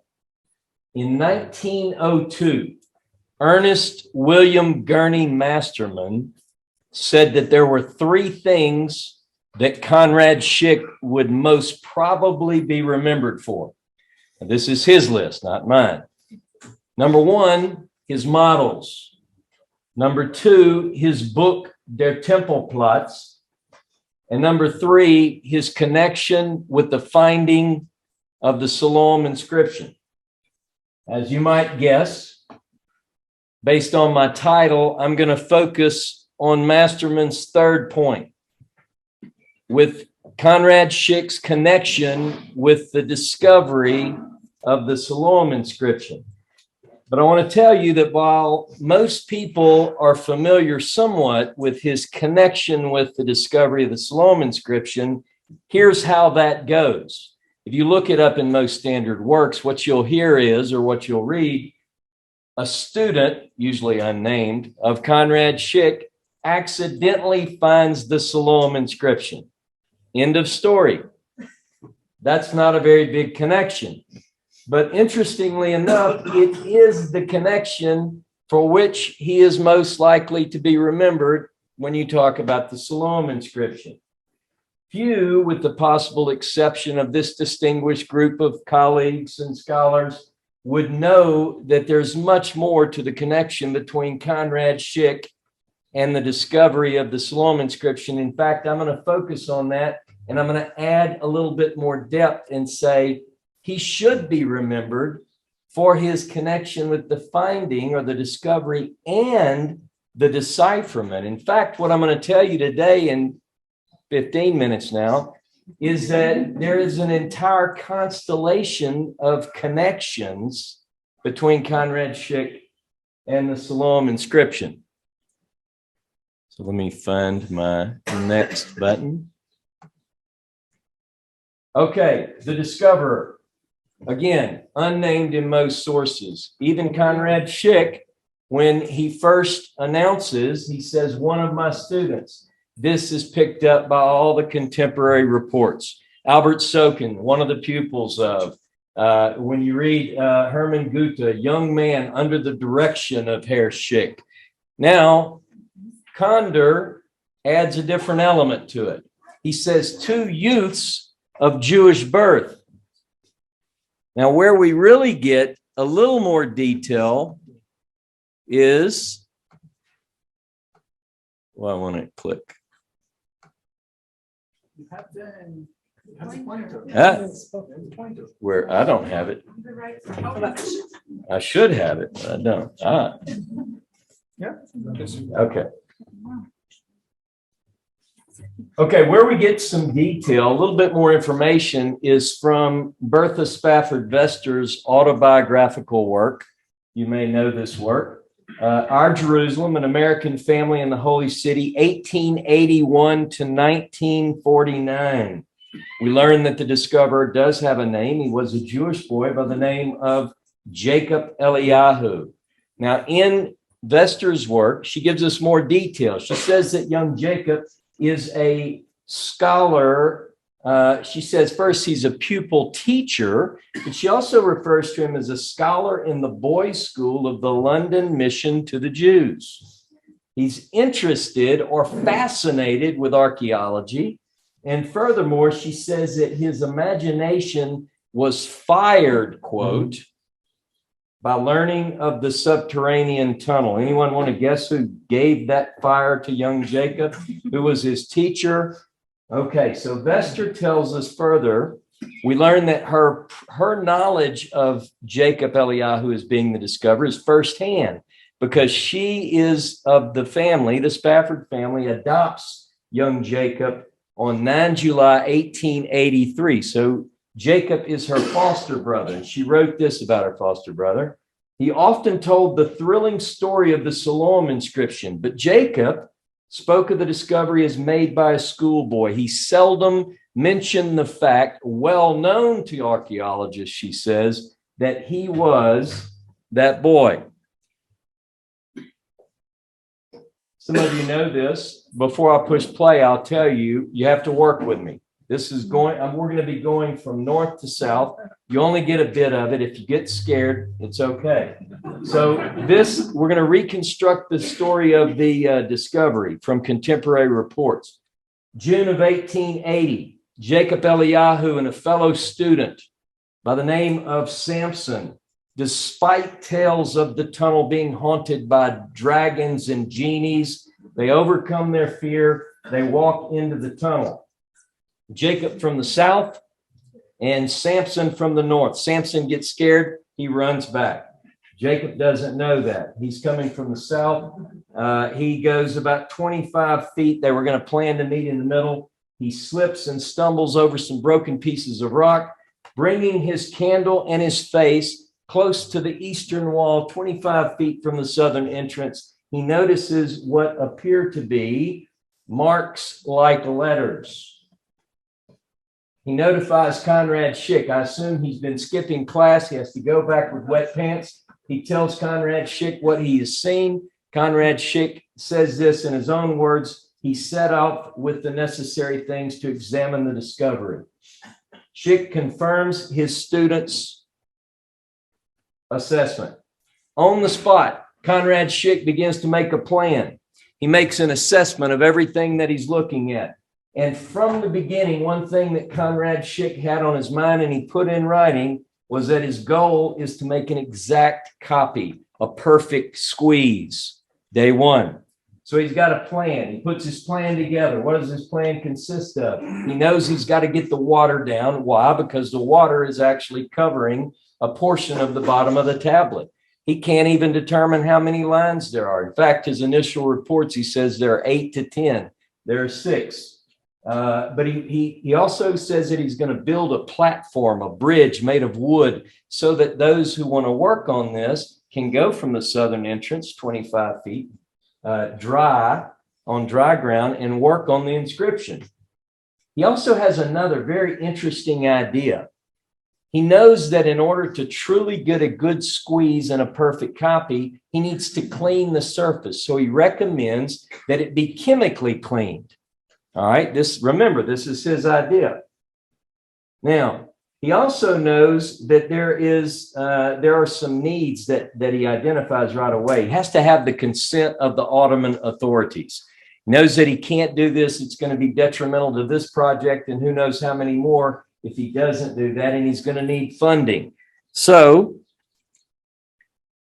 first thing he does is he notifies the scholarly world. He notifies both the Germans and the English scholars.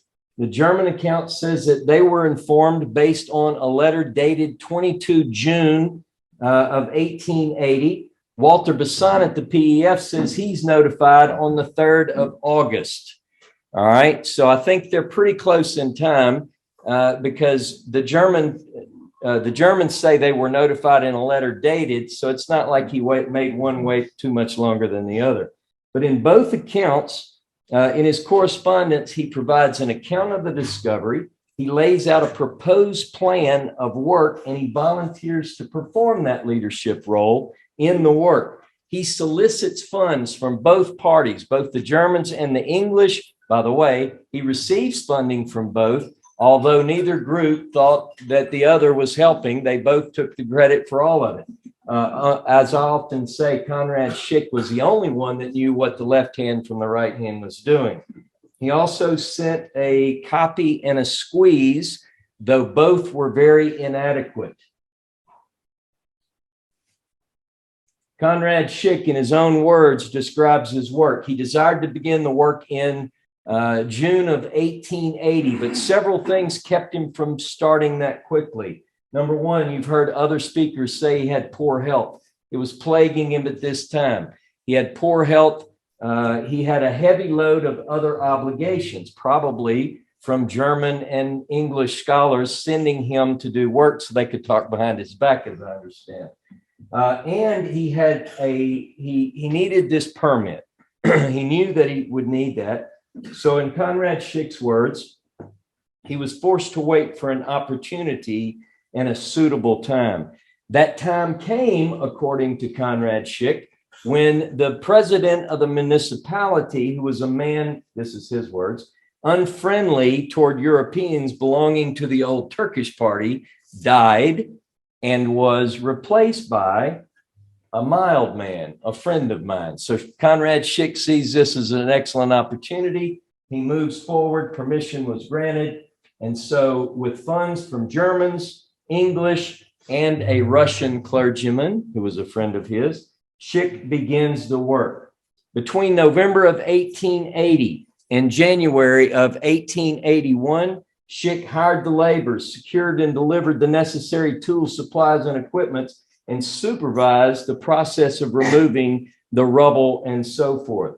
He noted that the work was at times interrupted by rainy weather and the request for more copies. At the end of January, Conrad Schick sent a facsimile copy. This, by the way, is courtesy of Felicity Cobbing at the PEF. But this is, as you can see, those of you who work in language, that's not very helpful, is it?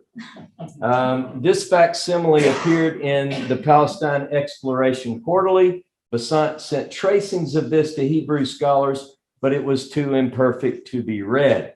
Now, Schick was not the only Jerusalem resident who's working on trying to get a good squeeze, a perfect impression. There is another person. Some of you might have heard of this gentleman. This man spent days inside the tunnel. I've documented evidence that he is making squeezes. He's making copies. And this is an antiquarian, a shop owner, an agent for the British Museum, Moses Wilhelm Shapira. In early February, Archibald Sayce arrives. He examines the inscription twice in February, February the 7th and February the 26th. He makes certain early assumptions. He tries to really be out there front. And, you know, in scholarship, sometimes that can be good and sometimes bad. He says that it's not later than the time of Hezekiah. He gives 2 clues that might indicate what it might mean. He says that the 3 cubits that are recorded in line 2 and the 1,000 cubits of line 5 might afford us an opportunity of interpreting the inscription. Now, as in his second report, dated the 26th of February, he says, I have as perfect a copy of this inscription as can be expected. I've got it. He promised to give that perfect inscription, transcription to the PEF. By now, 26 February, he says it's not Hebrew, it's Phoenician, and it's dated, according to Sayce, to the time of Solomon. But by the way, he did compliment Conrad Schick on his work in lowering the water, and that's between the 7th and the 26th. He's made a lot of good progress. Fast forward, March of 1881, Bahat reported that a somewhat improved copy has arrived, still too imperfect to be read. In March of 1881, some of you know Hermann Goethe. The German Palestine Association sends Hermann Goethe to Jerusalem, partly to get a good copy of the Siloam inscription. He's going to lead those efforts. And in some ways, there's a handoff. When Goethe arrives on the 23rd of March, 1881, Conrad Schick hands things over to him. He takes control of the ground, basically. But before he left Germany, he started asking around. Everyone realizes by this point, we need a perfect copy, a good inscription. Maybe Schick is right. Maybe we have to do a chemical cleaning. Anybody know how to do it? Goethe begins to ask chemists. He begins to ask archaeologists on how do you do this. Most people, you know what they told him? We don't know, but be careful. But right before he leaves Germany, Professor Gildemeister at Bonn said, you know, just so happens there's a new booklet out. And guess what it's called? This is my English translation, Making Mechanical Copies of Inscriptions. That's providential. Gives it to Goethe. He brings it. He arrives on the 23rd. Now, I'll go quickly through what he says about Schick when he arrives, when Goethe arrives. He says that it was at first important to make the inscription accessible. Conrad Schick had the goodness of having several works carried out near the tunnel's exit at the winter of 80 and 81. He lowered the water level. He built a small bridge. Notice how I'm ticking off the things that Schick said he was going to do and what he did. And then he says, Schick has taken great pains to provide German and English scholars with the materials necessary for deciphering. Soon after his arrival in Jerusalem, he met with and made the acquaintance of what he called, or who he called, the famed antiquarian and bookseller Moses Shapira, over their joint interest in the then not yet securely read Siloam inscription. He says that he came to his shop many times, and he went to Goethe. Goethe and Shapira became friends at this point. Between 26 and 31 March, Goethe makes his first copy. By May, he gets a squeeze back. He gets a cast back, actually, but it's not very good. To this point, no one has offered an interpretation. They don't know what the inscription says. Clermont-Ganneau, he's laid up in the hospital in Jaffa. He can't even come. The French want him there. He wants to be there. He's stuck.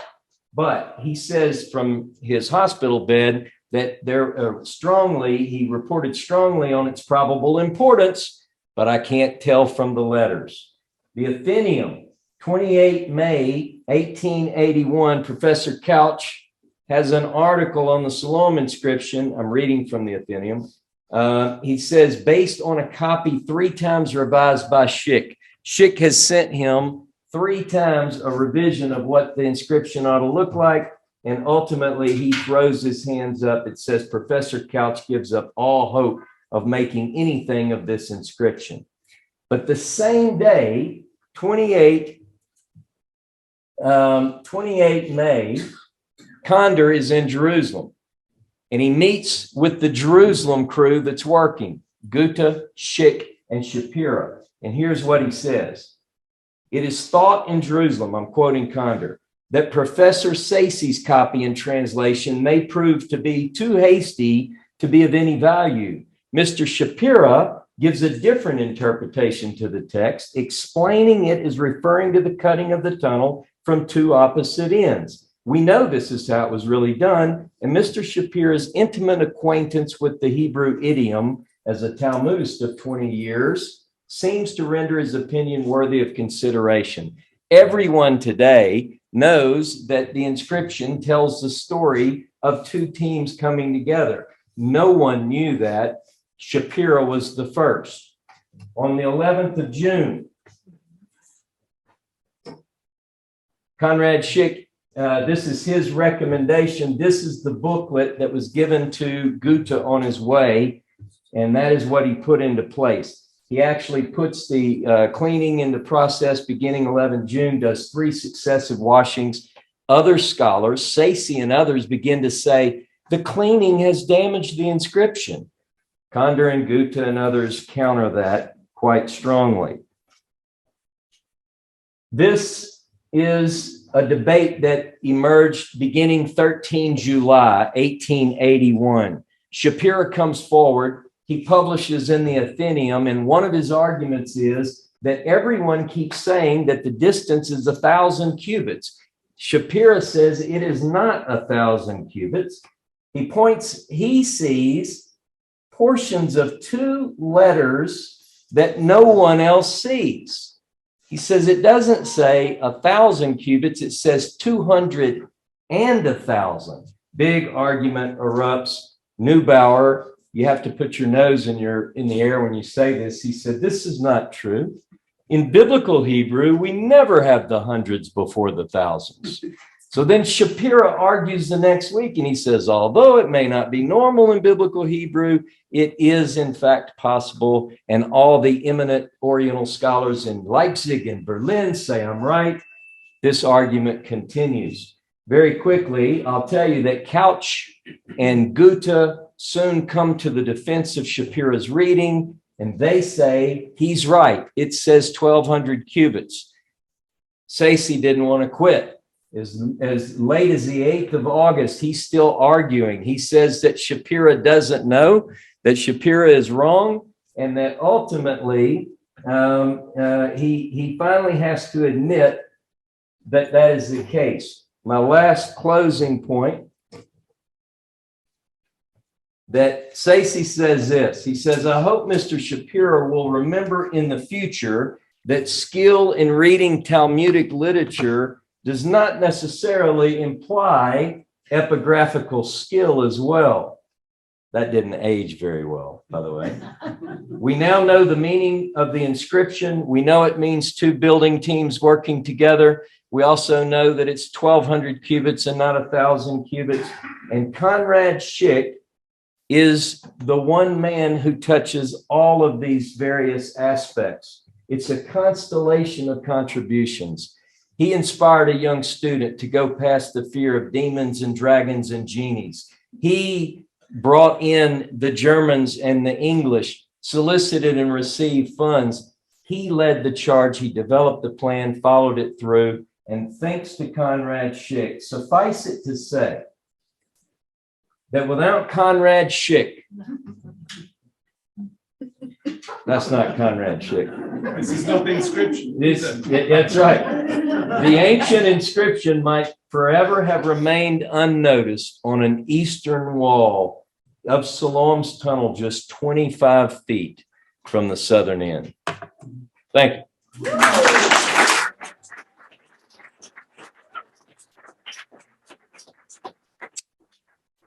I'm sorry. Thank you. When will you publish it? I want you to look at it first. Here's my email. Here's my email. I will.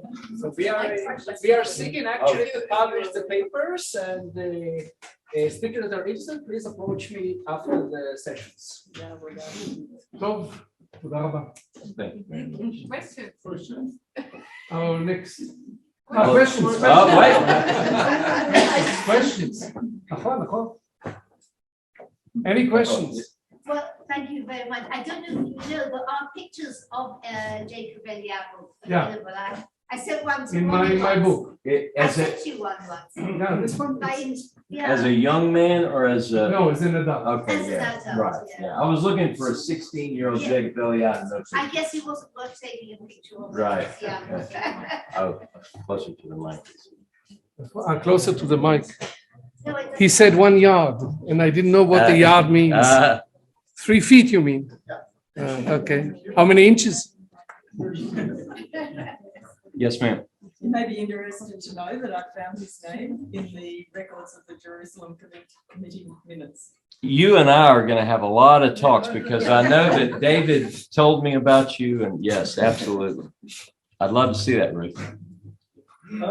Did Schick know about the exploration that had been done of the tunnel by Edward Robinson? Not only did he know of those, he wrote extensively of those when he sent out his initial report. So everyone knew in 1838 that the tunnel was basically built from both ends. But what they did not know, and what puts Shapira's insight, makes it important, is because no one recognized that the inscription initially was an account of the building. Yes, they knew it was from both ends, and he knew very well. He really, particularly in the English account, the one that we have in that was published in the Athenaeum and the PEQ, he goes into a lot of detail about that. Yeah. Yes, sir. So I want just to ask about the elephant in the room. You mentioned Shapira. What is your assessment of him? Whether he was involved in the figurines affair, whether it's his fault, not his fault? What do you think about his scrolls? Yeah, it's one of the books I'm writing, but very, very quickly, he was absolutely involved in the Moabitica affair, let's call it. But it ruined his reputation because Clermont-Ganneau, when Clermont-Ganneau speaks, but what happened, there were more than 1,700 Moabitica items sold to the Germans.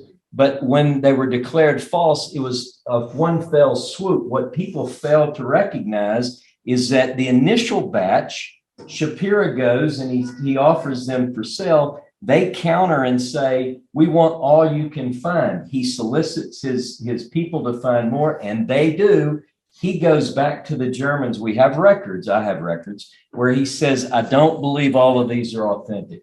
Please validate them. And they said, you go get us more, get as many as you can. So Shapira's got a bad rap, and I know there are plenty of authors out there. I wrote about this Moabitica affair a little bit in my book, The Moses Scroll.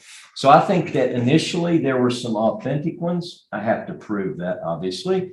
But then later there were fake, which he cautioned against.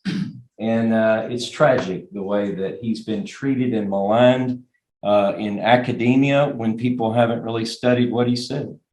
So I think he'll be vindicated one day, especially when we find his scroll.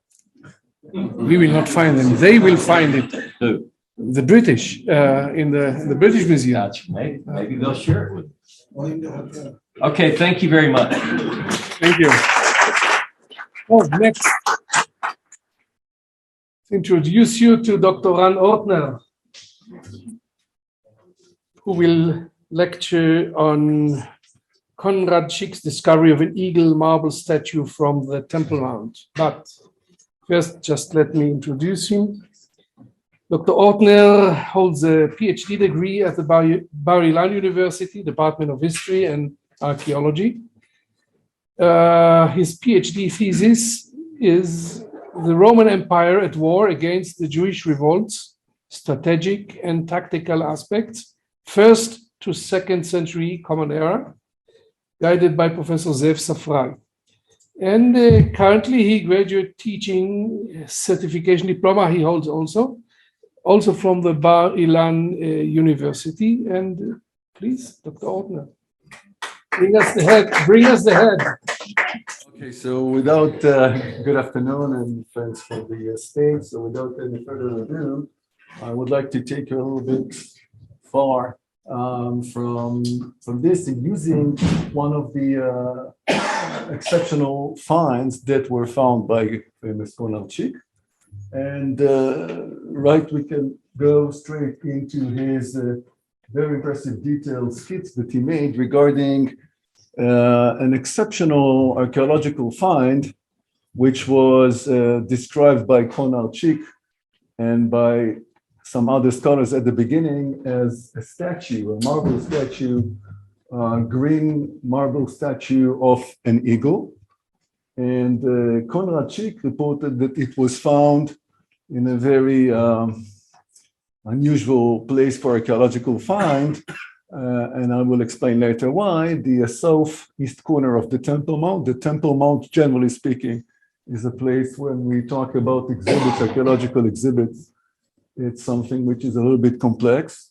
But anyway, this rare piece of marble eagle, which is already dated probably to the late Roman period, was found and described for the first time by Conrad Schick around 1882, when he sent a report to the PEF in England. And he had the opportunity to prepare quickly this illustration just before it was, we know today it was shifted to Istanbul, where it is positioned till today in Istanbul in Turkey. Now, we heard prior to my talk, the conversation that described the relationship or possible competition between him and Clermont-Ganneau. Clermont-Ganneau also described supposedly another item like that, but later we know that actually we're talking about the same item. Ganneau claimed it was found in Apollonia, which is in the Mediterranean coast.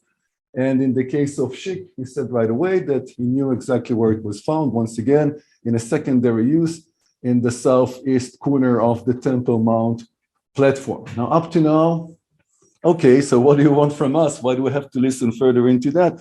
Because I deal with another topic using this rare found of Conrad Schick, because as you are well known, the major problem when we do any research, and I'll show in a moment where I'm trying to take you to, any archaeological research having to do with this place called the Temple Mount platform, the upper platform, is problematic, was in the time of Conrad Schick, and we learned today that he had an excellent access, probably better than what we have today. I mean, when I say we, I mean all scholars, to all kind of restricted areas, especially due to the fact that the Temple Mount areas, today is being used and served as a religious central worship site for two religions, Islam and Judaism. And I think that for us as a community of researchers, it's not so great. And this is an understatement because it disturbed the ability to conduct the research.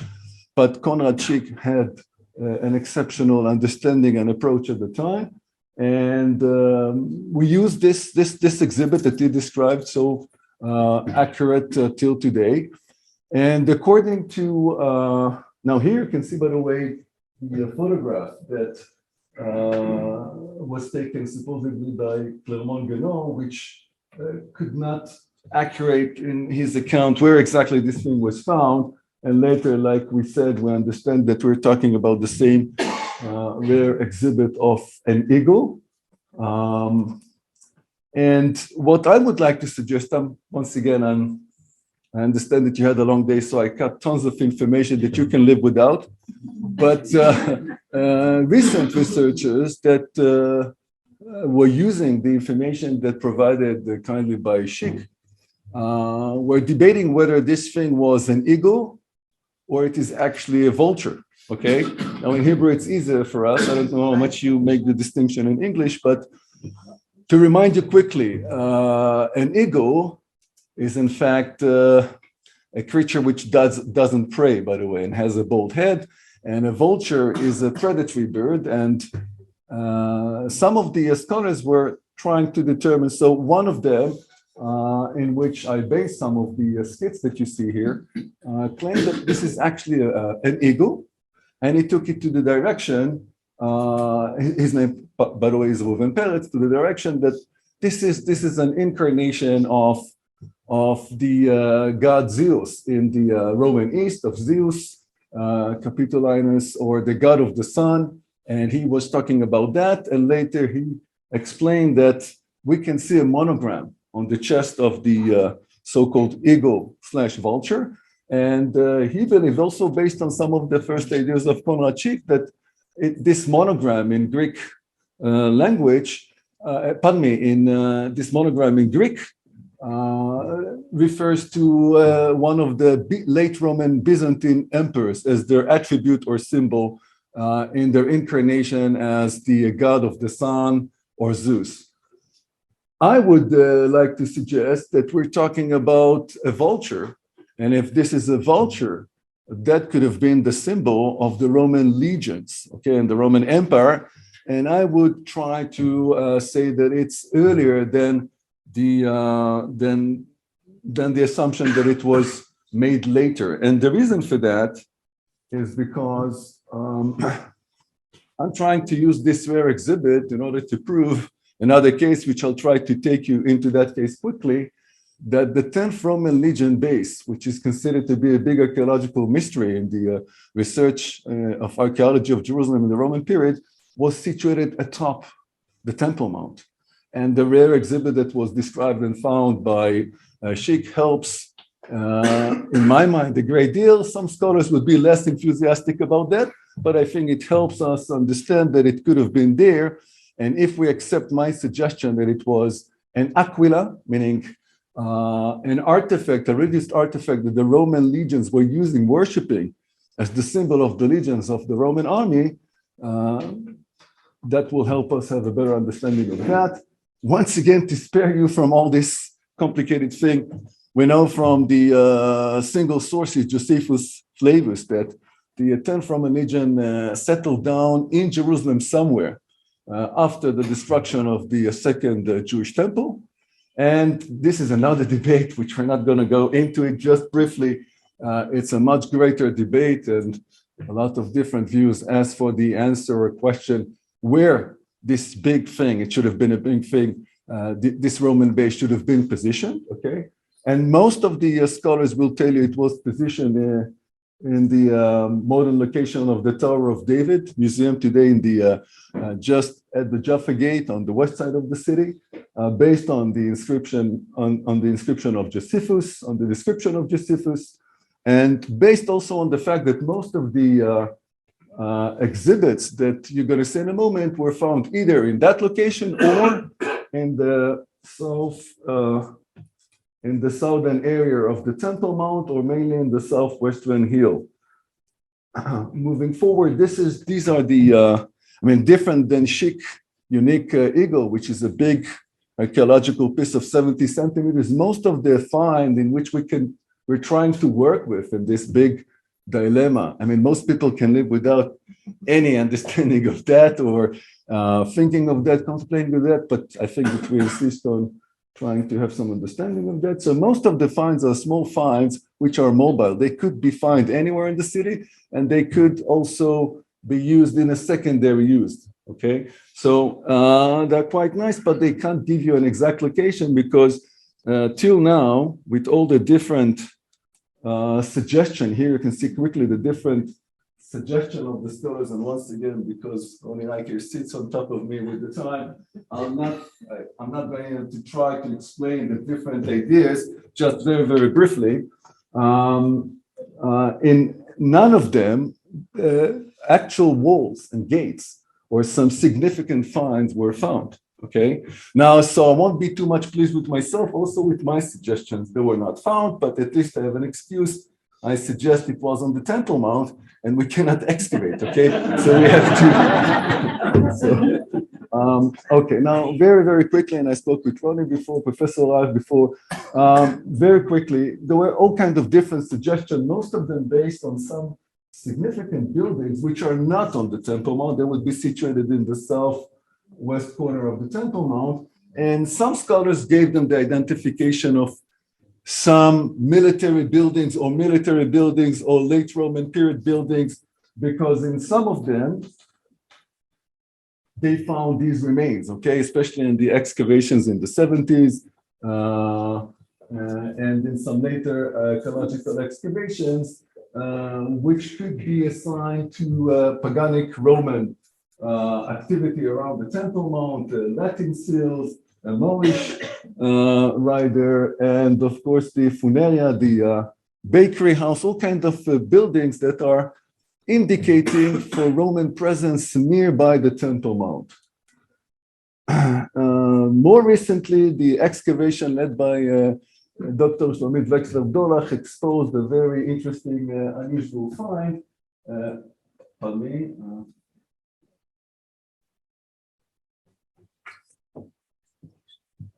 Right here, in which they found an unusual find of pig bones and organic materials that once again is a strong indication for people which are not Jewish in their background, especially if we speak about pig bones. And once again, some scholars will say this is a military find of the 10th Roman Legion. And I'm trying to take you into a direction that, yes, it could be, but it could also indicate presence of non-Jewish civilians. Okay, and this is the major thing that I'm trying to be proud of in my new suggestion. Remember, all of that started from the Eagle of Schick. No, it's not true. There were other exhibits, but Conrad Schick's piece helped. Now, coming back to the starting point, most of the archaeological finds, whether I'm correct, whether I'm wrong, and also with the other scholars that I didn't have the right time to present, most of the finds originates from the overall area of Jerusalem in the Second Temple period or later Roman period, and very few of them comes from the upper surface of the Temple Mount. So one of them you already know, the eagle/vulture. A second possible thing, which is also highly debated, okay, I'm saying in advance, is a single view of a non-Israeli researcher who saw Tibor Grul, his name, who saw this this big broken piece of an imperial, what could be an imperial Latin inscription, a Roman imperial Latin inscription atop the Temple Mount. He also drove the attention maybe to the second line here, going with a very far-going assumption that that could have been a fragment of a triumphal arch or dedication sign mentioning Arcum, triumphal Arcum from the time of the Flavian emperors that was built. This is part of his theory, atop the Temple Mount to mark the place where the Jewish revolt was defeated or stopped by the Roman emperors.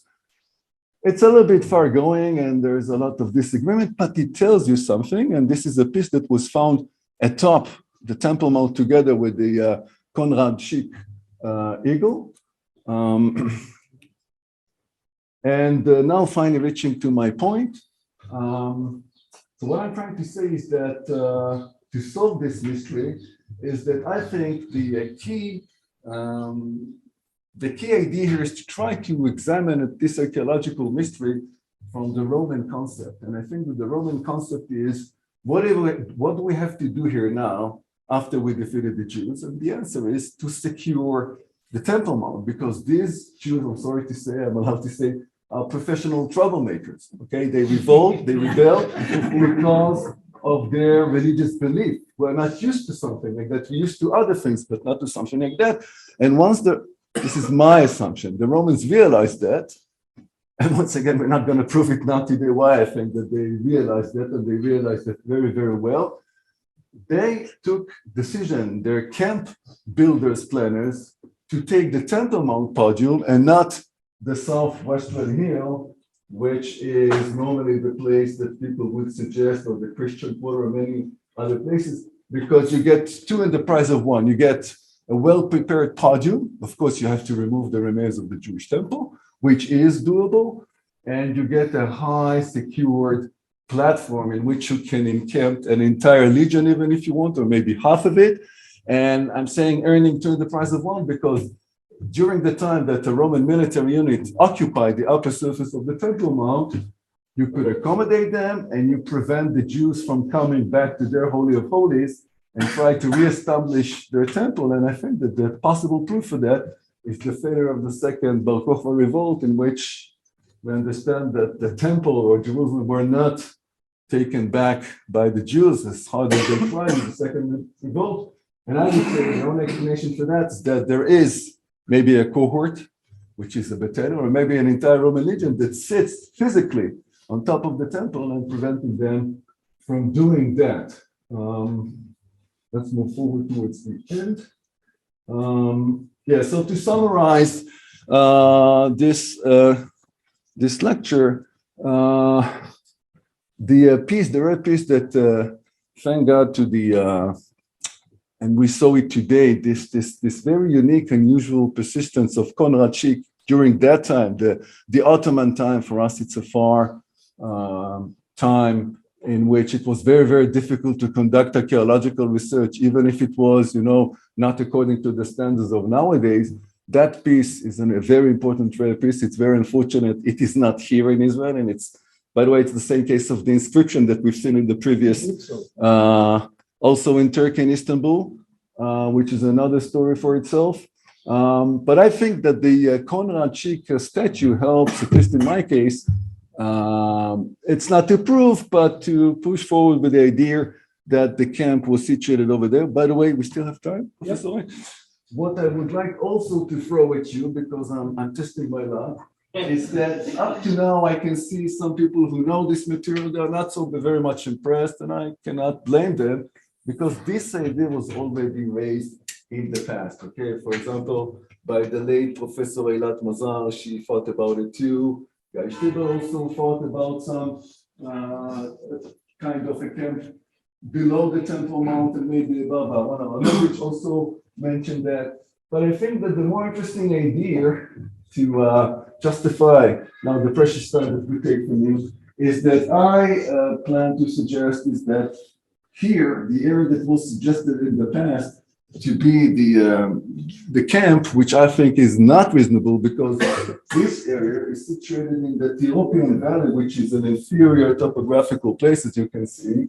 But that could have been a place where an expression well known from West Europe, Roman West Europe, called Canabe, meaning a satellite village of locals, okay, that starts to develop alongside with the Roman fort. It's a well-known phenomenon in which the locals, after they are recovering from the shock of the Roman occupation, are saying, wait a minute, they have money, they have lots of troops, they need provision, they need supply, we can do with them business. you know, the famous saying, if you can't beat them, join them. So this is a well-known archaeological phenomena of cannabades, of little villages, civilian villages of locals. They can be Gauls, they can be Britons, Germans. Okay, we have all of them here today, descendants, I mean, which settled down next to a Roman fort. Okay, and what I'm trying to suggest, and this is the new thing in this whole thing, okay, is that that could have been the Jerusalem Legionis, Carnival Legionis, which means the Jerusalem non-Jewish satellite village that was built right after the destruction of of Herodian Jerusalem at the end of the Second Temple period, where non-Jewish people settled down in the Tyropian Valley, established those buildings that were, I would dare to say, wrongly identified as Roman military buildings. They were actually civilian non-Jewish buildings like a bathhouse, funeria. They developed the village alongside with the Roman fort.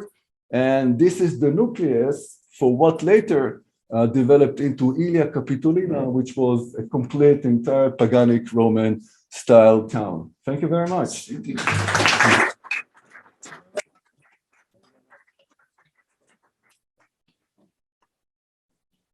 Any questions? For example, to debate if it's a vulture or an eagle. Israelis like this very much. Or a falcon or yes, please. It's the question about where the base. It's a huge plateau, the Temple Mount. Yes. They don't hear you on maybe you. Yeah. What I'm saying is Temple Mount is a huge plateau, but it's not a strategic point. Whoever sits in the upper city can see whatever you're doing. So what's the point if you put your base over there? Okay, it's a question. It's an important question. First of all, pardon me? The question. Yeah, the question is, the Temple Mount is not a strategic point. The southwestern hill is high, if I got you right, and gives you more advantages from a military point of view of controlling the city. So what I would like. Besides the size, that it's very convenient for a huge battalion. Yes, but I think, yes, there is something into that, though, by elevation, they're very, very similar. Okay, and I think that the condition, if you go back, we can't, but if we go back to year 70, right after the destruction, the southwestern hill is smaller topographically and is filled with debris of the magnificent, splendid buildings of the upper city of the Herodian period, which would take a very long time to move. Okay, and I think that in that moment when the Romans wants to secure their victory that was bought with a lot of blood and effort, the more practical thing is to clear the temple podium and to use it quickly, even without walls, I think at the beginning, quickly to bring their troops to secure the most important thing of the ruins of Jerusalem. And also they could have used quickly the beautiful Herodian stones in a secondary use, as some of the finds indicates, because many of them are being found in a secondary use for their needs. And I think for them it was easy just to fix. There is an evidence that was analyzed by Shlomit Vexler-Dorach, I'm doing that fast, I'm sorry, of a bridge that was fixed to reconnect the Temple Mount with the southwestern hill. And the question is why? Already in year 70. Why? Why would they fix the bridges? Okay, at least one, could be two. And I think because they need to allow connection from the Temple Mount area to the southwestern hill, which I think is the less important section in their concept at the time, shortly after year 70, and they prefer to have good access and control, water aqueduct, bridges that allows the movement of troops and to secure the platform, which by elevation, once again, is nearly the same. Any other questions? Last question? Yeah. So perhaps I missed it completely. What happened to that eagle? Do we know? To this one, David, of Conrad Schick, it was sent. I forgot to say, I was too excited from your company. Though I had the whole day to come down, but it didn't help. It was sent to Turkey already in his time. He just saw it. I mean, it was found, and from what I remember from his recordings, within 2 weeks after he drew the skits, it was sent by the Turkish Fecha of Jerusalem to Istanbul. And the late Professor Israel Roth, who was also my teacher, he photographed that in 1989. Wow. The same eagle/vulture in Turkey. Yes. Thank you very much.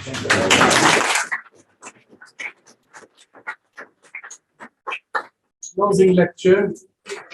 A moment. Is it somewhere here? Probably by Ran Bar Yaakov.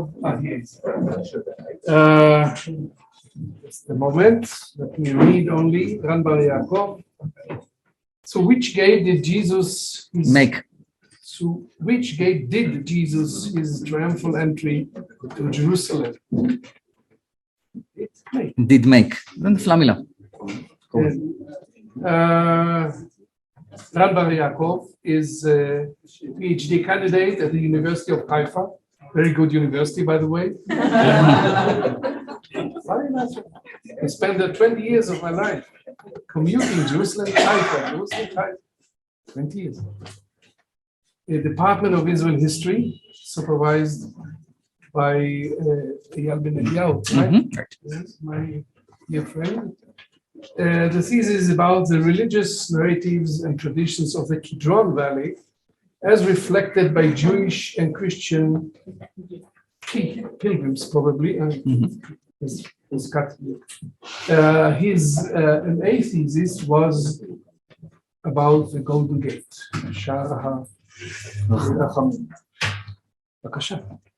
Thank you very much. 20 minutes, although you're the last one. Okay. Thank you very much. Thank you, David, and all the participants.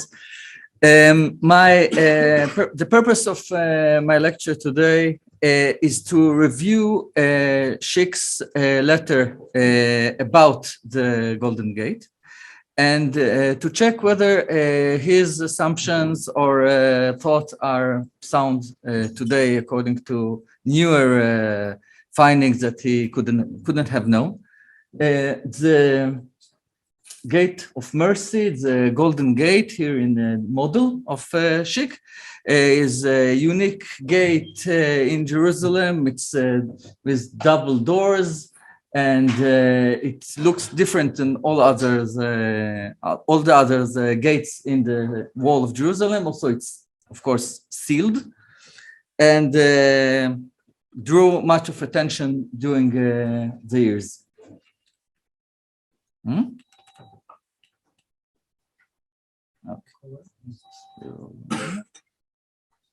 Okay. In 1899, Schick sent a letter to the PEF quarterly,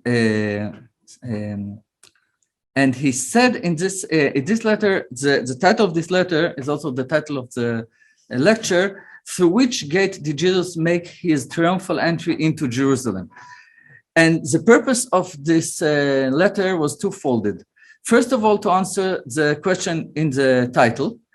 And second of all, and much more of his interest, from my opinion, is to solve the riddle why, when, and by whom this gate was erected. The trigger for this letter was, as we know,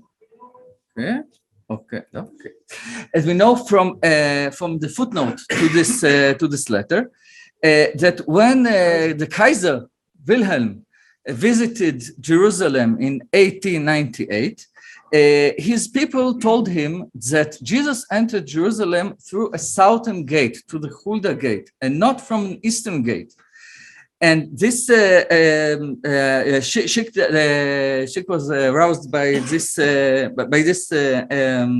thing, because he didn't think that this was right.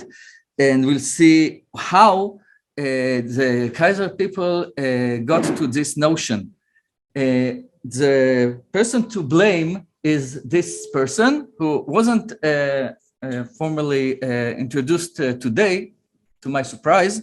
His name is Dr. Sepp, and in 18 78, he wrote a book about the holy places of Jerusalem and the Holy Land. And in his book, for the first time, and maybe the last time, he offered a suggested idea that Jesus could not enter Jerusalem through an eastern gate. He must have, the entry of Jesus to Jerusalem in the Palm Sunday must have been through a southern gate. And why is that? We can see this is the Gate of Mercy, the Golden Gate, and the topography of the Golden Gate is very, very steep and very narrow. A donkey will be in much effort to go through this very steep road. And also there is not enough place for a large crowd outside of the gate, and there is not enough place for trees in this area. So Seth suggested that this point, the Hulda Gate in the south, is much more reasonable for an entry because it's less steeper, it's very big area for a crowd and trees, and then it is reasonable for anyone who wants to come into the city to go through the south. This is very reasonable, and it was so reasonable that the Kaiser people told him that this is the way. But it contradicts all the traditions, for centuries of traditions, that Jesus entered the city from the east. So Schick sat down to write a very big article about the entry of Jesus through the Eastern Gate. But the important part of the article is the question when this gate was erected. Let's see what was the opinions of scholars before Schick. Before Schick, we have Robinson in the starting point of the scientific research of Jerusalem. Actually, we can. I can go through all the scholars, but I won't do it one by one. I can say there are two trends in the thought of those scholars. One is to connect the gate to Herod's and to say this is the Shushan gate mentioned in the Mishnah of the Second Temple, and this is the gate through which Jesus entered Jerusalem. The second trend is to connect the gate to a pagan compound made by Hadrian, by Adrianus. The one person who doesn't follow any of these trends is Ferguson, James Ferguson, who was an engineer and was very with in big imagination, more than Schick even. He stated that the Church of the Holy Sepulchre is on the Temple Mount, and so built by Constantine. And so the Golden Gate is part of this complex of the Church of the Holy Sepulchre on the Temple Mount. Okay, but even though his assumption is correct in somehow, because he said that this is not an entry gate into a city. This is a triumphal arch. This is a building made to commemorate an event. And pay attention to Peirotti. Peirotti said it is Herodian. In the foundations of the gate are Herodian, and Justinianus rebuilt it. Now, Schick, as we know, wrote this book, Beit el-Maqdas, in 1887. As a book that we should the book with after he made the model of the Temple Mount, he wrote this book in order to say more than a few words on each side of that model.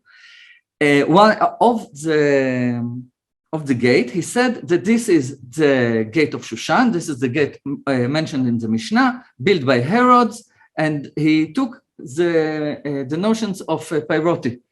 I think he took exactly what Pyroti said, that it was renovated by Herodian and then by Justinian, and that what he thought, or that what he didn't thought for himself so much, then took from Pyroti in 1887. In our essay, he still said that this is the gate of Shushan. The place of the gate is the place of the gate of Shushan, the gate of the second temple. But he said also very important thing, and this was the first scholar who pay attention to this, that in 570 it was in ruins. And why is that? In 1863, Titus Tobler publishes the book of the Pilgrim of Piacenza. The Pilgrim of Piacenza tell us that in the year 570, all what you can see in the area of the Eastern Gate is only the ruins of the threshold of the Eastern Gate. So there is no gate in the east wall of Jerusalem in 570. Schick, pay attention to this, because I think all other scholars wrote before Tobler published the Piacenza Pilgrim account. It was published before, but it was buried under lots of other Latin stuff, and Tobler put it out in the light, the Piacenza Pilgrim. Another thing Schick said for the first time, that it is a triumphal arch. It is a building built to commemorate an event. And what event is it? The entry of Heraclius into the city with the true cross. And now we can take our journey into the mind of Schick and look for his assumptions and whether they are we rely on them today. So it is the place of the gate. The place can be the place of the gate of Shushan. This is the first question. Second question: what is the style and the architecture of the gate? Can it be Byzantine building? And what is the timeline? Can it be built in the 630s of the Common Era? And do we have any archaeological findings, any new archaeological findings that can support or contradict this notion? So do we have archaeological findings? The place where the Golden Gate is situated is undiggable almost, because outside the gate we have a cemetery, a Muslim cemetery, and inside it's the Temple Mount, which is undiggable today and for decades. But there were after the 6-Day War mostly diggings of Israeli archaeologists around the Temple Mount, and they found the large building projects of the Muslims, of the Umayyad dynasties around the Temple Mount, and the notion was that the Golden Gate can be Muslim building connected with those projects. This was a shift of mind after the digging the excavations of the Umayyad project. But another very unique event happened in 1969. In 1969, a student of the American Institute in Mount Zion named James Fleming, I think, the J is James, I think. He made a tour around the walls of Jerusalem, and he fell into a grave near the Golden Gate. And he took a picture. He took a picture, and in that picture, he claims that we can see an arch. an arch about 2 meters beneath the threshold of the Golden Gate, buried in the grave. And from that event on, scholars try to understand what is this arch, to what complex or what building it can be related. What I didn't say, that after he got from the grave, not resurrected, but got himself out of the grave, he went back to his professor. But when they came back, the Waqf already sealed the place, so we cannot go and dig there anymore. What is this arch is unknown. Professor Bahat, who is not, he went home, said what I think can be very reasonable, that this arch was never meant to be above the level, to be seen, and it is a part of the foundations of the mountain, and not an arch of a gate. Now we'll take a time machine and go to the timeline. If we look at the timeline, the terminus pro quem, when the first event of time when we can tell there is no gate, is 570. After that, we have 614. In 614, the Persian, the Sasanic, conquered Jerusalem, ruined some of its churches, and take the true cross from Jerusalem to their capital. In 628, Heraclius wins a great triumph over the Sassans and take back the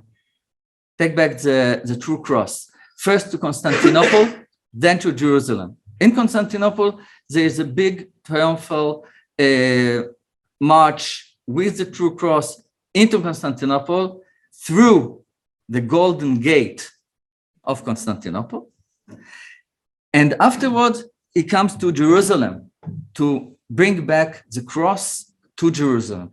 Now, this event is a great event in the Christian world of the time, because it's the triumph, the big triumph over the pagans.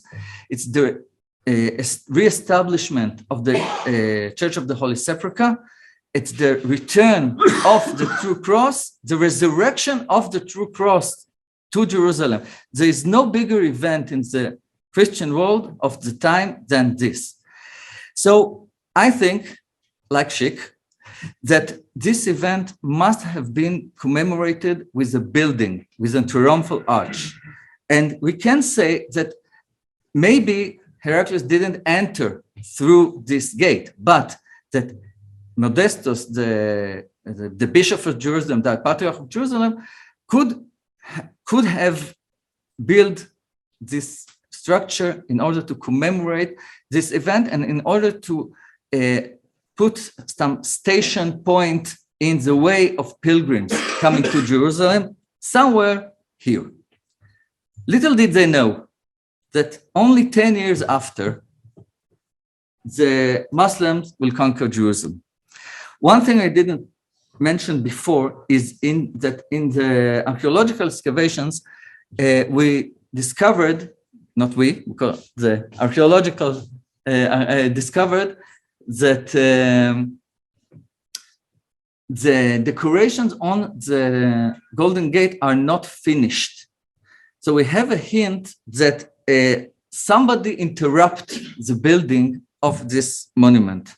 It was not finished because the Muslim came and the Muslim didn't know what to do with this place and sealed it, and it was never completed. What is the last point that we can say this the gate was erected? We have a legend from Rabanus Maurus about 850 who tell us about Heraclius coming into the city of Jerusalem, and he comes into a sealed gate, and then an angel from this gate tell him to get off his horse, take off his regalia, and enter the city humbly, like Jesus did, and then the stones of the gate opened and he could enter the gate of Jerusalem. And I think this legend is meant to explain the phenomenon of a sealed gate. This is the key, this is the trigger for this legend. Another thing is the commentary of the Quran. In the Quran, there is a verse in the Surah of the Aaron Surah that a wall will be set up between the wicked and the righteousness, and a gate within this wall. Within it, the mercy, and outside of it, the punishment. The Quran itself is not specific, it's not geographical, it's not historical. Okay, to the end of 5 minutes. Okay. But the commentary of the 9th century said that this wall and this gate are the wall of the Bet el-Maqdas and the gate of mercy. So we have a commentary about the same time as the legend about a gate, a special gate, a gate that is not earthly. We'll skip the decorations. Okay. Okay. There is a Byzantine connection to the Golden Gate because we can see a Byzantine other buildings built in the 7th century and before in Syria. Now we cannot see them, and I think nobody would have seen them because the ISIS occupied this area. And we can see decorations that resemble the decoration of the gate, and we can see also in mosaics in Jordan, in Transjordan, something that can be relatable to a gate like the Gate of Mercy. It's not the Gate of Mercy itself, but it can say that there is architectural pattern of a gate with a double gate. The most important thing is, can it be the place of the Gate of Shushan? The Gate of Shushan must be aligned with the Holy of the Holies, or if we say if this is a Muslim building, it should be aligned with the Dome of the Rock. But as we can see, it's not. It's totally off the line.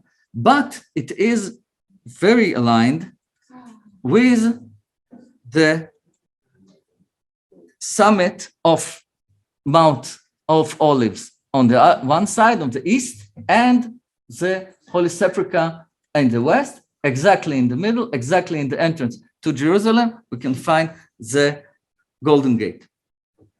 So, Schick, I think Schick was almost right. The Golden Gate is a Byzantine structure. It was made for Heraclius or to commemorate Heraclius. It's been sealed for a lack of necessity and security reasons within the Muslim realm, but it is not the place of the Gate of Shushan. Thank you.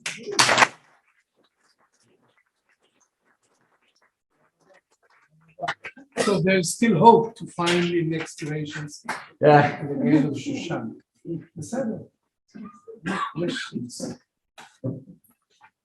Yes, please. There were 3 British artists who arrived in Jerusalem about 1833 after taking part in a very extensive survey of the ruins of Egypt, and they wanted to make a bit of money by painting what they saw there and also surveying what they found there. And one of them, Frederick Cattle, managed to actually get into the Temple Mount and actually survey it reasonably accurately. He was also able, I think, along with another artist, Joseph Bonamy, to actually get into the Golden Gate. They've done some drawings and illustrations. Was Conrad Schick aware of these? I don't know if he was aware of this. I don't think he paid much attention to this place. There is the book about Beit el-Maqdas when he mentions the site without actually exploring it, only copying what I think just copying priority. And this letter to the PF, it's all I know what his attention to this place was. I don't think he paid much more attention to this place. I'll send you the drawings which I found in the book. I think some of it was published by W.X. Bartlett in Walks Around Jerusalem. Yeah, I know. I know the Bartlett drawings. Yeah. And yeah. Also in the Cambridge Library. Thank you very much. Well, with this happy note, we can conclude our first day of Schick's conference.